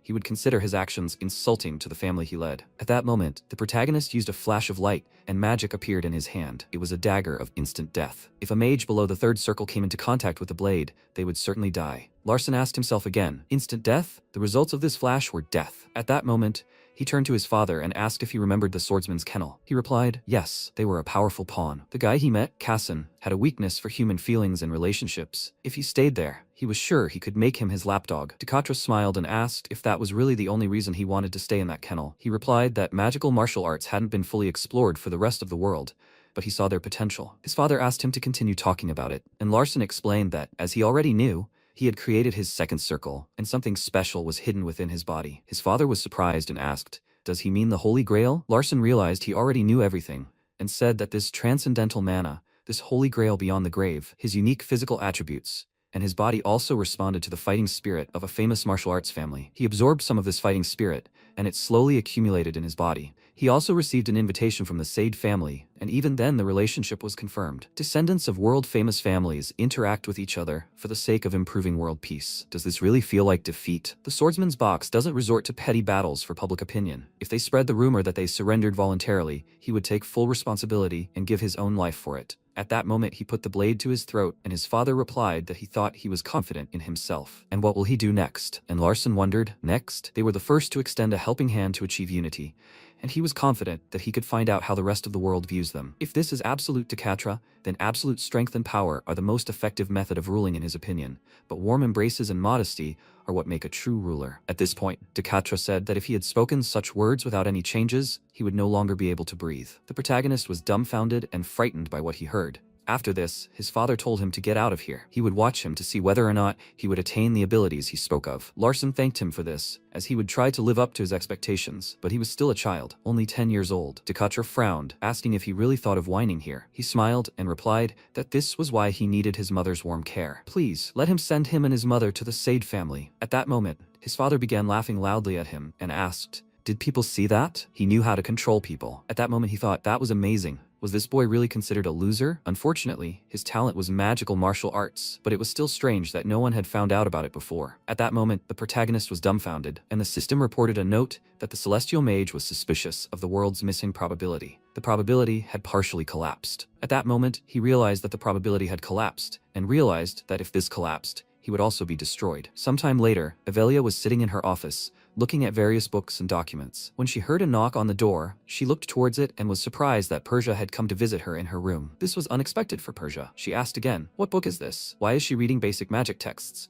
Ivelia replied that she was doing it for fun. Text 77. To Albert, How to Easily Master Mana. Larson had also read the book and thought it was popular. At that moment, Ivelia turned to her and said she had something she wanted to tell her. Persia replied that she had something to tell her too, and Ivelia decided to speak up first, saying she was going to take care of their little brother. At that moment, Persia remarked that it was funny, because she had come here to say the same thing. They smiled and exchanged glances, when Avelia suddenly wondered if their father had really given Persia a chance. Did it matter whose hands this variable ended up in? She had said it was none of her business. Persia replied that it was probably none of her business, since she had long had her sights set on him. She would have to act based on the commandments of Mana, and if she didn't cooperate with it, would she then achieve everything by her own power? That wouldn't happen, since she had had opportunities to seriously injure her once. For example, in the Nupia Canyons when she was hanging from the cliff. In her place, she would have crippled herself that day, but she couldn't do it. Ivelia started screaming that it was a misunderstanding and then used her magic powers. Persia smiled and asked, is she serious? At that moment, a bright flash of light erupted in their room, spreading everywhere, and a moment later, blood spilled onto the carpet. Persia asked, does she understand now? After all, she was a gentle girl. At that moment, Avelia stepped on her shoulder with her heel, and Persia asked again, why does she need a little brother? Avelia replied that she didn't want to, and wasn't going to tell her about it. Persia got angry and said that her reaction only made her want him even more. Avelia asked horribly, why does she need him? She replied that he was a nice guy, and at that moment, Avelia asked her to stop talking such nonsense and slammed her to the floor. Persia hit her head and cried out in pain, then shouted that she'd heard he developed a second circle. Did she really think she wouldn't find out? There had to be a reason the child had such a muscular body. A second circle at 10 years old was so tempting. She hired a shadow to keep an eye on him, and that shadow disappeared. Besides, she was obsessed with him too. Avelia realized Persia had come to see how she'd react to these words and asked her to get up because the subordinates they'd released would soon be replaced by senior people. Persia coughed up blood and looked into her sister's eyes. Her reaction made her want her little brother even more. At that moment, Larson froze in horror, and his mother, sitting across the table, asked what happened. He replied, nothing, after which the maid announced that food was served and it was spaghetti with meatballs. He mused that having Hera meant the likelihood of being killed by some hired killer was much lower, and that was a relief. He thanked her for the food, and she replied that it was nothing special. He should eat well while he was growing. Larson knew her reaction was kinder than usual, and that was suspicious. At that moment, he activated his celestial eye and realized the food contained traces of saken. The system reported that it was a poison, fatal to those who lack mana. Because it wasn't fatal to those with mana, it was no longer used to boost immunity to poisons. At that moment, he turned to her and asked if there was anything special in this. She replied that it wasn't quite so. She had been eating this poison since she was 3 years old, and Larson replied that perhaps there wasn't anything special in this food, but rather poison or something similar. At that moment, the servant started shouting that he'd forgotten to warn him about this beforehand, that it all happened because of his carelessness, and that he should kill him. Larson asked him to get up first and explain what was happening. After some time, he learned everything and said he understood everything. Hera asked how he knew. He replied that it was intuition, and Hera adjusted her glasses and remarked that he had great observation and analytical skills. He must have smelled the poison. But how resourceful he was, he attributed it all to intuition. Larson didn't understand where she got those glasses, and Hera reflected on how he always exceeded her expectations. As his shadow, she would continue to do everything possible to make him stronger. And besides, Miss Soso's dish had been prepared with all her preferences in mind. She didn't need to worry about that. Soso thanked her for these words and began to eat. After some time, the protagonist found himself in his room, and the magic grail appeared before him, informing him that it was already here. Larson replied that it was poison, but that kind of poison was nothing. Although the grail seemed quite tipsy, and began shouting for him to listen, as if it had happened a long time ago, he didn't have time to finish the sentence when Lydia suddenly entered his room, and Larson asked again, "What's going on?" She asked fearfully, "What time are they leaving?" He informed her that departure was at 8 a.m., and Lydia asked again, "Can't they leave now?" She wanted cake again. Larson replied that they wouldn't be able to pass through the portal if they left now, and she asked again, "Is that true?" She lay down in his bed and said that in that case, she would fall asleep right now, and if she slept, tomorrow would come faster. Larson was surprised by her impudence, and at that moment, she began to snore. He turned to Hera and asked if she could hear it. She appeared right next to his bed and replied that she was already there. He wondered how long she had been standing there. He asked her to take Lydia to the room, but not to wake her. Hera replied that she understood and, using her magical powers, lifted her up, and a moment later, they disappeared from the room. Larson thought this was just like Hera, which impressed him. Sometime later, morning arrived and the carriage was ready. The protagonist's servant apologized for having to ride in the carriage, and Soso replied that everything was fine. In their time, mana-powered cars were exclusively for aristocrats. Therefore, for them to take a car to drop off their mother would mean that other mothers would envy them. Lydia approached the horse and stroked its head, saying that it was smart and beautiful. Now they had no need to arouse envy. He needed to take his first step toward independence. He climbed into the carriage and decided to head to the famous swordsman family, who would help him realize his plans. They set off, and after some time, they arrived at the palace again. They found themselves back with the Sade family, and at that moment, Casson greeted him again and began shouting, "Larson!" He knew he would be back soon. He smiled and was incredibly happy to see his friend. Larson replied that he had arrived and announced that he kept his promises, so they would begin the battle. Everything went as expected. This time, it would not be easy for him, so he abruptly removed his cloak and used his magical powers, declaring that now he would show his strength. He had changed greatly since his first meeting with Casson. He had gained a second circle, and he was much more proficient in magical combat techniques. He now possessed the Holy Grail, the magic of the physical force of transcendent deception. Casson was confident and also used magical powers, but Larson decided he needed to see how far he could go against an opponent like him. He couldn't defeat him anyway. That's how he'd shaped his personality. No one his age could defeat Casson, for he was a genius among geniuses. He was so talented that other geniuses would be mediocre in comparison. The youngest son of the Sade family combined hard work and talent to become the best. They were the same age, so he must have also perfected his skills. At that moment, he launched a solid strike, and a bright red dot appeared in front of Larson, glowing so brightly that it began to approach him, but he managed to deflect the attack. As expected, his attack speed and destructive power were much better than before. The system reported that he had used the slow flow talent, which had been activated automatically. At that moment, Casson lunged at him with an attack, and Larson wondered if his heel was slightly raised, intending to use a follow-up attack. The solid strike was merely a cover for his real attack. If he dodged it, Casson would definitely close the gap. He was so fast that a slow current was almost useless, and at that moment, Casson confidently looked ahead and cast a sweeping strike spell. At that moment, Larson noticed his sword and suggested that perhaps this clever sword wasn't intentional. But in fact, it was even better that way. He smiled, and at that moment, Casson was stunned by what he saw. He should realize this too, because using a clever sword in a duel is cheating, and he had let his guard down, so he would use this to his advantage. At that moment, Larson lunged at Casson in response, and he jumped back. Larson realized he was dodging and had to break through now. At that moment, Casson tensed up, Larson shouldn't chase him like that. It would upset his balance, which would result in a loss of destructive power. As soon as he got even a step closer, he would strike back. At that moment, Larson clenched his fist and decided to use an advanced magical combat technique for beginners. Skillfully using weight, he grew angry, gritted his teeth, and rushed to attack his opponent. Casson realized he had regained his balance and covered himself with his sword, but Larson struck him with his fist, and a bright flash of light from their collision appeared across the field. Magner and Carson, who were watching the unfolding events, were dumbfounded by what they saw. Casson realized he had been hurt, although not badly, but his combat techniques were different from before. He would lose if he let his guard down. How had he improved so much in such a short time? He replied that his magical combat technique was improving rapidly, yet he was a completely different person. He still had plenty of surprises in store for him, so Casson shouldn't relax. Magner wondered if this child was truly something incredible. Could it really be Rosalind? The duel wouldn't end after Casson's first attack. At that moment, Casson grew angry and pounced on his opponent with a firm blow. Larson dodged the attack, and the teacher wondered what if he were born into a Grendel family. This thought tensed him up and asked how such a terrible thought could have occurred to him. At that moment, Carson realized he was simply toying with such an opponent, and if Casson had fought with killing intent, his opponent wouldn't have lasted long. But the most astonishing thing was that he predicted Casson's actions and decided to rush forward when he used the smart sword. This was definitely no coincidence, as he smiled as Casson acted, penetrating every possible loophole and outsmarting him. He realized something was wrong and wondered if Takatra was trying to convey some kind of message through this child. After a while, the boys grew tired of fighting and collapsed to the ground, trying to catch their breath. Casson remarked that he'd heard that magical fervor and techniques decay quickly, but he hadn't thought it was that bad. Larson replied with a smile that he'd still lost, and Casson remarked that no matter who won or lost the duel, he was very happy. Larson asked why. He replied that his friend had gotten strong so quickly. The system had informed him that no one his age could defeat him. In other words, no matter how quickly he got stronger, Casson would get stronger even faster, and he would never be able to defeat Casson because of his abilities. He shouldn't rejoice too much, and Casson asked why. He replied that they might one day become enemies. Casson was surprised and asked what he meant. He replied that such was their fate. After all, he was a Maiton, and he was a Sade. Casson started shouting, "What kind of nonsense is this? They're friends." He replied that he, too, would continue to think of him as others did, and they would remain friends, but they couldn't stop being part of a world in which people fight for power. At that moment, Casson was dumbfounded, and his father arrived. Carson cleared his throat and said they had done well. Such a performance from small children was interesting, and he was proud of them both. Larson replied that he was flattered by his praise,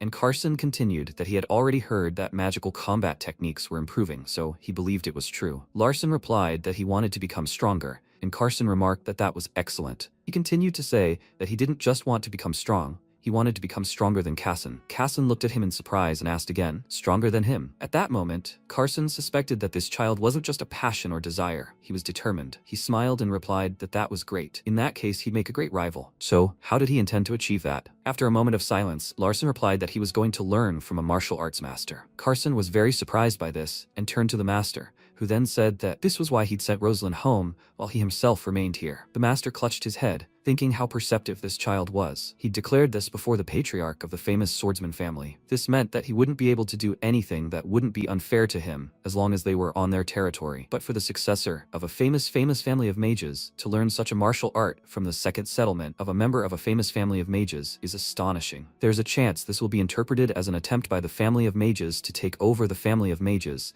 yet he announces it anyway. Magner replied that this was true. As promised, he would teach him martial arts. Did he have permission from his family? He replied, yes. He told the patriarch that he would work harmoniously with the two families to share his knowledge with each of them. At this point, Carson was dumbfounded by what he heard and asked himself again, did Takatra allow this? What nonsense. He would never have allowed it. Magner mentioned, by the way, there's a test that everyone who wants to learn martial arts must pass. All potential successors of a famous family of mages must pass the test before learning martial arts. Larson asked again, a test? The system continued to say that this test must be passed before reaching the age of 10, and that it involves hunting a red tiger or a white tiger. Adults are not allowed to assist him. He understood what was being discussed, a red tiger and a white tiger. He decided that he would hunt the white tiger, and Magner said that he hadn't even explained anything yet. He needed to learn a lot about their family. At that moment, he approached Casson and asked if he could come with him. He just knew he wouldn't be able to get help from adults. Casson asked again, a white tiger? Are they really that strong? He replied that they were strong and as big as a house. Casson was dumbfounded and asked again, are tigers that big? Magner replied that there was one thing he didn't understand and smiled, because he hadn't given him the right to choose, so he was ordering him to kill the red tiger. Larson replied with a smile, okay, and at that moment, Magnar was dumbfounded. Had he really wanted to hunt the red tiger from the start? Kassan addressed him by name and asked how he knew so much about such things. He replied that he'd read about it in the library. Magnar was still pondering how easily he'd deceived him. Larson had difficulty hunting a white tiger undetected, and he'd wanted to hunt a red one from the start. He was quite smart, and Larson replied that he could learn a lot from him. Perhaps he'd taken on a truly smarter student than expected. After a while, the boys were sitting in a separate room, and Kassan, eating chips from a bag, remarked that it was just like hiking. Larson remarked that it was, and Kassan continued by saying that this was his first time going to Garan. He'd heard the mountains there were incredibly beautiful. Garan is a medium-sized city located in the far east. Red tigers live in the Tegrin mountain range near Garan. However, despite its proximity to Garan, it takes 4 days to get there on foot. Although the Tegrin mountains are considered quite dangerous, they can also be considered quite peaceful, as there are no powerful monsters there except for red tigers. Ludia approached Larson and asked if she could go with him to have more fun. He replied that he wasn't planning on having fun, and Ludia continued, but he'd said it was like a hike, and she loved hiking and used to go there often with her father. He said that if her teacher allowed it, he'd take her along. After some time, Kassan, amazed by the astonishing magic, picked up the letter. Larson asked if he should put his things there too. He replied that he'd take care of his own, and sometime later at sunset, they arrived in Garan. Ludia asked to rest for a while at an inn before continuing, as they had already passed through several portals. She was incredibly hungry, and Larson suggested that there must be a restaurant in this village, and that they should hurry. They descended the stairs, and Larson greeted the city, but it was rather strange to him that the city was completely deserted. Suddenly, a man appeared before them, terrified at the sight of them. Larson asked for forgiveness and wanted to ask him a question, but the man was incredibly frightened and asked, "What's wrong?" Larson asked again, "It's Garan, right?" The guy asked again, "What's he talking about?" Of course it was Garan, but instead of asking questions, he hoped they could quickly find a place to stay and leave this place. Larson was surprised and asked again, "Why should they leave?" The guy shouted that bandits were coming here, and the boys wondered what kind of bandits they were. Ludia was very scared and said her stomach was still gurgling from hunger, and Larson asked her to be patient a little longer. After some time, they approached an establishment. Larson knocked on the door and asked if anyone was there. No one answered, but he didn't think the problem was the inopportune time of their arrival. He was surprised that something like this could happen in the Garan region, which was supposed to be a small and relatively peaceful place. Who were these bandits to provoke such a violent reaction from the locals? At that moment he froze, and all the boys tensed at what they saw. A huge tiger with bright red eyes appeared before them. It was the very red tiger he was supposed to encounter, but Larson knew something was wrong. This wasn't just a wild red tiger. Someone was watching. He turned on the celestial eye and wondered what was going on. Could that freak really be here? The system reported his taming ability and hunting instinct. He's not the kind of hero with many special traits, but he remembers him well. He's part of a different power circle beyond the 3 clans, a huge bandit group called the Pine Trail. He was definitely born to be the leader of the Pine Trail.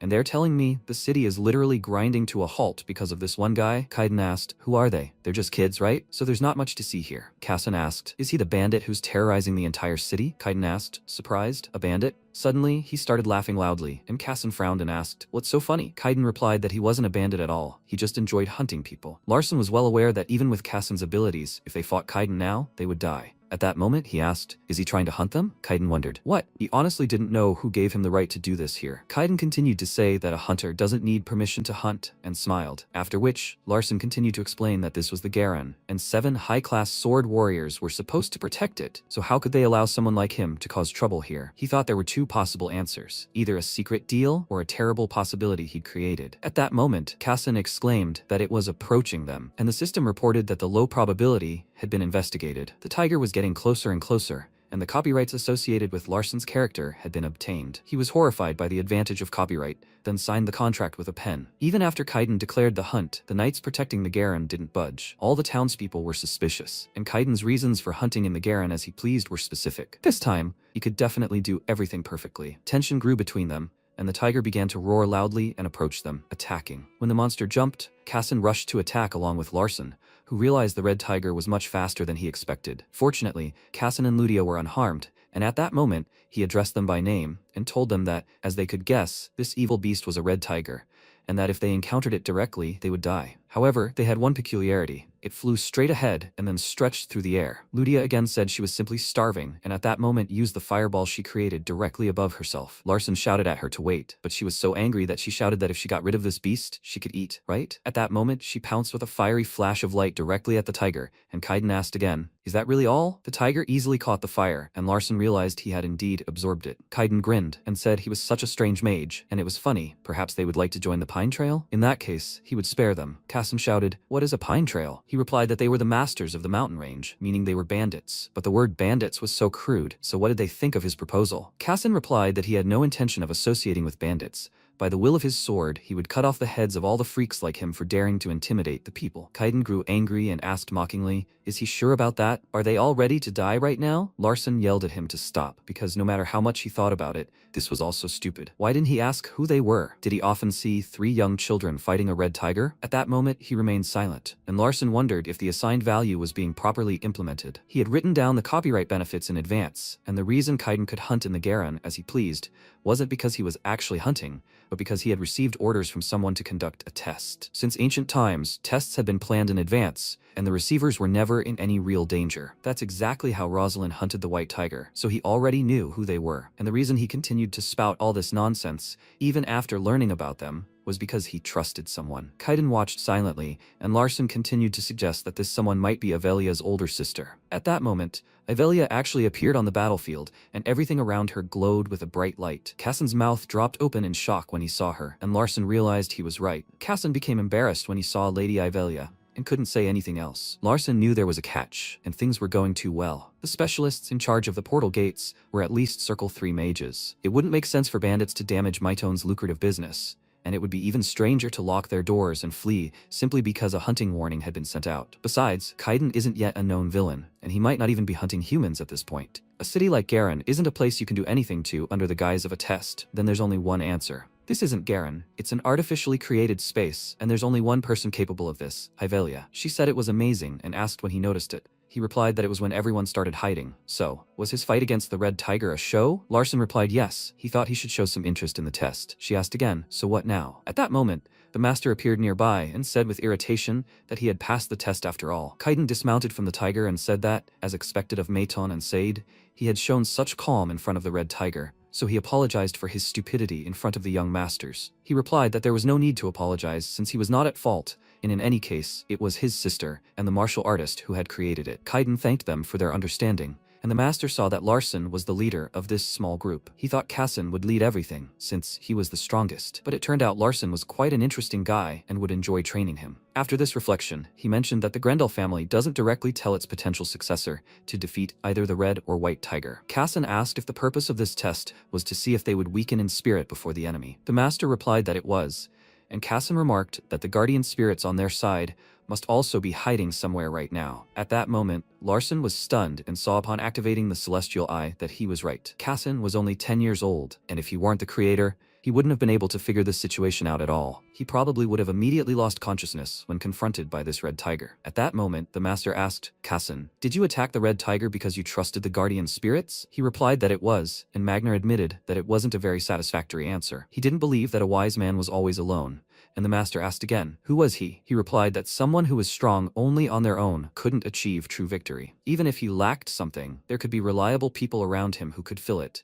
and in his opinion, that was what constituted mindfulness in life. Larson turned his attention to his thoughts and realized that he wasn't at all bothered by the fact that he was weak. Instead, he had discovered the existence of guardian spirits and trusted them, and those he could trust represented his strength and skill. And this was coming from a child of a renowned family of mages. Avelia would never have thought so, but listening to this child's reasoning, why did her heart break into pieces? The system reported a change affecting the plot. Larson wondered, another change? He couldn't see what kind of change it was, because his experience from his heavenly lesson was insufficient. The master grinned and said that guardian spirits were undoubtedly another trump card, Casson, even if it wasn't the answer he wanted to hear. But did Larson know about the existence of guardian spirits? He replied, of course, that happened before he met Casson. A potential successor to a famous family of mages, officially invited into a famous family of swordsmen, shouldn't be injured while walking with a child of a famous family of swordsmen. This would not only offend the dignity of the famous family, but also give their family a perfect excuse. Avelia asked again, what excuse? He replied, yes, that would be an excuse, big sister. Avelia shouted that this was also an insult to Maiton. How could he say that a threat to his life would be an excuse? He replied that it was because he wasn't hers. He's not as important a figure in the family as she is, and just recently he was a living piece of trash. If someone like him were in danger, it would be advantageous for the Maiton family to turn a blind eye, as he's weak and would create a pretext they could use to threaten the Sade. Avelia realized that even during this conversation, he was completely calm. Is that how a 10-year-old should think about his family? He asked not to misunderstand, but he didn't hate his family. He was simply reasoning logically. At that moment, Avelia approached him and hugged him passionately, telling him that their blood still flowed in his veins. He blushed as she drew so close, and Avelia said that it was extremely painful for her to hear such words from a small child, and that she hoped the Maiton wouldn't become a heavy burden on his shoulders. He thanked her for her words, and at that moment, Kassen began to shake with anger. Larsen wondered what was wrong with him. Kassen shouted that he would be his family and could treat him much better. Larsen didn't understand what he was talking about, but the situation had changed so much, and he didn't know how to cope. At that moment, Ludia ran up to Larsen, jumped on him, and shouted that she was hungry, and the test was over, and now they could eat, right? Larsen replied with a smile that yes, they would go eat now. A few days later, the protagonist entered the master's room, who, lying in a pool of rose petals, asked him again what brought him here. He replied that he wanted to go to the Tegrin Mountains. The master asked again, what? He replied that he had heard there were stunning views there, and he wanted to see a real Tegrin, not one artificially created with magic. Magner asked again, so he wanted to go on vacation? Larsen replied that this was not true, and he asked again, so what did he mean? The protagonist said he'd found something in the space his sister had created, and she'd prepared something for him. He asked again, what was it? The protagonist of course was lying at that moment. It was high time he accepted the order he'd written as the creator. The master asked again, what was it? He'd simply been told there was something in the mountain range, and even in the artificially created space, he could sense a strange flow of mana. So she told him she'd left something in the Tegrin Mountains, and the master asked again, why didn't he know about that? Larsen replied that the Maiton family had their own way of communicating, and Magner was very surprised and asked, do they really communicate through magic? They were clearly insane. Should he have told him about it? He replied that Magner was his teacher, and there were 2 reasons why she communicated with him this way. He asked again, what is that reason? Larsen replied that the first reason was to keep everything secret from Kassen, who could be considered his rival, as Avelia would have done. The second was to see if he would understand the message. His sister killed 2 birds with 1 stone by passing on the information to him this way. The master asked again, so what's in the mountain range? He replied that he'd know when he saw it, but she gave him an approximate location. Magner asked again, where is it? Larsen realized he actually knew the exact location, and Kassen had the opportunity in the original series. The location of the Millennium Dragon Mine. If Magner went with him, it wouldn't be as dangerous. He said it was located not far from the mountain, the head of a dragon, one of the 108 peaks. Magner was dumbfounded by what he heard and shouted, a dragon's head? Larsen wondered if something was wrong. The master replied, nothing. He just has funny memories associated with this place. He grinned and grabbed his chin. After some time, they emerged from the portal, and Larsen, turning to the teacher, said that they had passed through so many gates that he was already feeling ill. Couldn't they rest somewhere around here for at least 1 day? The master replied that time is money, or had he forgotten that? He replied that he understood that this was the head of a dragon on the mountain, and that they would have to walk for 3 days. What did he mean? The master replied that 1 day would be enough, and Larsen shouted, what? Was he seriously talking about this now? Magner replied that he would fall behind completely if he didn't hurry, and Larsen shouted for him to wait for him. And what hope did he have if he couldn't even keep up with an old eccentric like himself? Larsen screamed, he's a mage. The master suggested he use distortion in that case, and Larsen asked horrifiedly, how could a Circle 2 use distortion? He replied that in that case he should actively review his powers, and Larsen screamed at the teacher in despair. After some time, he tried to catch his breath and realized the master was out of his mind. He was simply insane, and at this rate he'd rather die than reach the dragon's head. Suddenly, he collapsed to the ground, screaming that he couldn't go any further. He suddenly felt very ill and vomited all over the ground. The master asked, why is he such a frail boy? Meanwhile, he was thinking that he'd walked even further than he expected, and thought he'd pass out halfway. Rosalina would have run out of steam even sooner, and he'd absorbed a fraction of his fighting spirit, but it was still impressive for a child whose basis is mana. What did such a weakling expect to be his student? Larsen asked again, do you want to take back what you said in front of the Seed Patriarch? The master was angry that he was putting him in an awkward position, and decided to say nothing. He thought about how this guy was just a freak. His breathing had completely returned, and he felt uneasy, even if he had already regained his fighting spirit. So how long would he sit back? They still had a long way to go. He replied that he had said it usually took 3 days. The master asked again, is this according to Maiton standards? Larsen assumed so, and tried to rise to his feet, clutching his knees. At that moment, a multitude of stones appeared on the road, and Larsen stumbled constantly, wondering how he was moving so quickly over these stones. Not even dust had risen despite his speed. He was moving like the wind. Suddenly, he froze and realized he had an idea. The wind was blowing at his back. Maybe this would work? He was focused on circulating mana throughout his body.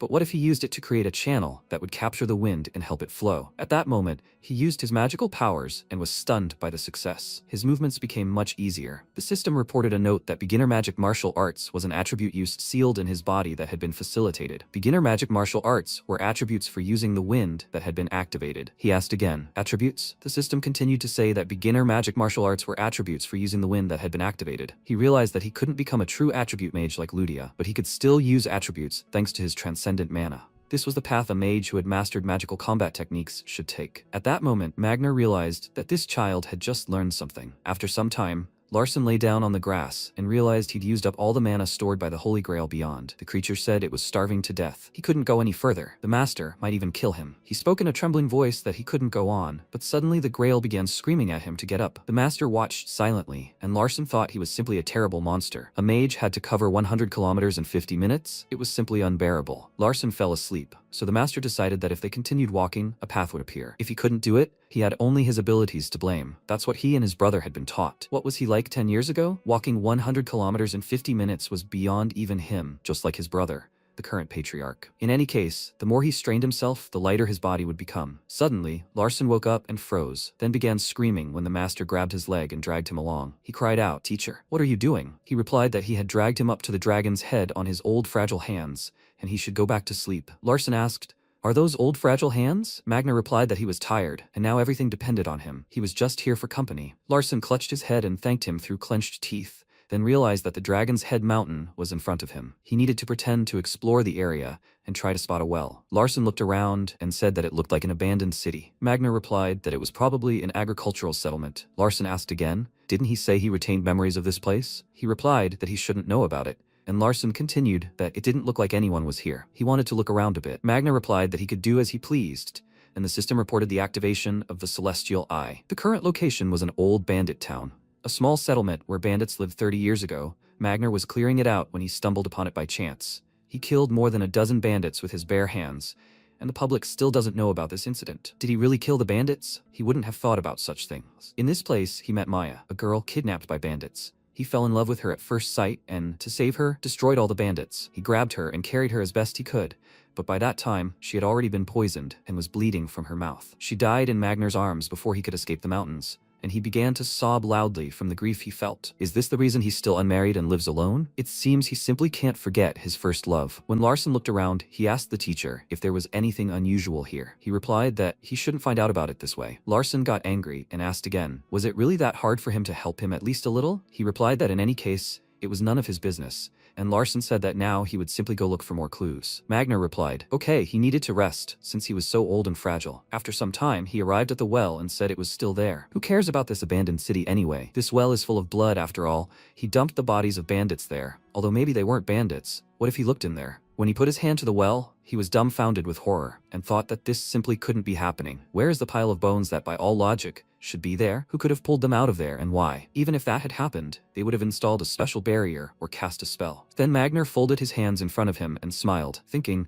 there's a barrier on the well. The bodies must have disappeared too. Could they be sealing the soul like this? He wasn't sure what this barrier was for, but he could easily destroy it. With these thoughts, he clenched his fist and prepared to attack. At that moment, the protagonist asked, teacher, is there anything here? He was surprised to notice it and replied that there wasn't. At that moment, MC smiled and thought, what have you found? A blood well containing the 1,000-year-old dragon's breastplate. At that moment, the system reported that the well contained the willpower of a barrier arts master. The blood well installation is activated by the will of a barrier arts master. He thought, barrier arts master? He had never prescribed anything like this in the barrier for this well. Then he approached the structure, placed his hands on it, and asked, teacher, does he know anything about barrier arts masters? Magner folded his arms and asked, a master of barrier arts? Why would he need one? He glanced at him slightly and assumed he must already know there was a barrier installed on this well. At that moment, Magner thought, what a scoundrel. He then asked how he thought a martial artist could know about barriers. He replied that it was very strange that a barrier was installed on a well that no one used. He looked inside and added that hiring a master of barrier arts requires a lot of money and time. He said there are many more madmen in the world than he thinks. The protagonist said that this barrier seems to be over 10 years old,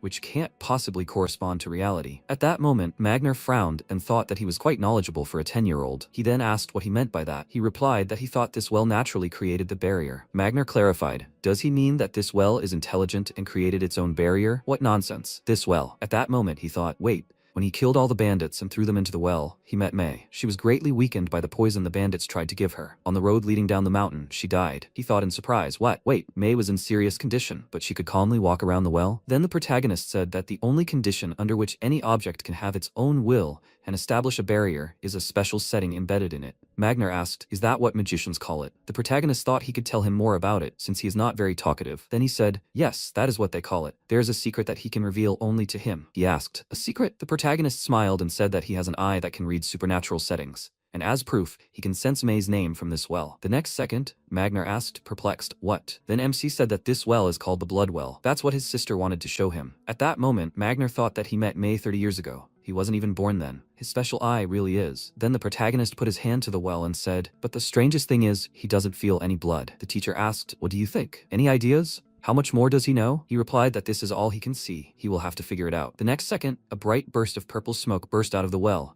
causing the protagonist to fly to the ground and ask in surprise, what kind of smoke is that? Magner said that he doesn't understand a damn thing. At that moment, May's silhouette appeared from the smoke. Magner and MC looked at it in confusion, and then Magner asked in surprise, May? She came out of the well and noticed that they hadn't seen each other for a long time. Then the protagonist looked at her and thought, this girl is Magner's first love. May, she's definitely not human. She's a yokai. That smoke, that pheromone that seduces people. Then she said that he had matured a lot and had come to find her again because he hadn't forgotten about her. Magner said that he hadn't forgotten about her. She asked, so what was it like to meet your first love again? She smiled, putting her hand to her face, and added that he had aged, and she had become even more attractive than she had been back then. At that moment, the protagonist thought, this woman is Magner's first love. He believed that someone like Magner's first lover would have a special meaning. Then the teacher said that he was still happy. May asked what he meant. He said that he had been thinking about how she died. It was the heaviest stone lying on his soul all this time, but now he can easily let it go. She said Magner. She appeared behind him and added, so much time has passed. She hugged him from behind and, pressing her face against his, asked why they didn't give in to passion for a little while and be together. He was still a boy then, but now he was more like a real man. That's why she had much more desire to seduce him. She licked his neck and suggested spending an eternity sharing their warmth. At that moment, Magner called out to the protagonist. He replied, yes, teacher. The next second, he grabbed May by the neck and told him to watch carefully. The yokai screamed, what is he doing? He lifted her up and said that this was the first lesson he would teach him. This woman is a yokai, which means spirit. There are only two ways to banish a yokai. The first is to have enough physical strength to kill it. The second is to use your fighting spirit, mana, or any other energy to kill it. Then he let her go, and she said Magner. She didn't know he liked it rough. He spoke because of what he was about to show him. He concentrated energy in his fist and swinging it, added,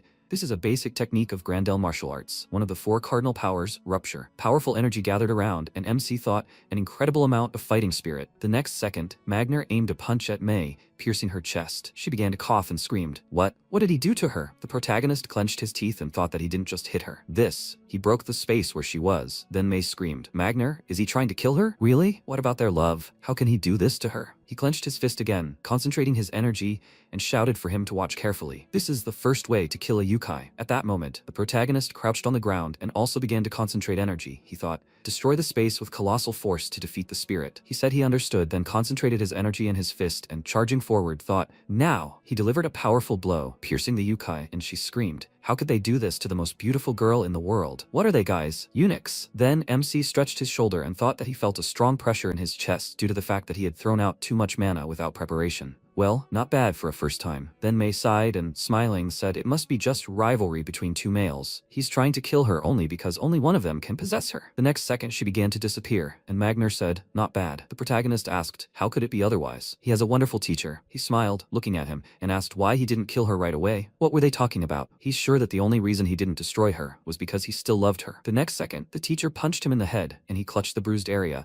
and thought that he hadn't even had time to activate his iron will. Then Magner folded his arms and thought, this idiot just let his mouth wander. The move he used to kill the yokai was too different from what mages usually use, and it definitely didn't resemble any martial arts move. He simply concentrated all his mana into his fist and unleashed it. It wasn't uncommon for such a move to rob an arm. He honestly couldn't understand how his body could withstand it. Then MC shouted, does he want to kill his student? He said that next time he'll show him another move, and the protagonist looked at him resentfully and asked if he could guess what it was for. And then the teacher sighed and said, they should go. The protagonist asked if it was to hide his eyes. He asked why he thought that. He said that his brothers and sisters must be jealous. Then Magner thought, why does he trust him so much? Well, it's not that he doesn't like it. And how did such an outrage appear in the Maiton family? After that, MC sat down on the edge of the well, swinging his legs, and Magner came closer and asked, is this what Yahello prepared for him? He answered, exactly. He thought, despite the fact that he created it, he asked, an artificially created dungeon? The art of dungeon creation refers to a class of virtual spaces created by mages for a specific purpose. He said he thought it was a natural dungeon, but she clearly did something to it. Magner said, it looks like a mage was at work here. Then he yawned and added, whether it was true or not, why did she make it so complicated? She was still a little crazy. Then the protagonist smiled and said that he didn't think Yahello wanted to kill him, but maybe there was a guard or something down there. After that, he jumped into the well. Magner said, yeah, well, he wishes you luck. He then jumped after him and thought, such a deep thought. Right, all those bandits he killed were part of his imagination. it was just a manipulation of his mind. How come he didn't figure it out right away? And how come such a powerful yokai wasn't discovered? If Yahello had come here, she would have left everything as is. At that moment,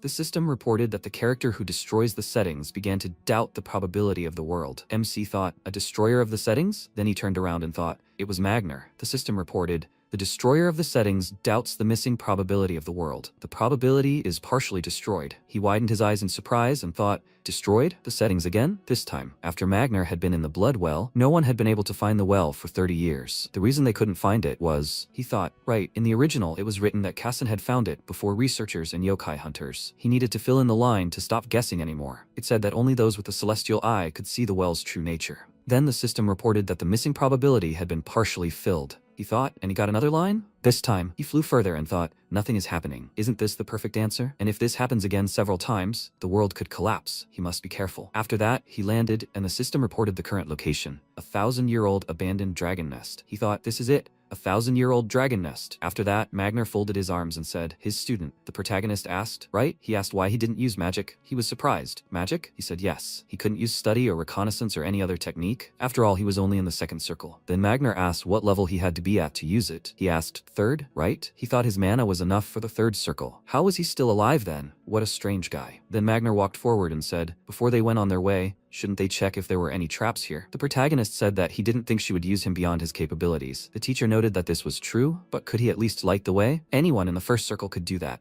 The protagonist raised his hand and said that this was just a dungeon, no need to waste mana. Magner said, what a strange guy. After that, they moved forward. The protagonist thought, the air in this cave is very humid. There must be a lake somewhere here. Right, it's a lake. At that moment, they heard a voice. They should leave. Magner folded his arms and asked why she put him here. MC looked ahead and said that he heard she picked up a funny toy that emits light and called it a bronze giant. Magner asked, a giant? Something too small for a giant. He replied, of course, this is not a real bronze giant. It is simply created from a model. Then the creature told them to leave. It commands them as the guardian of treasures. The protagonist crouched down in front of it and said, yes, this opponent is not easy. Then Magner noted that he would lose in a fight with it. He replied, of course, but he cannot give up so easily. Then the giant told them to leave again, and the protagonist began to stretch his legs and thought, it will all be over if he makes even one mistake. That's why he brought Magner here. There's only one chance. In the original, Kassan was seriously injured by a blow from the bronze giant. He barely survived. In the present, he dodged the giant's attack and thought, but he will not let this happen again. The next second, the giant prepared to attack again, and MC stood in the water and said,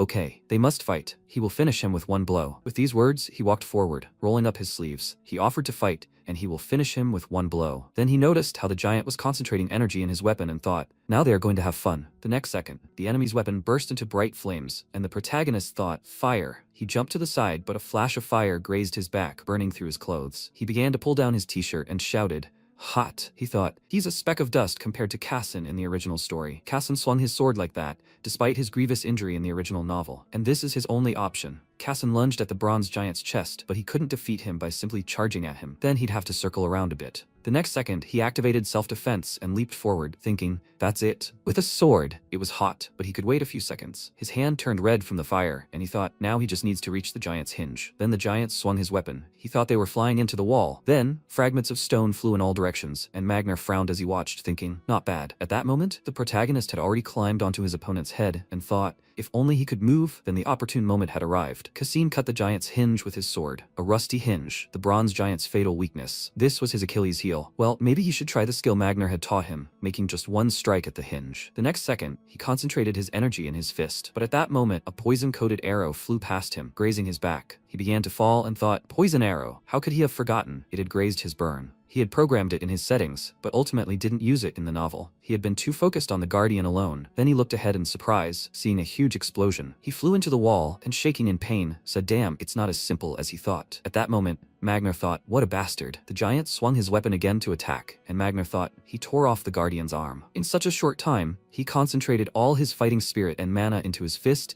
and dodged the Guardian's strike. Such incredible power sent him flying. At that moment, MC shouted, teacher, won't you help him? He thought it was worth trying a new skill since he'd already missed his chance, but it was so hard to control. Then the teacher said he was giving it his all against such an insignificant opponent. The protagonist said he'd used up all his mana due to the unexpected turn of events. The teacher said he was weak, and then added, oh well, great performance, but he also wants to show him something. At that moment, he concentrated energy around his body. The protagonist thought, wow, Magner's fighting spirit, which he'd only seen once, but this is much stronger than that. The next second, the giant extended his hand forward, and Magner looked at him sternly and ordered him to disintegrate. At that moment, a powerful explosion occurred. MC thought in surprise, this is the highest level of verbal commands, so this is what the settings meant when they talked about the authority of a supreme being. Could he even survive in such a world? He continued to tremble and clutched his head, crouching on the ground. Magner told him to hurry. Meanwhile, Hera and Hampton were running through the forest. Hampton, holding onto the straps of his backpack, suggested they rest for a while, but Hera, turning around, said how could he even be called the young master's shadow,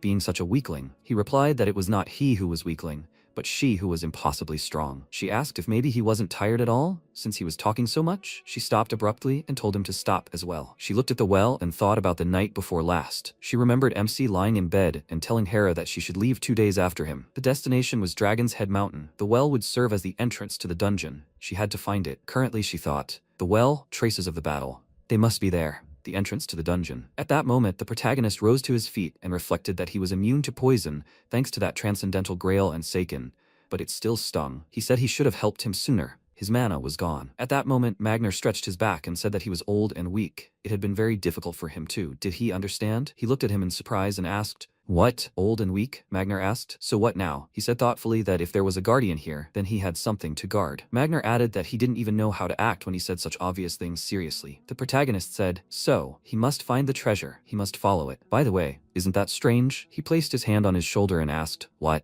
He said the bronze giant's body was protected by some kind of special oil. Magner smiled and wondered if he'd noticed. Letton doesn't even have a scent. He must have noticed when he was on the giant's head. Then he looked ahead and asked, "Oil?" The system reported that Letton is a special type of oil, most commonly used in the southern regions, most often used to protect metal from moisture. The oil prevents corrosion. He mused, even though the giant was covered in oil, its body was still rusted. Isn't that odd? Letton is also susceptible to certain poisons. Magner's supposed Larson had always been a nuisance. Just before that, Avelia had shouted, "What nonsense!" She thought it would work this time. She directed energy forward and said, "Just a couple more centimeters, and he would have definitely died." Magner sat across the fire from her and said that he hadn't dodged. It wasn't worth it. She said that next time she would definitely kill him, sir. She hoped that the darkness attribute magic would work better because the humidity level was lower than usual. MC said that the poison corrodes the lethan. Considering this, the entire path should be flooded with poison. Magner thought, he really is Ivelia's brother. Then he looked ahead and said, "So this road is indeed flooded with poison, but this poison is very different from what was on the arrow. If he absorbed this, he could forget about his arms and legs for the rest of his life. He can't help it in any way, after all, he's not a mage." With these words, he smiled. The protagonist thought, why is he looking like that? Then he said he had prepared something for this case. He asked, "What is it?" Meanwhile, Hampton looked into the well and shouted, "Hey, is she sure this is the entrance to the dungeon?" Then Hera kicked him in the back and he asked, "Where is the safe way down?" The next second, he flew down, screaming loudly, "No." Hera said that she was sorry, but they didn't have much time. With these words, she jumped down after him, and at that moment MC said, "If there is, then there must be an antidote." At that moment, Hampton fell to the ground, and Hera landed. He looked at her and desperately screamed, "Hera, she wants him to die?" She took out a knife and, looking at him, asked, "What?" She concentrated energy behind her and said that he would really die if he didn't get up right now. Pain is the best means to help a person come to his senses. Then she ran forward, and Hampton ran after her and thought that she was really going to stab him with a knife. 2 years ago, when he was crying, she gave him candy. But it was all an act, she said. "Here." At that moment, Magner turned around, and the protagonist smiled, looking at them, and said that they were here. Magner asked, "Who are they, guys?" They bowed sharply before him, and Hera shouted that she greeted a martial artist. Magner said, "His subordinates. This servant. He saw her last time." The protagonist added that his father entrusted them to him because he lacked it. Then the teacher laughed and shouted, "Did his father really do that?"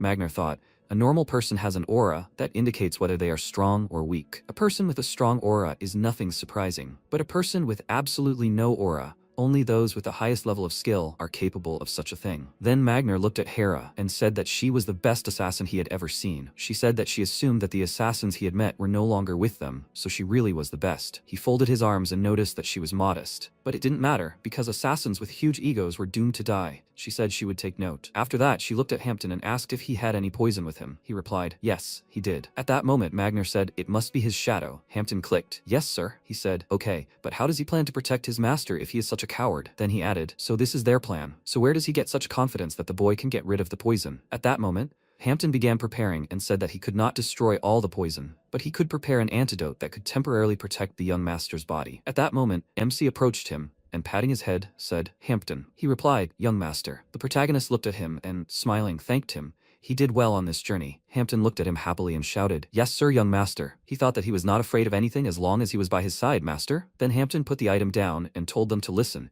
If he put this thing in his mouth, his body would be able to resist almost any poison. MC took it and asked if the effect would stop if he ingested it. Hampton said worriedly, "Yes, this can't be swallowed." The protagonist thought, the main character, Casson, has been sick for 3 days because of this poison. Now, knowing the story, it's easier to understand what exactly needs to be done, he thought. After all, he was the one who wrote this. Then he said that he would be right back. They should wait here. Hampton said okay. Magner smiled and said, "What a lot of fuss over this weak poison." The protagonist thought it was better not to answer them. They walked forward, and then he looked ahead, and noticing the dragon, thought that they had arrived. The place where the 1,000-year-old dragon breastplate is. The next second, he thought in surprise, over there, a bright light struck the ground, and a system window appeared in front of him, saying, 1,000-year dragon breastplate. He thought, 1,000-year dragon breastplate. This piece of cloth acts like armor and will protect his heart at least once, something like an extra life. Then he looked to the side, surprised, and wondered what this was. The text said that only the one claiming to be the successor would be able to read it. He thought there was writing on the ground. Since Magner hadn't said anything, he thought only he could see it thanks to the celestial eye. Then the teacher asked, so this is what Yahello wanted to give him? He wondered if this writing hadn't been made by him. There might be hidden things in this world that even he, as the creator, didn't know about. In any case, now he just needed to take it. The 1,000-year dragon breastplate. If he put it on. The next second, his body glowed with a bright light. He thought that it had turned into mana, that this was what would save his life. At that moment, the Grail said, "Wow, that was an interesting feeling." He had felt a little empty before. Then the protagonist pointed forward and whispered, "Now we need to go back." He was grateful, teacher. And Magner smiled, looking at him, and thought that if he wanted to thank him, he should pay. After a while, Casson asked, "Is this the artifact he took?" MC confirmed. It was some kind of armor that would protect his heart. He asked, "Armor?" He had nothing on. He said, "How can I explain it more clearly? It's just that the form of this existence has changed a little." He shouted in surprise, "What? He's not joking? This is very cool." The protagonist thought that he was definitely still a child, and then smiled, pointing his thumb at himself and said, "If he didn't believe it, then maybe he should try punching him in the heart?" he asked, with his fist. The next second, he jumped out of the water and swung his weapon. He asked if it might be better to try with a sword right away. The protagonist screamed in fear. What? He wondered where he got a sword in the bathroom from. He said, "Easy," and he screamed, "Wow, it really does feel like armor." At this point, Ludia, putting on the swimming ring, said that she wanted to play too. Hera calmly replied that it was forbidden. At that moment, a system window appeared, saying, "Note, the durability of the 1,000-year dragon breastplate is 32 out of 100. The artifact will be destroyed once the durability reaches 0. The durability of the 1,000-year dragon breastplate can be restored with mana." MC thought the durability had decreased because Casson liked the breastplate so much that he wanted to try out all its capabilities. After that, he asked, "Can he stand guard?" He was about to use some mana-infusing techniques. He smiled and replied, "Okay." He thought that today he had stabbed his friend in the heart with a sword. This is what his father meant when he spoke of heroic friendship. Then MC sat down in a meditative pose and began concentrating his energy. The system reported that the durability of the 1,000-year dragon breastplate had increased by 1, and the durability of the 1,000-year dragon breastplate was currently 33 out of 100. He thought that durability increased by 1 every minute, so in total it would take an hour. The system reported that the durability of the 1,000-year dragon breastplate was currently 100 out of 100. Then the protagonist looked at Cassin and said that he was grateful to him. "Good work." He replied, "No need, it's nothing difficult." "Well, they will see each other tomorrow, Larson." MC thought the main character he wrote. He said, "Of course." Then he called Hira.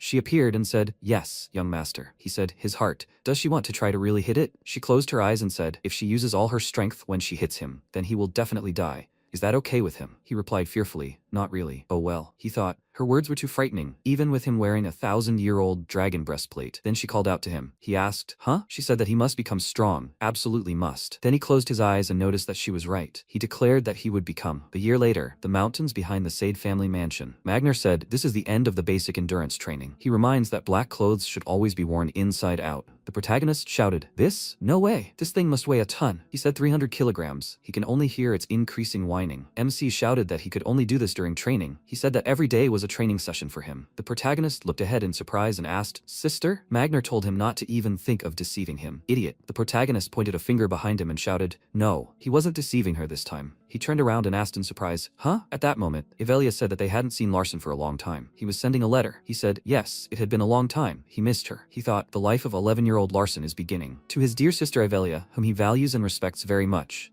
This is how the letter began, in which he wrote everything he wanted from Yahello. She said that she wished it had written love instead of respect. They were sitting on a bench, and MC asked, sorry? She said that it would have been better if he had written love too. He said, I understand. Then she covered her mouth with her hand, laughed slightly, and said she was just joking. So he wanted to leave Ludia with her? He confirmed it. Just before, the monkey was holding a banana and looking ahead with annoyance. The protagonist said, as he wrote in the letter, Ludia can't grow here anymore. She fought with the monkey over the banana and shouted that she would fry it to a crisp. Yahello said, so he wanted her to raise a girl who didn't even have Mytone blood in her? He replied that that wasn't true. She was bound to him by a special contract. She simply served him. She asked, and he said that he might as well obey her. She blushed with embarrassment, looking at him, and said that he meant that he would work under her. He replied, only if she took him. She said, then she needed to ask him something. He asked, what? She asked, what had he been doing all last year? He looked at her and thought, it's true. He hasn't developed as a mage at all. He frowned and thought that the quality and quantity of his mana had plateaued at the same level as a year ago. But he rose from his seat, focusing his energy, and said that he was focusing on creating a strong vessel within himself, capable of accepting pure mana. She asked, a vessel? He clenched his fist and said, magical combat techniques and superior mana press heavily on his body. He was creating a vessel that could withstand this pressure. If only she would believe and wait. At that moment, she shouted, Larson. He looked surprised and said, huh? I mean, yes. She asked who she was. In his opinion, he said, the pure-blooded heiress of Myton and the best candidate for the position of head of the family. The only one who walks the path of magic. That's who she is. She said she was his sister, and she didn't mention that his mana hadn't increased over the past year. She only asked what his strength had been a year ago. He thought he might have underestimated her. Like Kassan, she was starved for brotherly love. He must be the first in their family to write her a letter. He smiled and asked, sister, would you like to have dinner with him tonight? As is proper in family. She said, family, such a sweet word, so warm. He said that later he would bring her some flowers from the garden. The flowers that had just bloomed this spring were beautiful. After some time, he lay in bed and remembered the words. She remembers exactly what he was like a year ago. He must prove to her that he has changed. He sat up abruptly in bed and asked, prove how he has changed in a year. Yes, he called for Hera. She answered, yes, young master. He asked,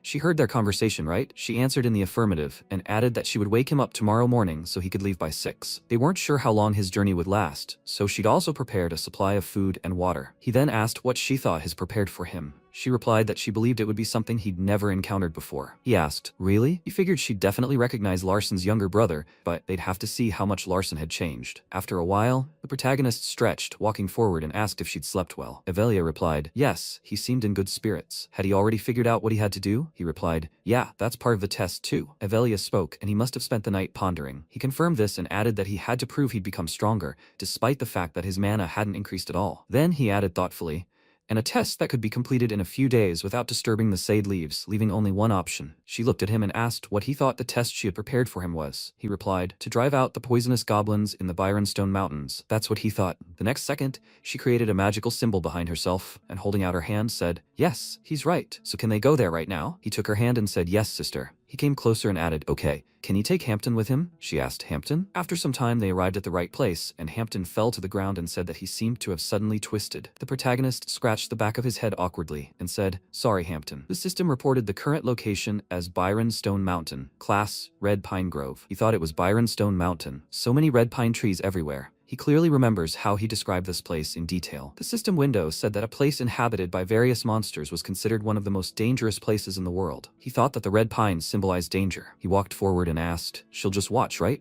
Yahello confirmed this until he died. He thought that she wouldn't bat an eye, even if his life was in danger and all his limbs were torn off. The next second, Hampton pointed forward and said, young master, he should look. There's a sign here. He looked at it in surprise, and a system window appeared in front of him, saying, a place inhabited by poisoned goblins. Dangerous, do not approach. He thought, this is it then. Hampton followed him and, trying to catch his breath, asked, young master, how much longer do they have to go? He replied that they were almost there. Hampton's face was covered in sweat from fatigue. He said that he said this an hour ago. Then MC stopped and said, it's somewhere around here. He should lay out everything he asked him to prepare. Hampton crouched on the ground, opened his backpack, and said, yes, sir. Yahello wondered if he took Hampton because he was afraid of the poisonous goblins. Then the protagonist pointed his hand forward and told him to scatter more. Yahello thought that Larson alone wouldn't be able to defeat the poisonous goblins, since they moved in groups. So she planned to get rid of the rest as soon as he killed a few. But it seemed he had prepared something more interesting than she expected. Then he said, okay, that will be enough. Hampton said, okay sir. Then MC asked, can he climb trees, right? Hampton said maybe he can, but he replied, no problem, he just needs to climb on his back. After that, he sat on his back, the protagonist began jumping from tree to tree, and Hampton cried out in fear, young sir. Watching what was happening, Yahello thought she was a little surprised. His movements were much faster than a year ago. That's when she used her stealth skill. Several monsters then caught the scent and stepped forward, and MC thought it was a whole pack of poison goblins as he expected. They charged, screaming loudly. Yahello whispered that mages shouldn't use this method. The protagonist sat down on a branch and said he knew. He didn't want to work for her as a mage. He wanted to be special. Then Yahello approached the goblins and said she now understood. They had devised this plan knowing that poison goblins lived in packs.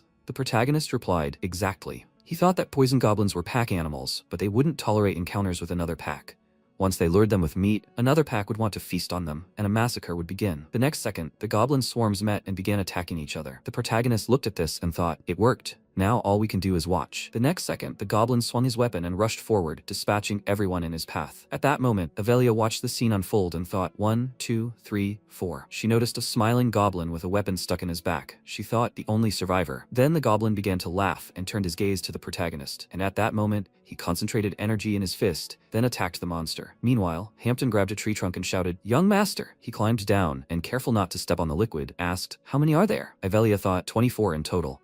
She wondered what her father would think if he saw that. On top of that, he wears a special artifact that protects his chest. He weighs, mind you, 300 kilograms. At that moment, MC said she probably wanted to see him use magic. Maybe if the goblins have some sort of pack, there must be a leader somewhere around here. He's marked all the caves along the way. He'll show them his path of magic. At that moment, Hampton looked away and thought, more goblins? After a while, they entered the cave, and the protagonist covered his mouth with his hand and said, it smells terrible. Yahello walked next to him and thought if the leader were a warrior, he would have already shown himself. However, if he's a healer, things are a little different. The next second, the goblin, trembling with fear, sat on the ground, a staff lying in front of him. The protagonist thought, bingo, the goblin healer senses his sister's presence, so he doesn't even dare move. At that moment, Hampton looked at the protagonist anxiously and shouted, is that the leader? And he thought, although Hampton seemed even more frightened, there were human remains near the goblin. Humans must be their main source of food. Well, whatever. He concentrated the energy in his fist and, swinging it for the attack, said goodbye to it. He thought, as they say, survival of the strongest. After that, he approached his sister and said, here is the magical combat technique he learned. She replied that she could see he was trying so hard. He was able to approach the goblin healer with such confidence because she was nearby. He answered in the affirmative. He felt protected by her. She said that having such a weak mind and will was not very becoming. He looked at her in surprise and asked, really? Then she laughed and added,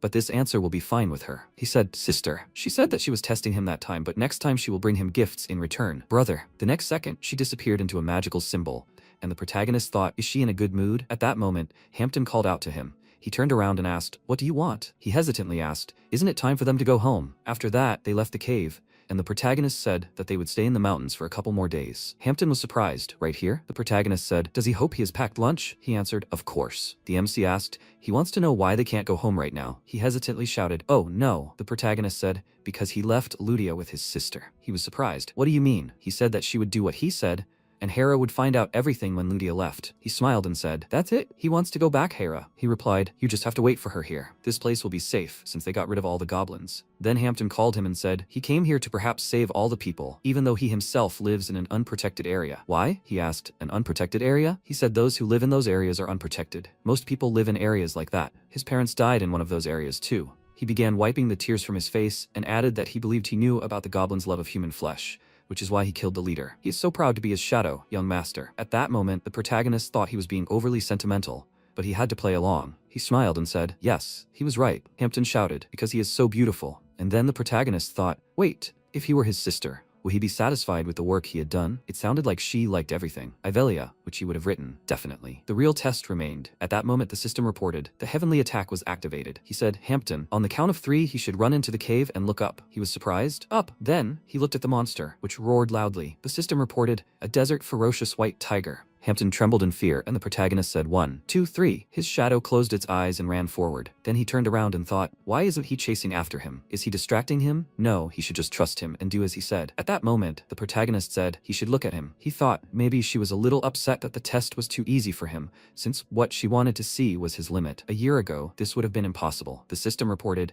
a magical combat technique for beginners, using the wind attribute. He thought he was catching a real white tiger. After that, he concentrated energy in his hand and said, the wind is so pleasant present. Then he clenched his fist and said, "Her test, he will pass this with ease." Then he looked at the monster and smiling asked, was he so confident in his speed? Well, he should try not to slow down. The next second, he rushed forward, while the monster moved after him, its toothy maw wide open. The next second, MC jumped aside and said that he apologized, but now he was finished. The system reported that proper weight distribution was being used. He concentrated energy in his fist, then delivered a powerful punch. It flew to the side and, looking at this, asked, "How was he? Still alive, huh?" The next second, the tiger roared loudly, and the protagonist thought it was about to strike again. He crossed his arms in front of himself. The system reported using magical combat technique for beginners, self-defense. The next second, he flew to the ground, and the system reported the 1,000-year dragon armor blocks all external attacks. The armor's durability is 62 out of 100. The protagonist sat on the ground, clutching his wounded body and gritting his teeth. He defended himself with all his might, but he still broke his left arm and rib. If he hadn't been wearing the 1,000-year dragon armor, he would have died on the spot an hour ago. Then he used self-healing and thought, even though he was faster, the tiger was superior in both attack power and defense. He should hide in the cave where Hampton was now and come up with a plan. After some time, Hampton placed a crushed plant on the protagonist's wound and shouted, "I apologize, young master." He asked him to kill him. He wondered why he should kill him. He thought, self-healing uses a lot of mana. He should conserve some mana while he wasn't in critical condition. At that moment, his shadow, with tears in his eyes, said he would not have been injured if he had used him as bait and run away. Then the protagonist noticed that he was mistaken, and he said that it was an honor for a shadow to die for its master. After that, the protagonist stood up and told him to shut up. He said, "Young master." MC said, how would he know if he had never died? Hampton wanted to object, but the protagonist, still holding his hand, asked, how would he live if his shadow was dead? He would never let him die like that. At that moment, Hampton thought that he, like the young master, had done much more than he thought. Then they heard a loud roar. At that moment, the tiger was approaching the cave, and Hampton asked, "Can't the tiger come close to the cave?" The protagonist looked away and said, when they came here, he felt something was wrong. He asked, "Is it wrong?" He said, "For an area inhabited by a large number of goblins, there are very few of their tracks here, outside the cave. This means that for some reason, the goblins were forced to remain in this cave. Consequently, the waste from the goblins' poisons was accumulating, and the white tiger won't come near the cave, since it's susceptible to the poison." The next second, Hampton raised his leg and said, "Gare too, young master, perhaps." Before he could finish speaking, the protagonist said, "That's right, Yahello imprisoned the goblins here." He smiled and said, "And she did this to make this place safe from the white tiger." He slammed his fist into his palm and added, "Like this. Now they just need to wait for Hera to arrive here?" The protagonist replied that wasn't true. Hampton looked surprised. "No?" MC then folded his arms and said, "Of course, that's the safest option, but not the best. They'll kill the tiger before Hera gets here." Hampton cried out in surprise. "A white tiger?" He asked if he could make a paralyzing potion now, right? He replied that he could, but how much potion would he need to paralyze such a huge tiger? He said he didn't need to completely paralyze it. Hampton asked, "Then how much?" He replied, the same amount, to calm him down. He thought that if he passed this test, Yahello would reward him in full. After some time, Hampton said, "It's done." The protagonist ordered to smear the goblin's body with it. Hampton, looking at the body, asked, "A goblin's body?" The protagonist added he should also cut it into pieces and smear it. He was surprised. "Cut it?" The next second, MC threw several parts of the body covered in the substance forward and looked further. He began to think, 58, 59. It must have been 30 minutes already. That's right, the sultry hour of the day has arrived. The white tiger is exhausted. It is impossible for an 11-year-old mage to catch this very white tiger in the world he created. This applies to everyone in this crazy world, not just mages. He is sure Yahello understands everything perfectly well too. That's why she gave him this impossible test. She would like to see how far he has gone. He concentrated his energy in his fist and thought, now he must properly show her everything he'd learned over the past year. 2 years had already passed since he possessed Larsen's body. Now Larsen had 7 years left to live. His death was predetermined. He must change this world, no matter how, to become stronger than Yahello, Dekatra, and the main character Kassan. The next second, he walked forward and said, "Well, they'll begin the second round." He thought he'd come back alive. At that moment, a system window appeared in front of him, saying, "Note, Larsen's character has shown firm determination. Counterattack tactic unlocked." He thought in surprise. Counterattack tactic? Then the system announced, "Counterattack tactic in use." He saw a bright light ahead, and Hampton thought in surprise, the young master's mana has increased to the fourth circle. At that moment, the system reported that he could maintain the counterattack tactic for up to 3 seconds with his mana. Automatic activation of slow flow. He thought of the counterattack tactic as a skill that released all his mana in the blink of an eye. The basic law of fighting spirit that Magner taught him. Not long before, he said, "Strength, destruction, severing, and death." Strength is needed for the strength of his body and spirit. Destruction is for the destruction of his body and spirit. Severing is for creating lines on the surface. Death is for creating points from lines. This is the basic law of fighting spirit. Then the protagonist sat on the ground, holding a bucket of water on his head, and said that he didn't understand at all what he had just said. Magner said, in other words, mastery of will. The protagonist caught a butterfly in his hand and asked, "Will, what's so important about that?" He said the 4 basic laws will affect will. Instead of talking, it's better to show him once. MC smiled and remarked that this was a great idea. What about him? Before he could finish speaking, Magner clenched his fist and said that if he unclenched it, the earth would split in 2 and then begin to crumble. At that moment,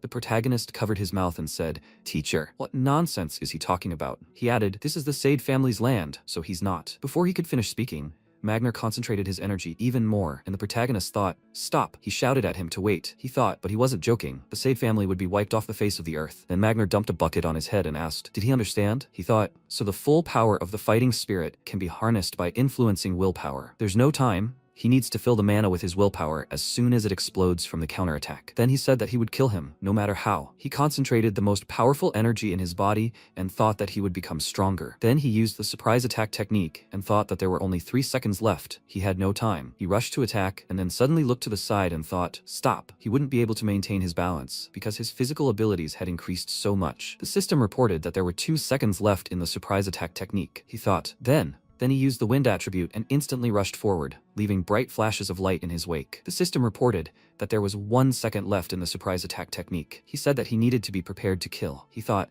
this is how to use fighting spirit. He thought that he must kill the white tiger. The next second, he concentrated his energy even more and delivered a powerful blow, causing a huge explosion. At this moment, Hampton, observing what was happening, placed his hand on his chest and said, young master. The next second, the system reported that he had completely expended all his mana. Surprise attack technique completed. Heavenly Eye completed. MC said he was grateful for the reward. The next second, he fell to the ground, and Hampton ran up to him in alarm and shouted, young master, is he okay? Then the Grail spoke desperately. His body felt very strange. He was completely exhausted. He had felt better before. The protagonist thought that not only could he not move, he barely even had enough strength to say anything. This skill has very serious consequences. It will take a long time before he gains the necessary dexterity. The next second, Hampton heard loud sounds, looked ahead, and cried out in fear. Another white tiger? MC raised his head and thought, another one? Just as he thought. At that moment, Hera walked forward. He thought, she's here, Hera. She approached the monster's body and said that she would give it a little rest. The next second, she delivered several slashing attacks and said that she was glad that the 2 of them were okay. Hampton looked at her and said that she was scarier than a white tiger.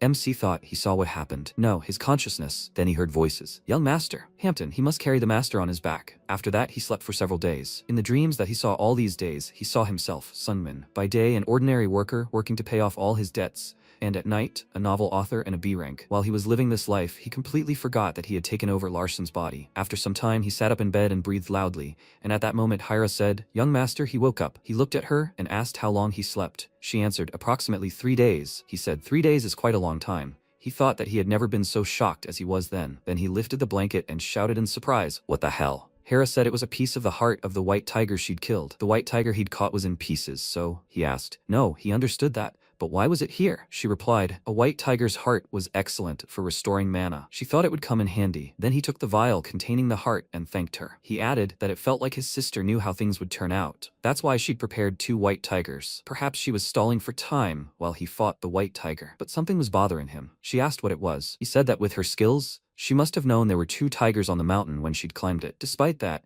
she'd walked slowly while carrying the white one, and he didn't think it was because the tiger was heavy. She said that whether she carried the tiger or not didn't affect her speed. He thought he had no doubt about it. She was supposed to be the best assassin in their fantasy world. He then said he was sure his sister, Yahello, had asked her to do something, but knowing her personality, she probably agreed. And his sister wanted to test him, but his protection came first, and his sister would use restrictive magic, preventing her from moving any faster. Then, Hera closed her eyes and noticed that he was 100% right. She thought the young master wasn't talking to her. The only one listening right now was Lady Yahello. Then the protagonist got up from the bed and said, well, since he'd finished his homework, maybe he should get back to training. She asked if he was feeling well enough. He replied that she shouldn't worry. He wasn't one of those weaklings. At that moment, Yahello was in the sky, and the next second, she disappeared into a magical symbol. After a while, Dekatra asked if he was doing well. Yahello answered that he was, and that he was currently holding on to the second circle with ease. He said that a year ago he had something to brag about, but his current state was significantly inferior to his previous one. She said that she planned to make him one of her confidants. He said that the squabbles between them, guys, were their own business. He wanted to know something. She answered that she did.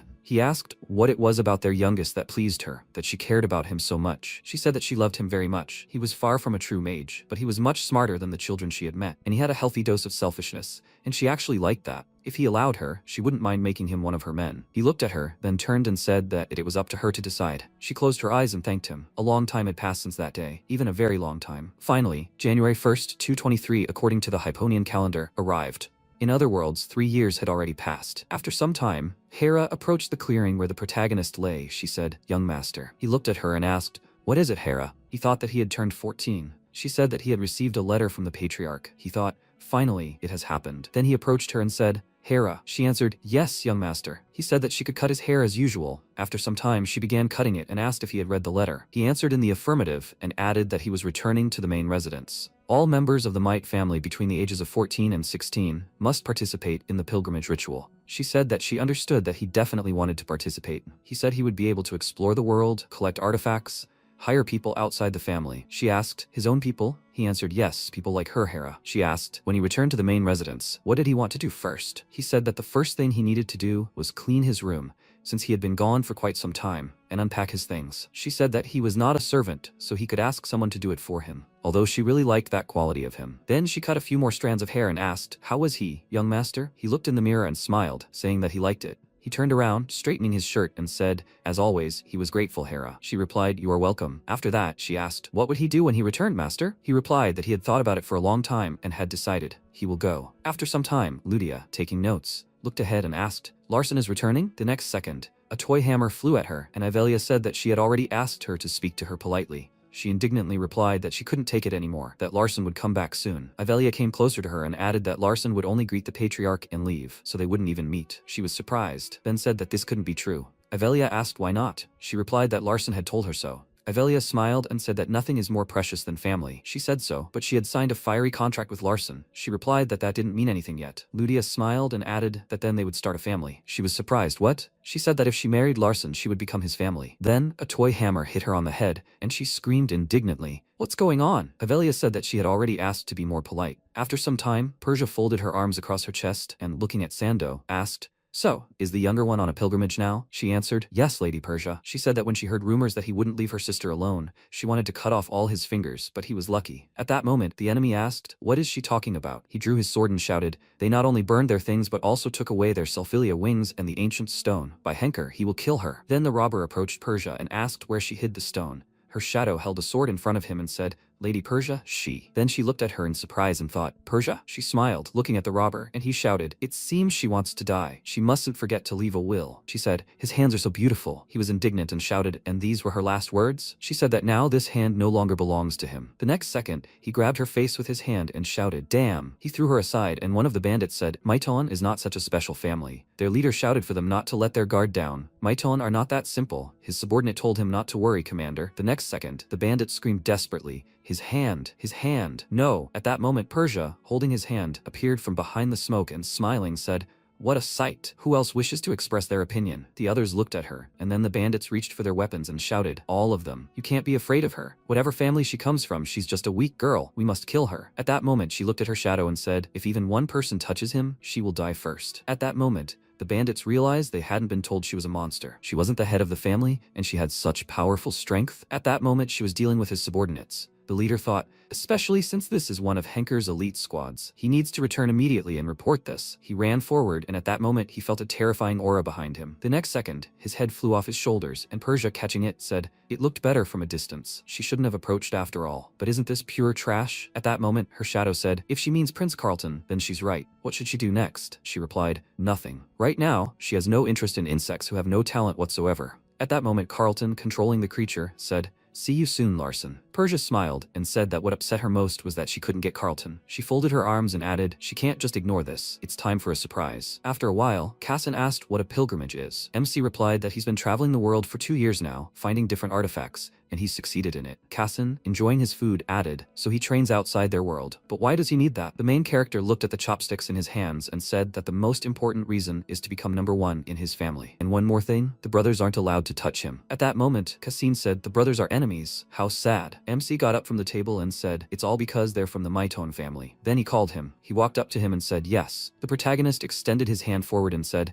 even when he returns home, they'll remain friends, right? He shook his hand and said, of course. After a while, Hera said that she would help her. Soso shook her head and said she would do everything herself. Hera sat opposite her and said that in that case she would have nothing to do. She replied that Hera was not her maid. She shouted, then she was asking her to let her be her maid. She answered negatively and Hera was indignant, asking why. She replied, it's because she does it better than Hera. She blushed with embarrassment and noticed that this was true. Then Soso said, still, if they returned to their hometown, would they still be so close? Well, she didn't know either. It's all right, Hera. There's nothing wrong with that, right? And then Hera rose to her feet and she asked, will Larson come? She confirmed it. Then she looked away and said, she's sure Larson likes Hera very much. She said, the master shouldn't relax for her sake and for his own sake, and even for his own. The next second she disappeared. And at that moment, the protagonist approached the door and asked, Mom, does she know that they are returning to the city tomorrow? She replied that she knew. He said that he would like to visit his father first. She replied, yes, of course. He added that he would like his mother to go there with him. She was surprised. If she meets him. She cried out in fear. He said that everything was fine. He would protect her. And there was one more thing. She began to cry, and he said that he wanted to ask her. At that moment, a system window appeared in front of him, which said, note, there was a plot change. After a while, Soso smiled and said that she was here. Hera appeared next to the stairs and asked how she knew.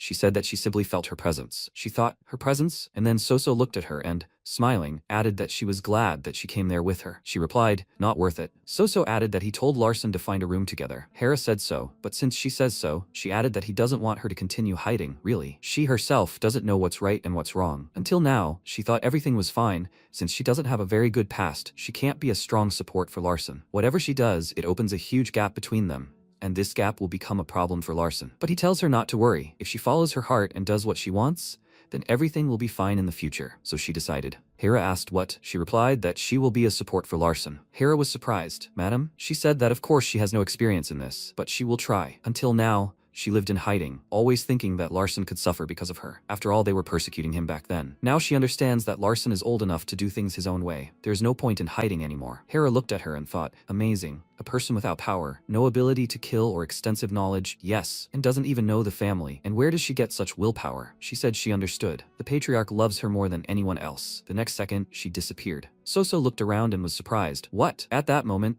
Hera covered her mouth with her hand and thought, how dare she discuss such things with her? What did she even say? If they found out about this, she could die. Why did she blurt that out? The next day, MC said, the master is returning. He replied, yes, he must be careful and should not write letters. They have enough problems as it is. He replied that he remembered. Then Magner folded his arms across his chest and added that they should not even mention that he was their teacher. Otherwise, they should expect consequences. The protagonist replied, yes. And then they walked to the carriage, and he, turning around, added, master, he will definitely write to him when he arrives. He said he wasn't listening to him at all. The next second they set off, and MC thought he'd be back in Mitone town. Looking after the carriage, Magner said he was willing to bet there wouldn't be any letter. At that moment, the protagonist thought this is what he was thinking. There should be a mage from the residence standing at the teleporter. Who could he be? After a while, everyone got out of the carriage and MC said, Hira. She replied, yes, sir. He approached the gate and said, there should be a mage from the residence here, since they crossed the Black Sea. And who could it be? She said, I think it was. The next second, Evian emerged from the portal and the protagonist shouted in surprise, Evian. She said, the librarian of the Star Library, Evian, greets them. He thought, the Ice Witch. That must be the one with the bounty. He smiled awkwardly and said,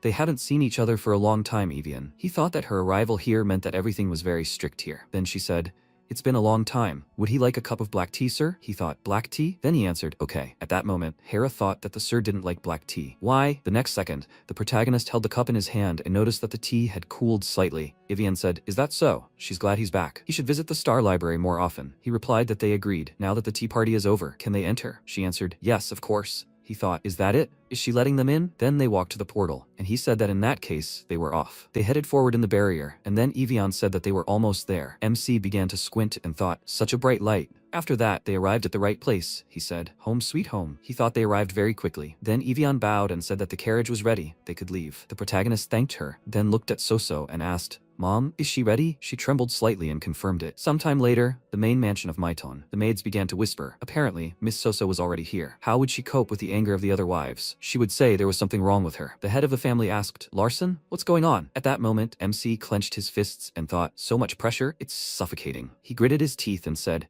he must keep his mother safe, and doesn't he want her to be safe? He asked, where did he get that from? He replied that spouses should love each other, right? Doesn't he love Mom? They looked at each other, and then Decatra said, in order to protect her, he must tell why why he brought her here. He said, Mom will no longer run away and hide from him. He remembered his father doing everything he could to keep his mother in a cage, but they would change the future. He realized a lot. The world they lived in wasn't a world. Using power to subjugate people was normal for them. Takatra noticed that he was right. Humility is for the weak. He thought, he's so protective of Soso. He remembers him being a coward. Then the protagonist added that since he's no longer a helpless child, he has no choice but to humble himself. His father noticed that he was right. The protagonist was surprised, thinking how easily he admitted it. At that moment, Soso said she wanted more power. The protagonist looked at her in surprise, and she said she didn't have the power to protect Larson. The only power she had was him. The protagonist asked, isn't that enough? Father is the strongest man in the world. After a while, Takatra asked what he thought. Senkan replied that he never thought the head of the family would be so worried. Takatra came closer and asked what advice he would give him as a friend. He answered when he told him not to look to the future, but to the present. Takatra put his hand to his head and asked, did he say that? He said, because he has always tried to live in the present. His life is real. That's why he is here now. After that, he bowed and said, Takatra, the friend of his youth, had no sense of fear. Therefore, he completely trusts and respects his every decision. He must trust his heart. Then Takatra smiled, folding his arms across his chest, and said that he was glad that he thought of him that way. He said, before meeting Layla, his world was full of ambition and purpose. But as he knows, a year ago she died of an unknown disease. She was his world. She replaced everything. Layla is no more, and he deeply regrets it. After all, at the time, he was unable to save her. Every day was torture for him. But now, perhaps he regrets it less. The head of the family, he wished his world were a much kinder place. Sometime later, in the autumn mansion, Hera was lying on the bed, then suddenly opened her eyes and, standing up, walked into the protagonist's room. She pulled a dagger from the portal and sharply pointed it forward. And at that moment, the weapon pierced the hand of Senkan, who appeared and said that her skills had not changed. He did everything possible to enter here unnoticed. She asked, Senkan, what's going on? He looked at his injured hand and said that he had come to pick up young Master Larson. She asked, by whose orders? He replied, by the head of the family's orders. She was surprised. The head of the family? He asked, did she think he was joking? She asked, does he even know what time it is? He said in any case, the head's orders come first. Hera said that in that case, she would accompany him. He replied that she should do whatever she wanted. Time was passing. She hadn't changed at all. She remained silent, and then he began concentrating the magical symbol and said that she could lower the knife. He would not touch it. He looked at her and added, she was still ready to give her life for him, right? Although there were no orders. After some time, they found themselves in Dekatra's room, and Hera, kneeling, said that she greeted him, sir. Senkan said that he had brought young Master Larson. He said, excellent work, Senkan. And why was Hera here? Hera said that it was necessary to ensure his safety. He asked, isn't Senkan someone who can be trusted? She answered, of course. However, she believed that trust should not influence the way she works. He said, right, Hera, she should calm down. He will only perform the magical ritual. She replied that she thanked him, sir. At this point, MC asked, can he stand up now? He thought he had been put under a sleeping spell. He rose to his feet and looked at Takatra and asked, Father, what's going on? He replied that the Maiton family had many magical techniques, including a body strengthening technique. From now on, he would draw a tattoo on his arm and begin the Dakatra procedure. The protagonist countered that he needed to know what that was. He mused that it must be a very remarkable procedure to have named it after himself. His father replied that usually, other people immediately agreed when he did something like that. He rose from the floor and wondered where he was. MC noted that the time and place were very strange. He tried to analyze the area, but a system window appeared, notifying him that this space could not be analyzed by the celestial eye. The protagonist remarked that he still didn't understand why his father was doing all this secretly, and at such a late hour. Takatra explained with a smile that it was simply for his convenience. Also, his technique could be poisonous to him. He asked, why is he doing this then? His father replied that he saw potential in him. Suddenly, a magic circle appeared around Larson, completely enveloping his body. He thought he heard something glowing. It was incredibly painful.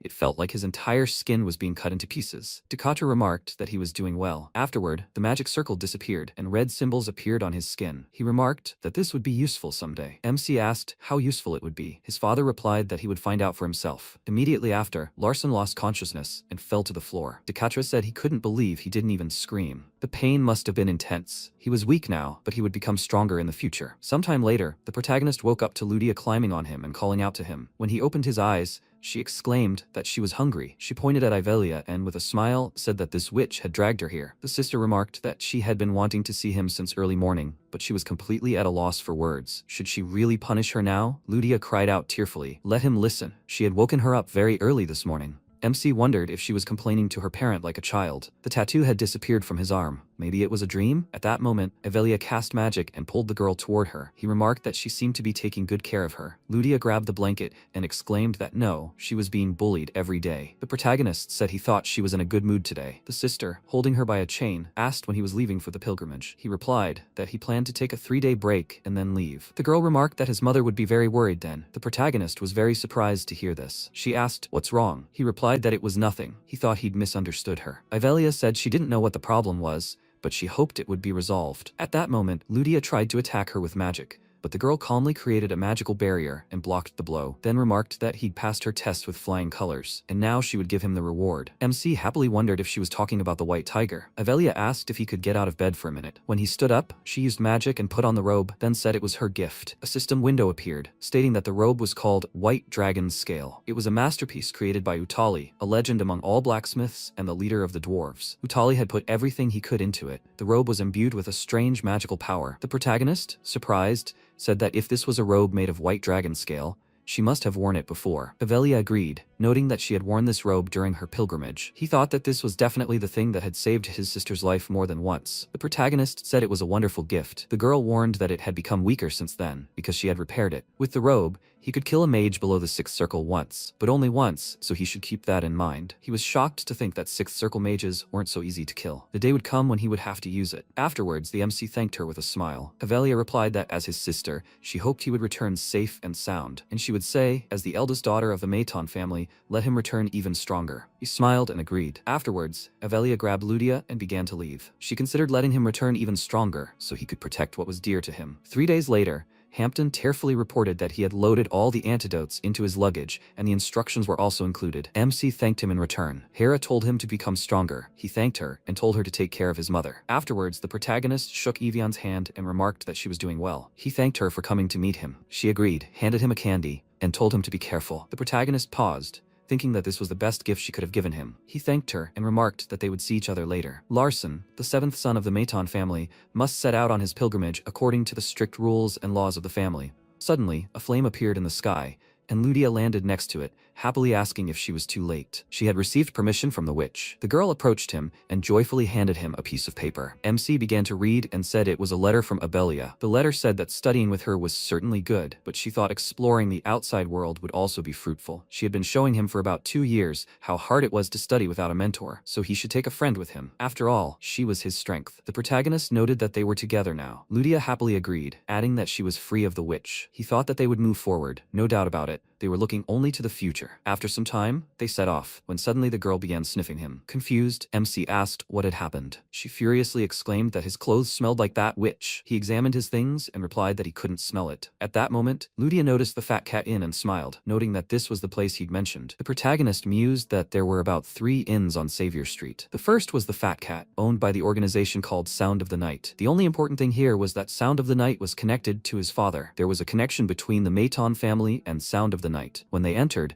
the protagonist said he was on a pilgrimage. Brig, a member of the organization and an informant, greeted him and noted that the price was 30,000 grains per night. 35,000 if they ate. They had to leave at 12, but if they were late, it was okay. They weren't busy right now. MC approached the counter and asked if he would show them to their rooms. Brig pointed to the stairs and suggested they go up and to the right. Their room was the third, the largest. He wondered, perplexed.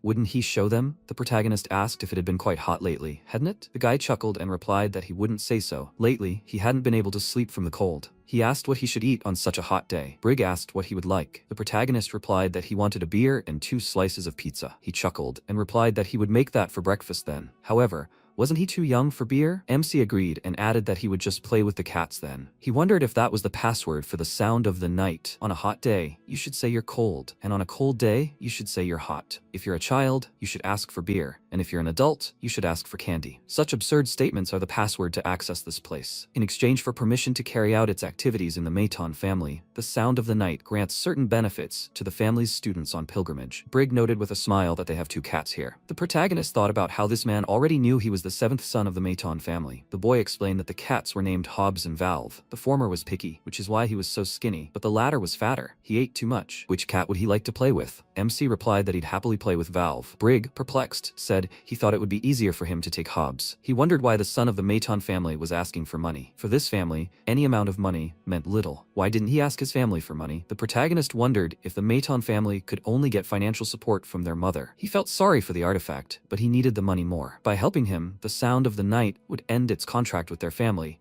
and the inn would close. Afterwards, he and the girl began to climb up to his room, and Biggs glared at him. After a while, Decatra asked how Larson knew about this. Senkan replied that he might have found the information in the library. He wondered if he'd found the book he needed in the library himself. The boy explained that maybe Evian had helped him. Decatra asked that he thought librarians maintained neutrality, didn't they? He said that Evian seemed attached to the youngest. The patriarch remarked that the other children wouldn't stay in some old inn or read such boring books. Senkan wondered if he'd planned all of this. He replied that the odds were equal for everyone. The boy smiled and said he seemed to be enjoying himself. Decatra explained that he was the only one who had followed his intended path. In that case, today was the last day of the Fat Cat Inn. The next day, the protagonist woke up to find bags of gold in front of him and joyfully asked, how did he manage to do that? He didn't even hear anything. He thought about how much gold there was, roughly 3 million grains or 3 billion won. That's enough for 2 years of luxury living. At that moment, Ludia woke up and asked, what's this? When are they going to have breakfast? She'd been dreaming about cats that day. MC noticed she was dreaming about cats because she was sleeping in a cat hotel. It suddenly dawned on him,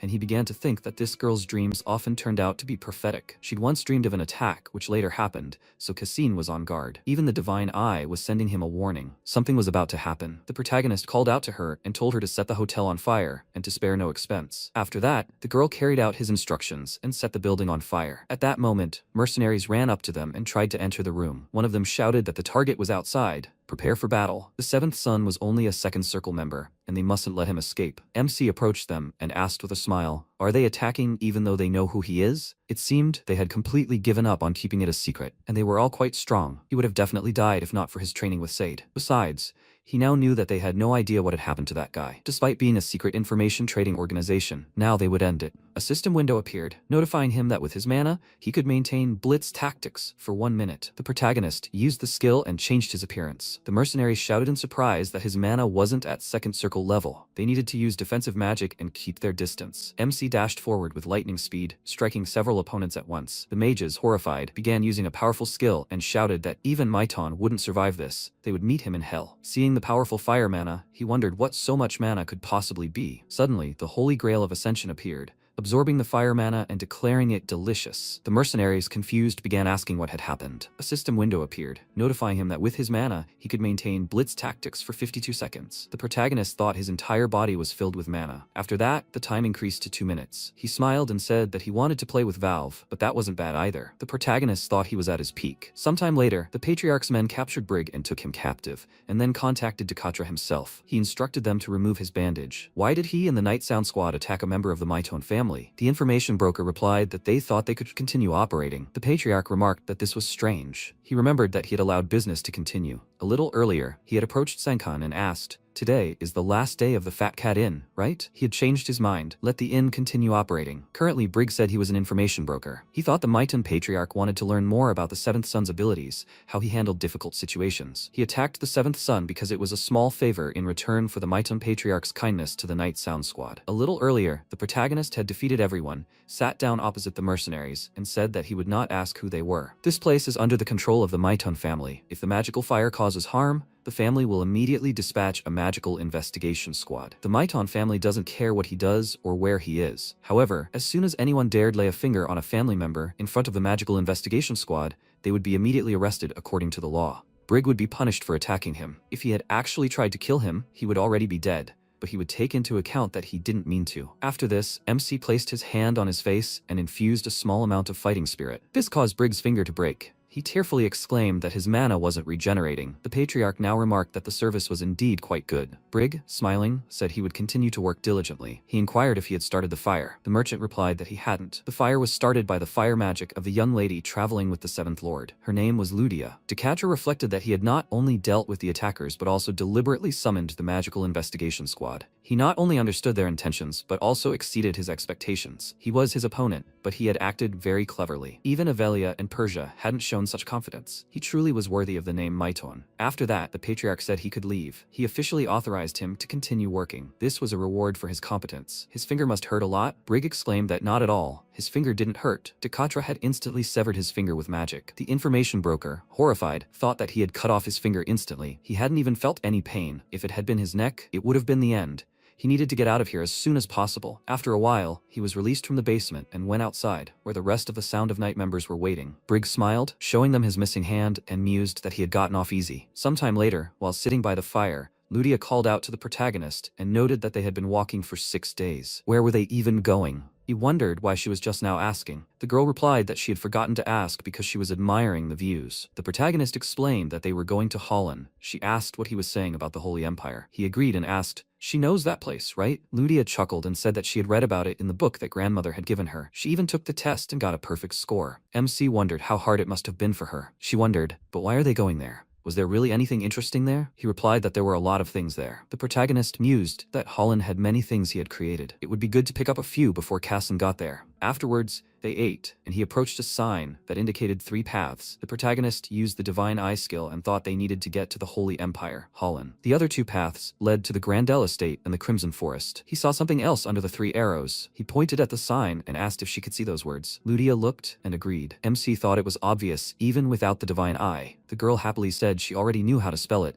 Holland Holy Empire. He pointed out in confusion that wasn't it. Could she see the writing underneath? She looked closer and asked if there was anything else. She seemed to have good eyesight. The protagonist thought that, come to think of it, when he followed Master Magnar to find the chest plate of the 1,000-year-old dragon, it looked very similar to those words. A system window appeared, stating that automatic translation had been used. The sign read, "Things for his descendant." Suddenly, the Grail appeared, anxiously warning that it was absorbing all his mana. The protagonist considered doing nothing now. The spirit exclaimed that it was his mana. Of course, he could sit quietly if he praised it. He thought how good he was for enduring this so calmly. The Grail exclaimed, "Let him praise him some more." The MC touched the tablet, and suddenly another inscription appeared, stating that whoever could find his things would receive the chest plate of a 1,000-year-old dragon, or they must have the golden teeth of a white swan, the eye of a wild beast, the staff of Harlan, and possess the Divine Eye. Ludia noted that there was a lot written there. Suddenly, a hologram of a man appeared. He introduced himself as Kirtel and said he was pleased to meet his descendant. The protagonist, shocked, realized this was the legendary Archmage,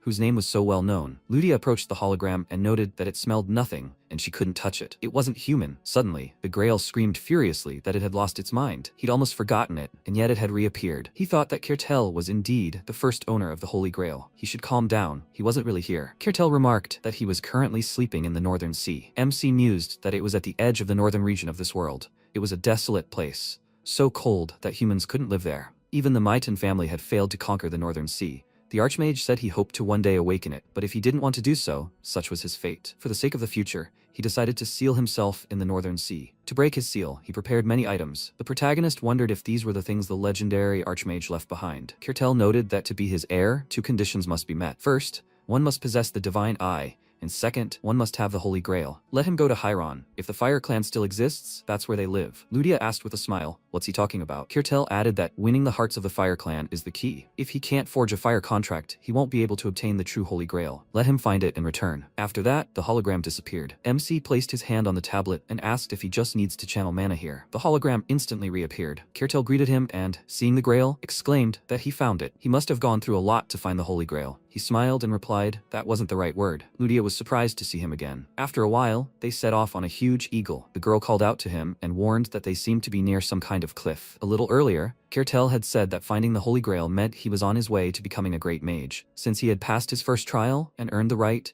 he would make several orders for the future generation. If he developed according to his orders, he would be able to discover the whole truth. After this, a fang appeared in the protagonist's hands. He wondered if this was the whole truth. A system window appeared, notifying him that this item was called the Fang of Loyalty. It was a fang containing the loyalty of the Golden Tiger tribe. MC thought this was too difficult. They needed to find the Golden Tiger tribe first. For now, he indicated that they needed to move forward. Ludia agreed and thanked the bird for its help. Afterwards, they jumped down. The protagonist used the wind attribute and landed easily, musing that now that he was used to using attributes, everything was much easier for him. The girl happily landed next to him and remarked that it was fun. She wanted to do it again. He replied that they didn't have time. She asked why they had come here. The protagonist explained that they needed to find the Crow clan. Ludia recounted that her dad had said that the Crow clan were such cowards that it was impossible to do business with them. So how was he going to find them? He pulled out a bag and replied that he had his own method. Afterwards, they set off, scattering coins along the way. Ludia remarked that this was wasteful. MC replied that it was only 1 grain. He reflected that he had 300 million, so everything was fine. After that, the Crow clan members began sweeping up all the coins. Larson noticed this and thought, excellent, they're picking this up, though still with caution. The Raven clan dislikes humans. Long ago, Raven clan wings were luxury items for humans, and this can be seen even now. Therefore, for survival, their descendants' DNA is ingrained with a fear of humans. The next day, they set up a small camp and pitched a tent. Ludia, lying on the ground, said she was bored. He was wasting his time. MC asked if she didn't like doing anything. She replied with a smile that she loved being lazy. She wanted to stay here forever. He noted that they would need a little more time, so let her rest. Suddenly, a squad from the Raven clan approached them, and everyone knelt. One of them fearfully asked if he had any more gold coins. The protagonist thought they had overcome their fear. He showed them the bag and noted that he had a lot of gold. One of the ravens excitedly asked if he would give them more. The protagonist agreed and tossed them a coin. The crows then descended into chaos, scrambling for coins. One of them remarked that his family was struggling. Would he give him more coins? He smiled and agreed. Tuma joyfully exclaimed that he was now rich. How could he repay him? MC showed them the tusk and asked if they knew what it was. The crows were immediately horrified by what they saw. Ludia, perplexed, asked what was wrong with them. He replied that it was because they knew the tusk's owner. MC reflected that before describing the Crow clan, he had seen an article. He hadn't read it closely, so he didn't remember what it was about. But when he wrote the extras, he incorporated it into the setting. He remembers initially describing them as those who don't like to remain in debt. The crows screamed in horror, saying it was the tooth of a stupid tiger. It was the murderer who ate Nak, but they still had to repay him. Ludia chuckled and noted that the crows had said they would thank him. They were very sweet. Tuma approached him and introduced himself, then asked his name. The protagonist told him his name. The crow said it was nice to meet him. He knew where the stupid tiger was. He thought he must be referring to someone from the Golden Tiger tribe. This tribe isn't that numerous, or rather, there are very few of them, but they are famous for their strength and don't need to increase their numbers. If there were more of them, they could become the masters of the continent instead of humans. Tuma tearfully said that this stupid tiger is evil. He eats them. MC thought that the nature of the Golden Tiger tribe is to hunt those weaker than them. That's just the way nature works. Ludia might be harmed during this meeting. He called out to her and asked if she could wait for him here. The girl replied with a smile that she also wanted to see the tigers, but she would wait if he said so. The protagonist thanked her and remarked that he would return soon. Let Tuma lead him. The raven agreed, terrified, saying that he was terrified but he would lead him. He tossed him a coin and said it was for his work. The raven joyfully exclaimed that he would repay him. Now he lived well. The other ravens began to say they were envious. The protagonist thought that he had probably spent 12 grand. Sometime later, near the Grandel family mansion, Magner shouted if he could stop with his moralizing. What did he expect from him? When they all died from one poke? He was afraid to teach the youth when they were all so fragile. Volutador Grandel, the head of the family, replied that he suggested he drop the matter. The old man exclaimed that those bastards had said they wanted to take Rosalind Grandel as their concubine. Supposedly, they would help her give birth to a healthy child. He asked in horror that he hoped they died in agony. He should have tortured them to death. In his place, he would have cut off everything that moved. Magner asked if they weren't supposed to kill without unnecessary torture. Volutador replied, people, yes. The old man remarked with a wry smile, if anyone else heard him now, there would be something going on. How could an honest, upstanding, great and kind, holy king of mercy say such a thing? He replied that it didn't matter. They would return to what they had discussed before. How much had he taught Larson? Magner replied that Grandel's 4 fundamental wills and 3 fundamental martial arts, but that could be found in any bookstore. This sly man had learned something more important. Volutador asked if he'd made another mistake. The old man asked if he thought he only made mistakes. That bastard had absorbed his fighting spirit. The leader exclaimed in horror that it couldn't be. Fighting spirit and mana were fundamentally different. He was saying there was now a mage with both mana and fighting spirit? Magna replied that right now, he seemed to be simply copying him. He had an incredible body that could withstand this. Volutador shouted that if this caused anything that could harm the Grandel family, it would be bad. The old man said he knew this and would accept responsibility. If that day came, then as this idiot's teacher, he would kill him with his own hands. Meanwhile, Ludia, remaining near the tent, remembered how Avelia, having shackled her, had asked if she intended to go with Larson. She would only get in his way. After all, she was weak. She wouldn't allow a lesser being like her to harm one of the Maiton. Now the girl is thinking that she's weak, and she knows it. She wants to stay with Larson, but she's a burden to him. She wants to become strong. No, she will become stronger no matter what. Fueled by motivation and a multitude of emotions, she flared up and created a huge pillar of flame. MC noticed this and wondered if he just sensed her mana. A system window appeared, notifying him that a variable had appeared that affected the plot. The character Phoenix's child was determined to become stronger. The fire god Phoenix gazed lovingly upon her child. He was shocked to think that a phoenix had appeared. The fire tribe, which worshipped phoenix, was so powerful that it conquered the entire continent. But the more divine power the fire god absorbed, the weaker the tribe became. He didn't appear often in the plot. After all, he didn't prescribe specific actions for him. He didn't think any god had much influence on Kassan. Then there was only one explanation. His divine eye and Kassan's divine eye were fundamentally different. Suddenly, Tuma smelled the enemy, took off in fear, and shouted that he had repaid him. The MC considered this. The fact that a member of the cowardly Crow clan had brought him here was already impressive. At that moment, he noticed Mirang of the Golden Tiger clan, finishing off an animal carcass. The protagonist wondered if she was a woman from the Golden Tiger tribe. He was quite far away from her, but he still sensed her strength. She noticed him and asked, "Is this a human child?" He replied that he had come to meet with the Golden Tiger tribe. Mirang began to leave, saying she didn't deal with children. This time she would let him go, but next time he should come with adults. The protagonist exclaimed that he had a question. He wondered if he should show her the Fang of loyalty. No, members of the Golden Tiger tribe only speak to those they deem worthy. The Fang wouldn't help him now. The girl turned around angrily and remarked that she had just given him a chance to save his life,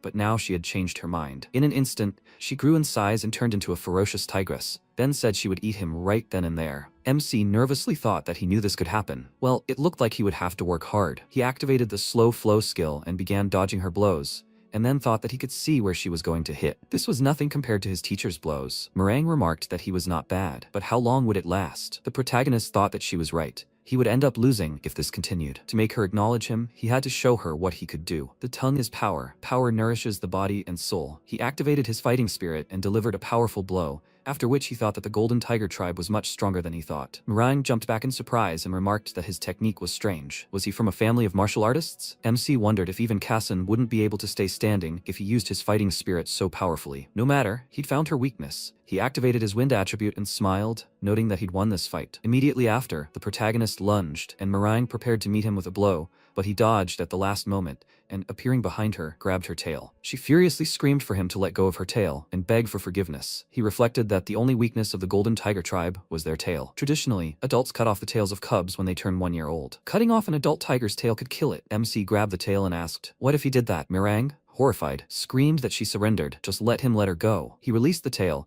and asked if she acknowledged him. The girl assumed form, jumped back, and said she had been careless, losing to such a boy, but it was her fault. The protagonist sighed and offered to talk. Mirang remarked that she would have no problem killing him right now. Why would she talk to him? He remarked that an honest member of the Golden Tiger tribe would not do such a thing. She wondered in disbelief, where did this horrific child come from? What kind of family of martial artists could know so much about the Golden Tiger tribe? Mirang introduced herself and asked what he wanted to talk about. MC pulled out a fang and asked what she knew about it. She exclaimed in wild shock that it was Tutanka's fang. It was one of the relics left by the hero of the Golden Tiger tribe many years ago. It was the treasure the Golden Tiger tribe was seeking. She had heard that the tribe was searching for it all over the world, although she didn't know whether that was true or not. He wondered if this was some kind of legend. Mirang, perplexed, asked how she even knew it was Tutanka's fang. She'd never seen one before. The protagonist wondered what she would have done if he'd shown it to her from the start. She stood up and asked what it meant. Who did he think she was? She would have simply eaten him and taken the fang. He wondered why she wanted it. Mirang joyfully exclaimed that with this, she could enter the Golden Tiger tribe's village. The MC thought about how they lived alone. What was she even talking about? He asked why the Golden Tiger tribe suddenly decided to gather at the village. The girl replied that at first it was because of the hunter. This woman killed every member of the Golden Tiger tribe she met. The tribe would have been wiped off the face of the earth if they hadn't united, so they all began to live together. The Golden Tiger tribe began to build up their forces to hide from that woman,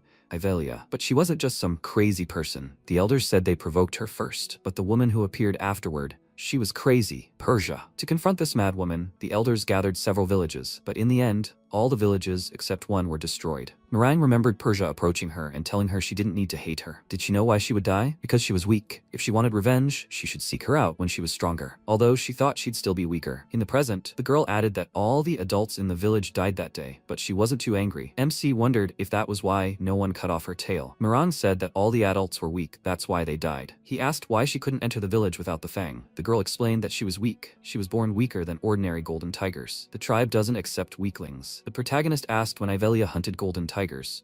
Murong replied that it was about 6 years ago. He asked how old she was. The girl replied that she was 5. The MC, perplexed, exclaimed, "Why did she call him little?" He thought, he knows they mature differently, but this is just weird. The protagonist asked, "So, does that mean he can enter her village with this?" Murong replied that he can enter not her village, but the village of the Golden Tiger tribe. She doesn't live there. Suddenly, a system window appeared, stating that this is now Tutanka's fang. Kirtel's quest will appear as soon as he places the fang on the Golden Tiger tribe's altar. The MC thought the altar must be in the village. He wondered if he could go with her. Murong agreed and warned that she couldn't promise anything. She'd likely be beaten and thrown out, and he'd be eaten. The protagonist, perplexed, asked that this could happen even with a fang. The girl replied that they could just take it, but she'd take him there if he wanted. He thought about how she seemed so eager to go. This was a monster that could easily deflect his fighting spirit, and an entire village of monsters considered this monster weak. If he couldn't overcome this obstacle, he'd never reach the level of his sisters. He could handle it. The protagonist pointed forward and asked where it was. Murong replied that the village was in the Dragon Mountains. After some time, they returned to Ludia. She joyfully exclaimed that they were going home. She would see her dad. He mused that her hometown, Hiron,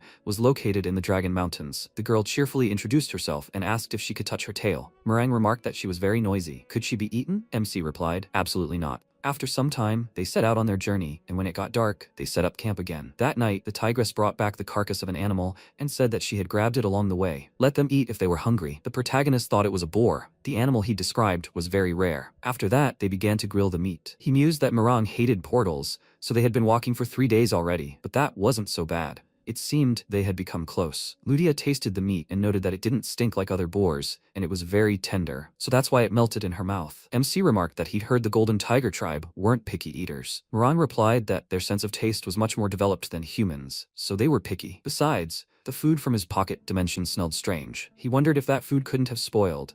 Time was frozen in the pocket dimension. Murong remarked that, of course, human meat tasted best. The protagonist asked why she was saying that. What did Golden Tiger meat taste like then? She replied that it was too tough. After some time, they set off again and came to a sign. Murong said there was a cave further down the road. If they went through it and down the mountain, they would come to Hiron. Ludia asked if she could catch up with them after she saw her dad. MC replied that she should wait for him there. He would go meet the Golden Tiger tribe. She asked upsetly, was it because she was weak? He thought that this girl was a very talented mage for her age, but still too weak to face the Golden Tigers. Ludia turned around and said that she would go to her dad. Her father said that if she wanted to become strong, she just needed to tell him. She would become very strong and be able to protect him, since she was his contracted fire mage. MC replied with a smile that he would try not to be late. He thought this would be best for Ludia. He would receive Kirtel's quest and also become stronger. Murong sniffed the ground, began digging, and noticed a village somewhere nearby. Suddenly, the Grail appeared, exclaiming in horror that it hated this place. It thought it had slept here for 1,000 years. At least, it was sealed here. The protagonist thought that indeed it was sealed here. But why did she start digging? The Grail noted that she apparently didn't know the password. He wondered if there was a password here. But why did she look so happy? Suddenly, a tiger appeared, a representative of the Golden Tiger tribe,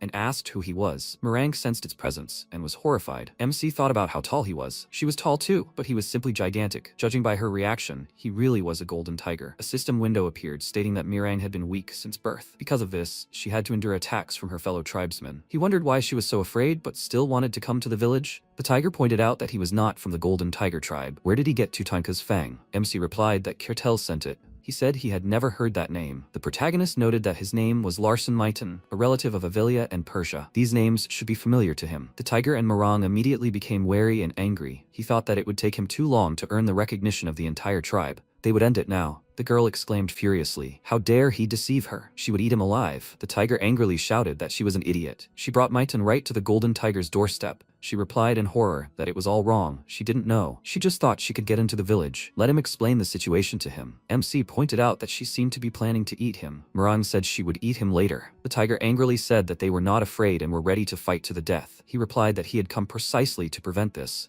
and to make amends for what his sisters had done. The guy furiously transformed into a tiger and shouted, does he really think they would believe this? How could anyone from their monstrous family make up for it? MC replied that he would place Tutanka's fang on the altar and then accept the legacy of Tutanka and Kirtel to end the senseless massacre that Maiton had committed. The tiger asked, is he supposed to believe this? He would condemn him with his paw. The protagonist wondered if they should check if it was the real Tutanka's fang or not. At that moment, the elder Bakuya approached them. He turned around and called out to him. The old man asked in surprise how he knew his name. MC wondered if it was because of the divine eye, of course. He noted that the great prophet and sage Kirtel had told him. Bakuya said he didn't recall such a thing. The protagonist explained that he had seen the future, a future in which Maiton had sowed chaos throughout the world. He had inherited his will and was born with a destiny that commanded him to stop his sisters. He thought he had already fallen for it. He should stop acting up. The elder excitedly said he didn't know anyone named Kertel, but he knew of the ancient legends of the Golden Tiger tribe. Tiger asked again, "Ancient legends?" He agreed, adding that young warriors like himself weren't particularly interested in such things.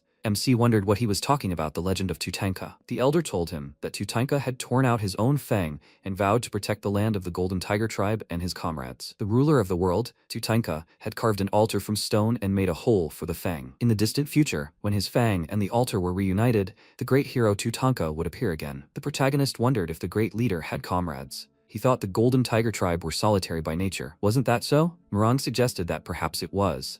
He thought that wasn't the strangest thing. Tutanka and his fang, that's what was strange. The reaction between the fang and the altar could only mean one thing: magic. The Golden Tiger tribe doesn't know how to use magic. How then was the tribe's leader able to cast a spell on the altar? And even stranger, they didn't see anything strange about it. The protagonist remarked that he had been here a long time ago because of the great sage Kertel. Bakuya said he wasn't lying. The scent of this place still lingered on him. He said he was curious about something. Why couldn't Persia find them? She should be able to sense this barrier. The elder trembled and wondered if he was right. How hadn't he noticed this oddity before? MC noted that no one had noticed anything unusual, and the person behind this oddity was none other than the great sage Kertel. Bakuya, surprised, asked what his connection to the Golden Tiger tribe was. He wondered if Tutanka wasn't an incredible strongman and ruler of the world. If you replace his name with Kertel, everything becomes clear. Would they understand if he said that Tutanka was Kertel? The protagonist said that Kertel was the great sage who hypnotized their entire clan. He was also the one who left behind Tutanka's fang. Mirang asked why he wanted it. He replied that it was the will of Tutanka, the great leader of a proud tribe. Bakuya extended his hand and said he was quite intelligent, unlike his bloodthirsty sisters. He would take him to the village. The protagonist smiled, thinking that the first level had been completed. He shook his hand and followed. At that moment, Mirang, upset, fell behind them. The elder called out to her and motioned for her to keep up. After some time, they arrived at a pond, after which he whispered a spell. This caused time and space to distort. MC nervously thought about how dizzy he felt. This was much worse than going through the portal. If he showed weakness, he would be devoured. Immediately after, the barrier opened, revealing an entrance to the village. Other tribe members immediately ran to them, asking if this was a human. Bakuya agreed, and noted that he had brought Tutanka's fang. He shed tears, thinking that the great leader would finally save them. What had he prepared for their tribe? Everyone knew the scent of Tutanka, though they had never met him. This must be the mass hypnosis of their kind. The elder led him to the altar and pointed out that it was here. There was a hole in the altar at the top.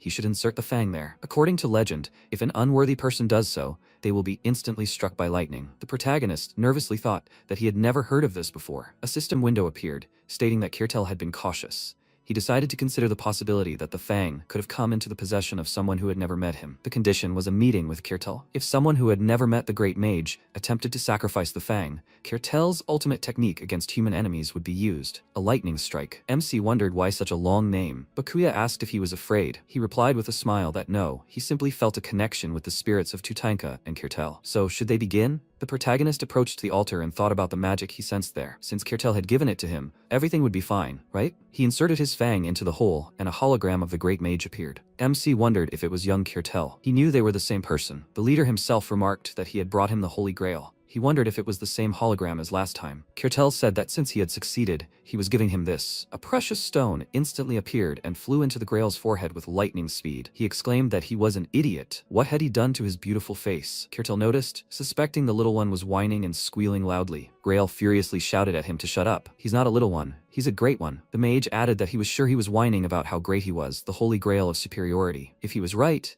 then the heir was likely pursuing more than just the path of a mage. MC wondered if he was talking about magical combat techniques. Kertel noted that no matter how talented a person was, the body's capabilities were limited, and no one could possess infinite power. That's why he thought of the Holy Grail. Storing an attribute somewhere other than the body, that's the role of the Holy Grail. The protagonist mused that Kassan had received the Grail in the original novel, but it didn't function as a container for attributes. Perhaps it would be more useful to him than to Kassan. He wondered if his attribute was fire then. The Grail replied with a smile that he had guessed wrong. It was so great that it contained all attributes. He looked in the mirror and said with displeasure that he couldn't stand it. It looked ugly, but with this attribute stone, he could synchronize any of his attributes with it. Kertel smiled and said, "I think it's clear. The first attribute should be fire." He was confident that he could use this to learn elemental attribute magic. The most important thing was that since the attribute had merged with the Grail, others would not know about it. This was a very useful ability. After some time, he would learn many new things if he followed its path. If he can, it would be great if he could also follow in his dear friend's footsteps. After these words, the hologram disappeared. MC wondered,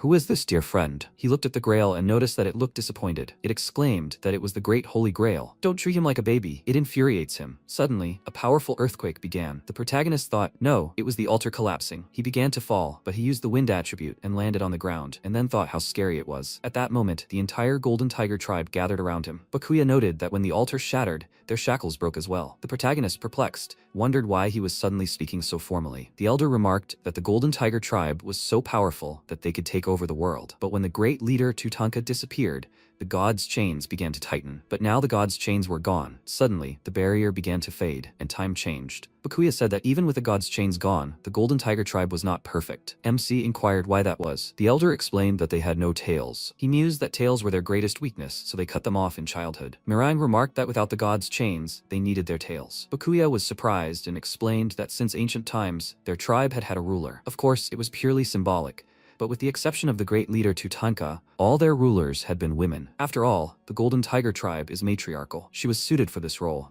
It seemed the god's chains weighed on her more than the others. The girl agreed and remarked that she felt a sense of relief. The protagonist mused that she was weak because of the divine shackles. Because all the adults in her village had been killed, there was no one to cut off her tail, and she was not allowed into the village. She was forced to live on her own. That's how she met him. Was all this a coincidence? It was too obvious. It seemed deliberately orchestrated. Was it Kirtel? He must be controlling all of this. Bakuya said with a smile that he, an elder from the Golden Tiger tribe, pledged allegiance to the savior who freed them from the divine shackles. After this, all the other tigers began to pledge their allegiance as well. MC was surprised to think that the Golden Tiger tribe was swearing allegiance to him. Mirang, smiling, also pledged allegiance to the savior. A system window appeared, notifying him that he had received the oath of allegiance from the entire Golden Tiger tribe. He was surprised to think that the Golden Tiger tribe were now his allies. That's what Kirtel wanted to give him. Without the divine bonds, they were incredibly powerful. After the feast and other celebrations, the Golden Tiger tribe disbanded. They no longer needed to live together. Without the divine bonds, they might not be able to defeat his sisters,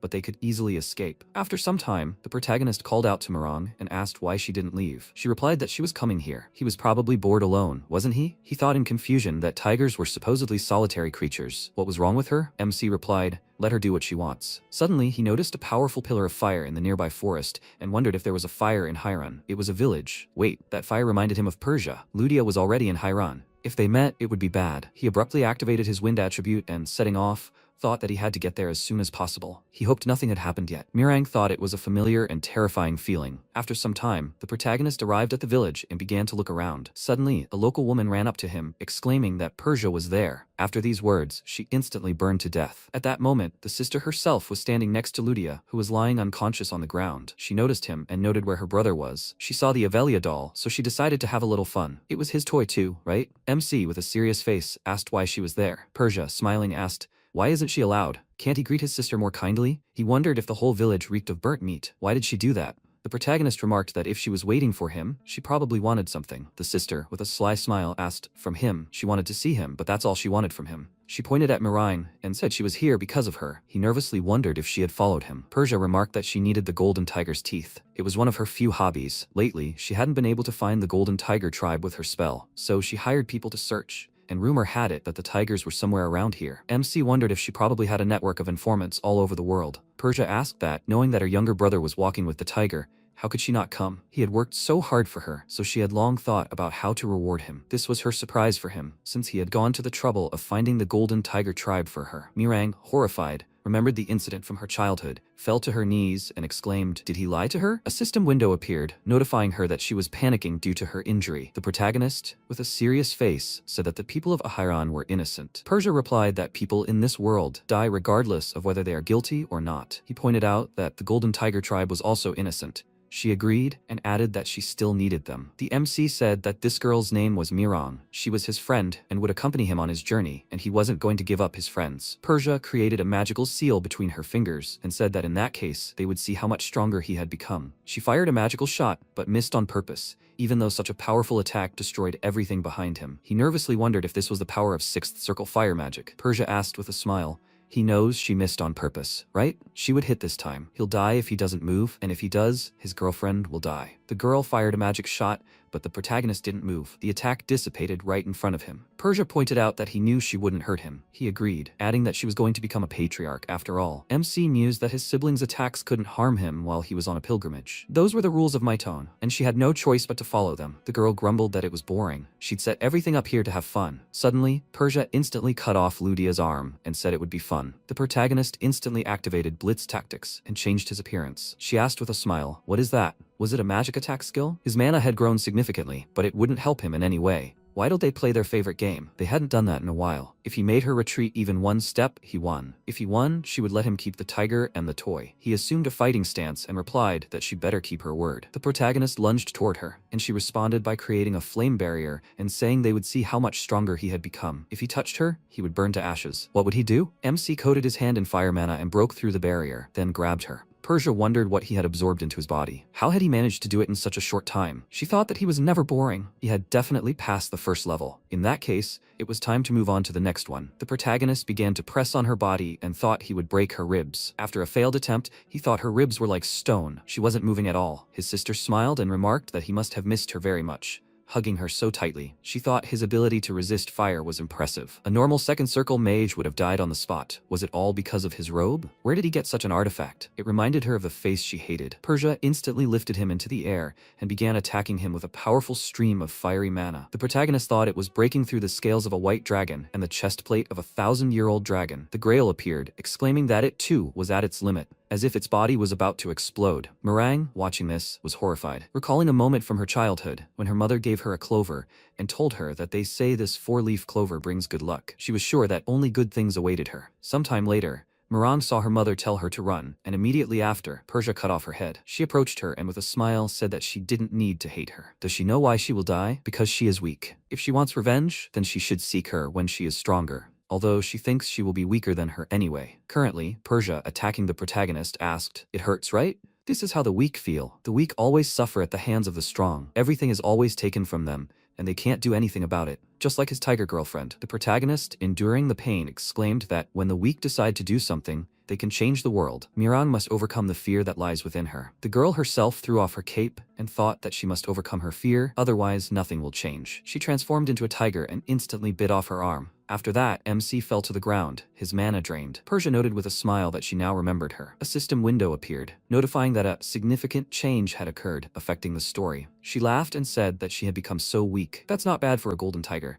She was much stronger than last time, but she said she would still be weaker than her. Persia instantly created a circle of fire directly beneath her, causing Meringue to fall to the ground. The protagonist wondered if it was fake fire, illusion magic. The girl remarked that she had cast this illusion with the intent to kill, but she was still alive. He thought that Meringue had lost with just one attack, even with the god attacks removed. Persia said that she recognized her potential. She was fit to be his toy. After all, she had even torn off her arm. She tossed him her arm and noted that it was a gift. The MC was perplexed, wondering if the gift was her own arm. For a mage, arms are the most important thing after their heart. It's what allows them to cast spells. He wondered why she was giving it to him. The sister replied that he made her laugh. The protagonist remarked that she could have put the arm back. She replied with a smile that it wouldn't have been so much fun then. He wondered if she was up to something. Wait, in the novel, Ludia was called a mage killer and a one-armed mage. How could she have achieved the title of mage killer with only one arm? There must be some limitations. Suddenly a system window appeared, notifying him that he had found a plot hole. The character Larson would receive creator privileges. MC thought that the last time this had happened was several years ago. Time had stopped. This was a new plot hole. He needed to fix this error using creator privileges. The novel itself appeared in front of him, revealing that Ludia was able to achieve the title of Mage Killer despite only having one arm. The reason for this was unknown. The protagonist thought there were two clues, the one-armed mage and the sister who gave him her severed arm. He doesn't understand what she's thinking, but he's sure she left Meringue alive because she was having fun. He needs to make this more believable without changing the plot. He takes a pen and writes that it's because of certain conditions that need to be met to be a successful firebender. MC wonders if he wrote certain conditions on purpose, just in case. It can't be mandatory. He could have written physical superiority that makes her stronger as a firebender, but that would have affected the other firebenders. A system window appears, notifying him that the plot hole has been fixed. He thinks the world is returning to normal. It's good that he found the right answer. After that, time begins to tick again. Persia remarked that today was fun. Much more fun than she expected. He's so cute when he's angry. She's always ready for a fight. She hopes he gets stronger. Let him not forget the rage he felt today. His sister approached him, kissed him on the cheek, and said she hoped he would formally challenge her one day. But when that happened, he should be prepared to die. She wouldn't give in like she had today. They would see each other again. After that, the girl instantly disappeared. When she returned to her room, Sando pointed at her hand in surprise. Persia explained that she had given it to her brother. She replied that everything was clear to her. The residents of Hairan had safely transported to Van Pernion. Perhaps it was rude of her, but why had she created the illusion of burning townspeople? Persia replied with a smile, just for fun. It would be even funnier if she actually killed them. But then her brother would truly hate her. She didn't like that thought. Sometime later, the protagonist and the two girls came to Ludia's house.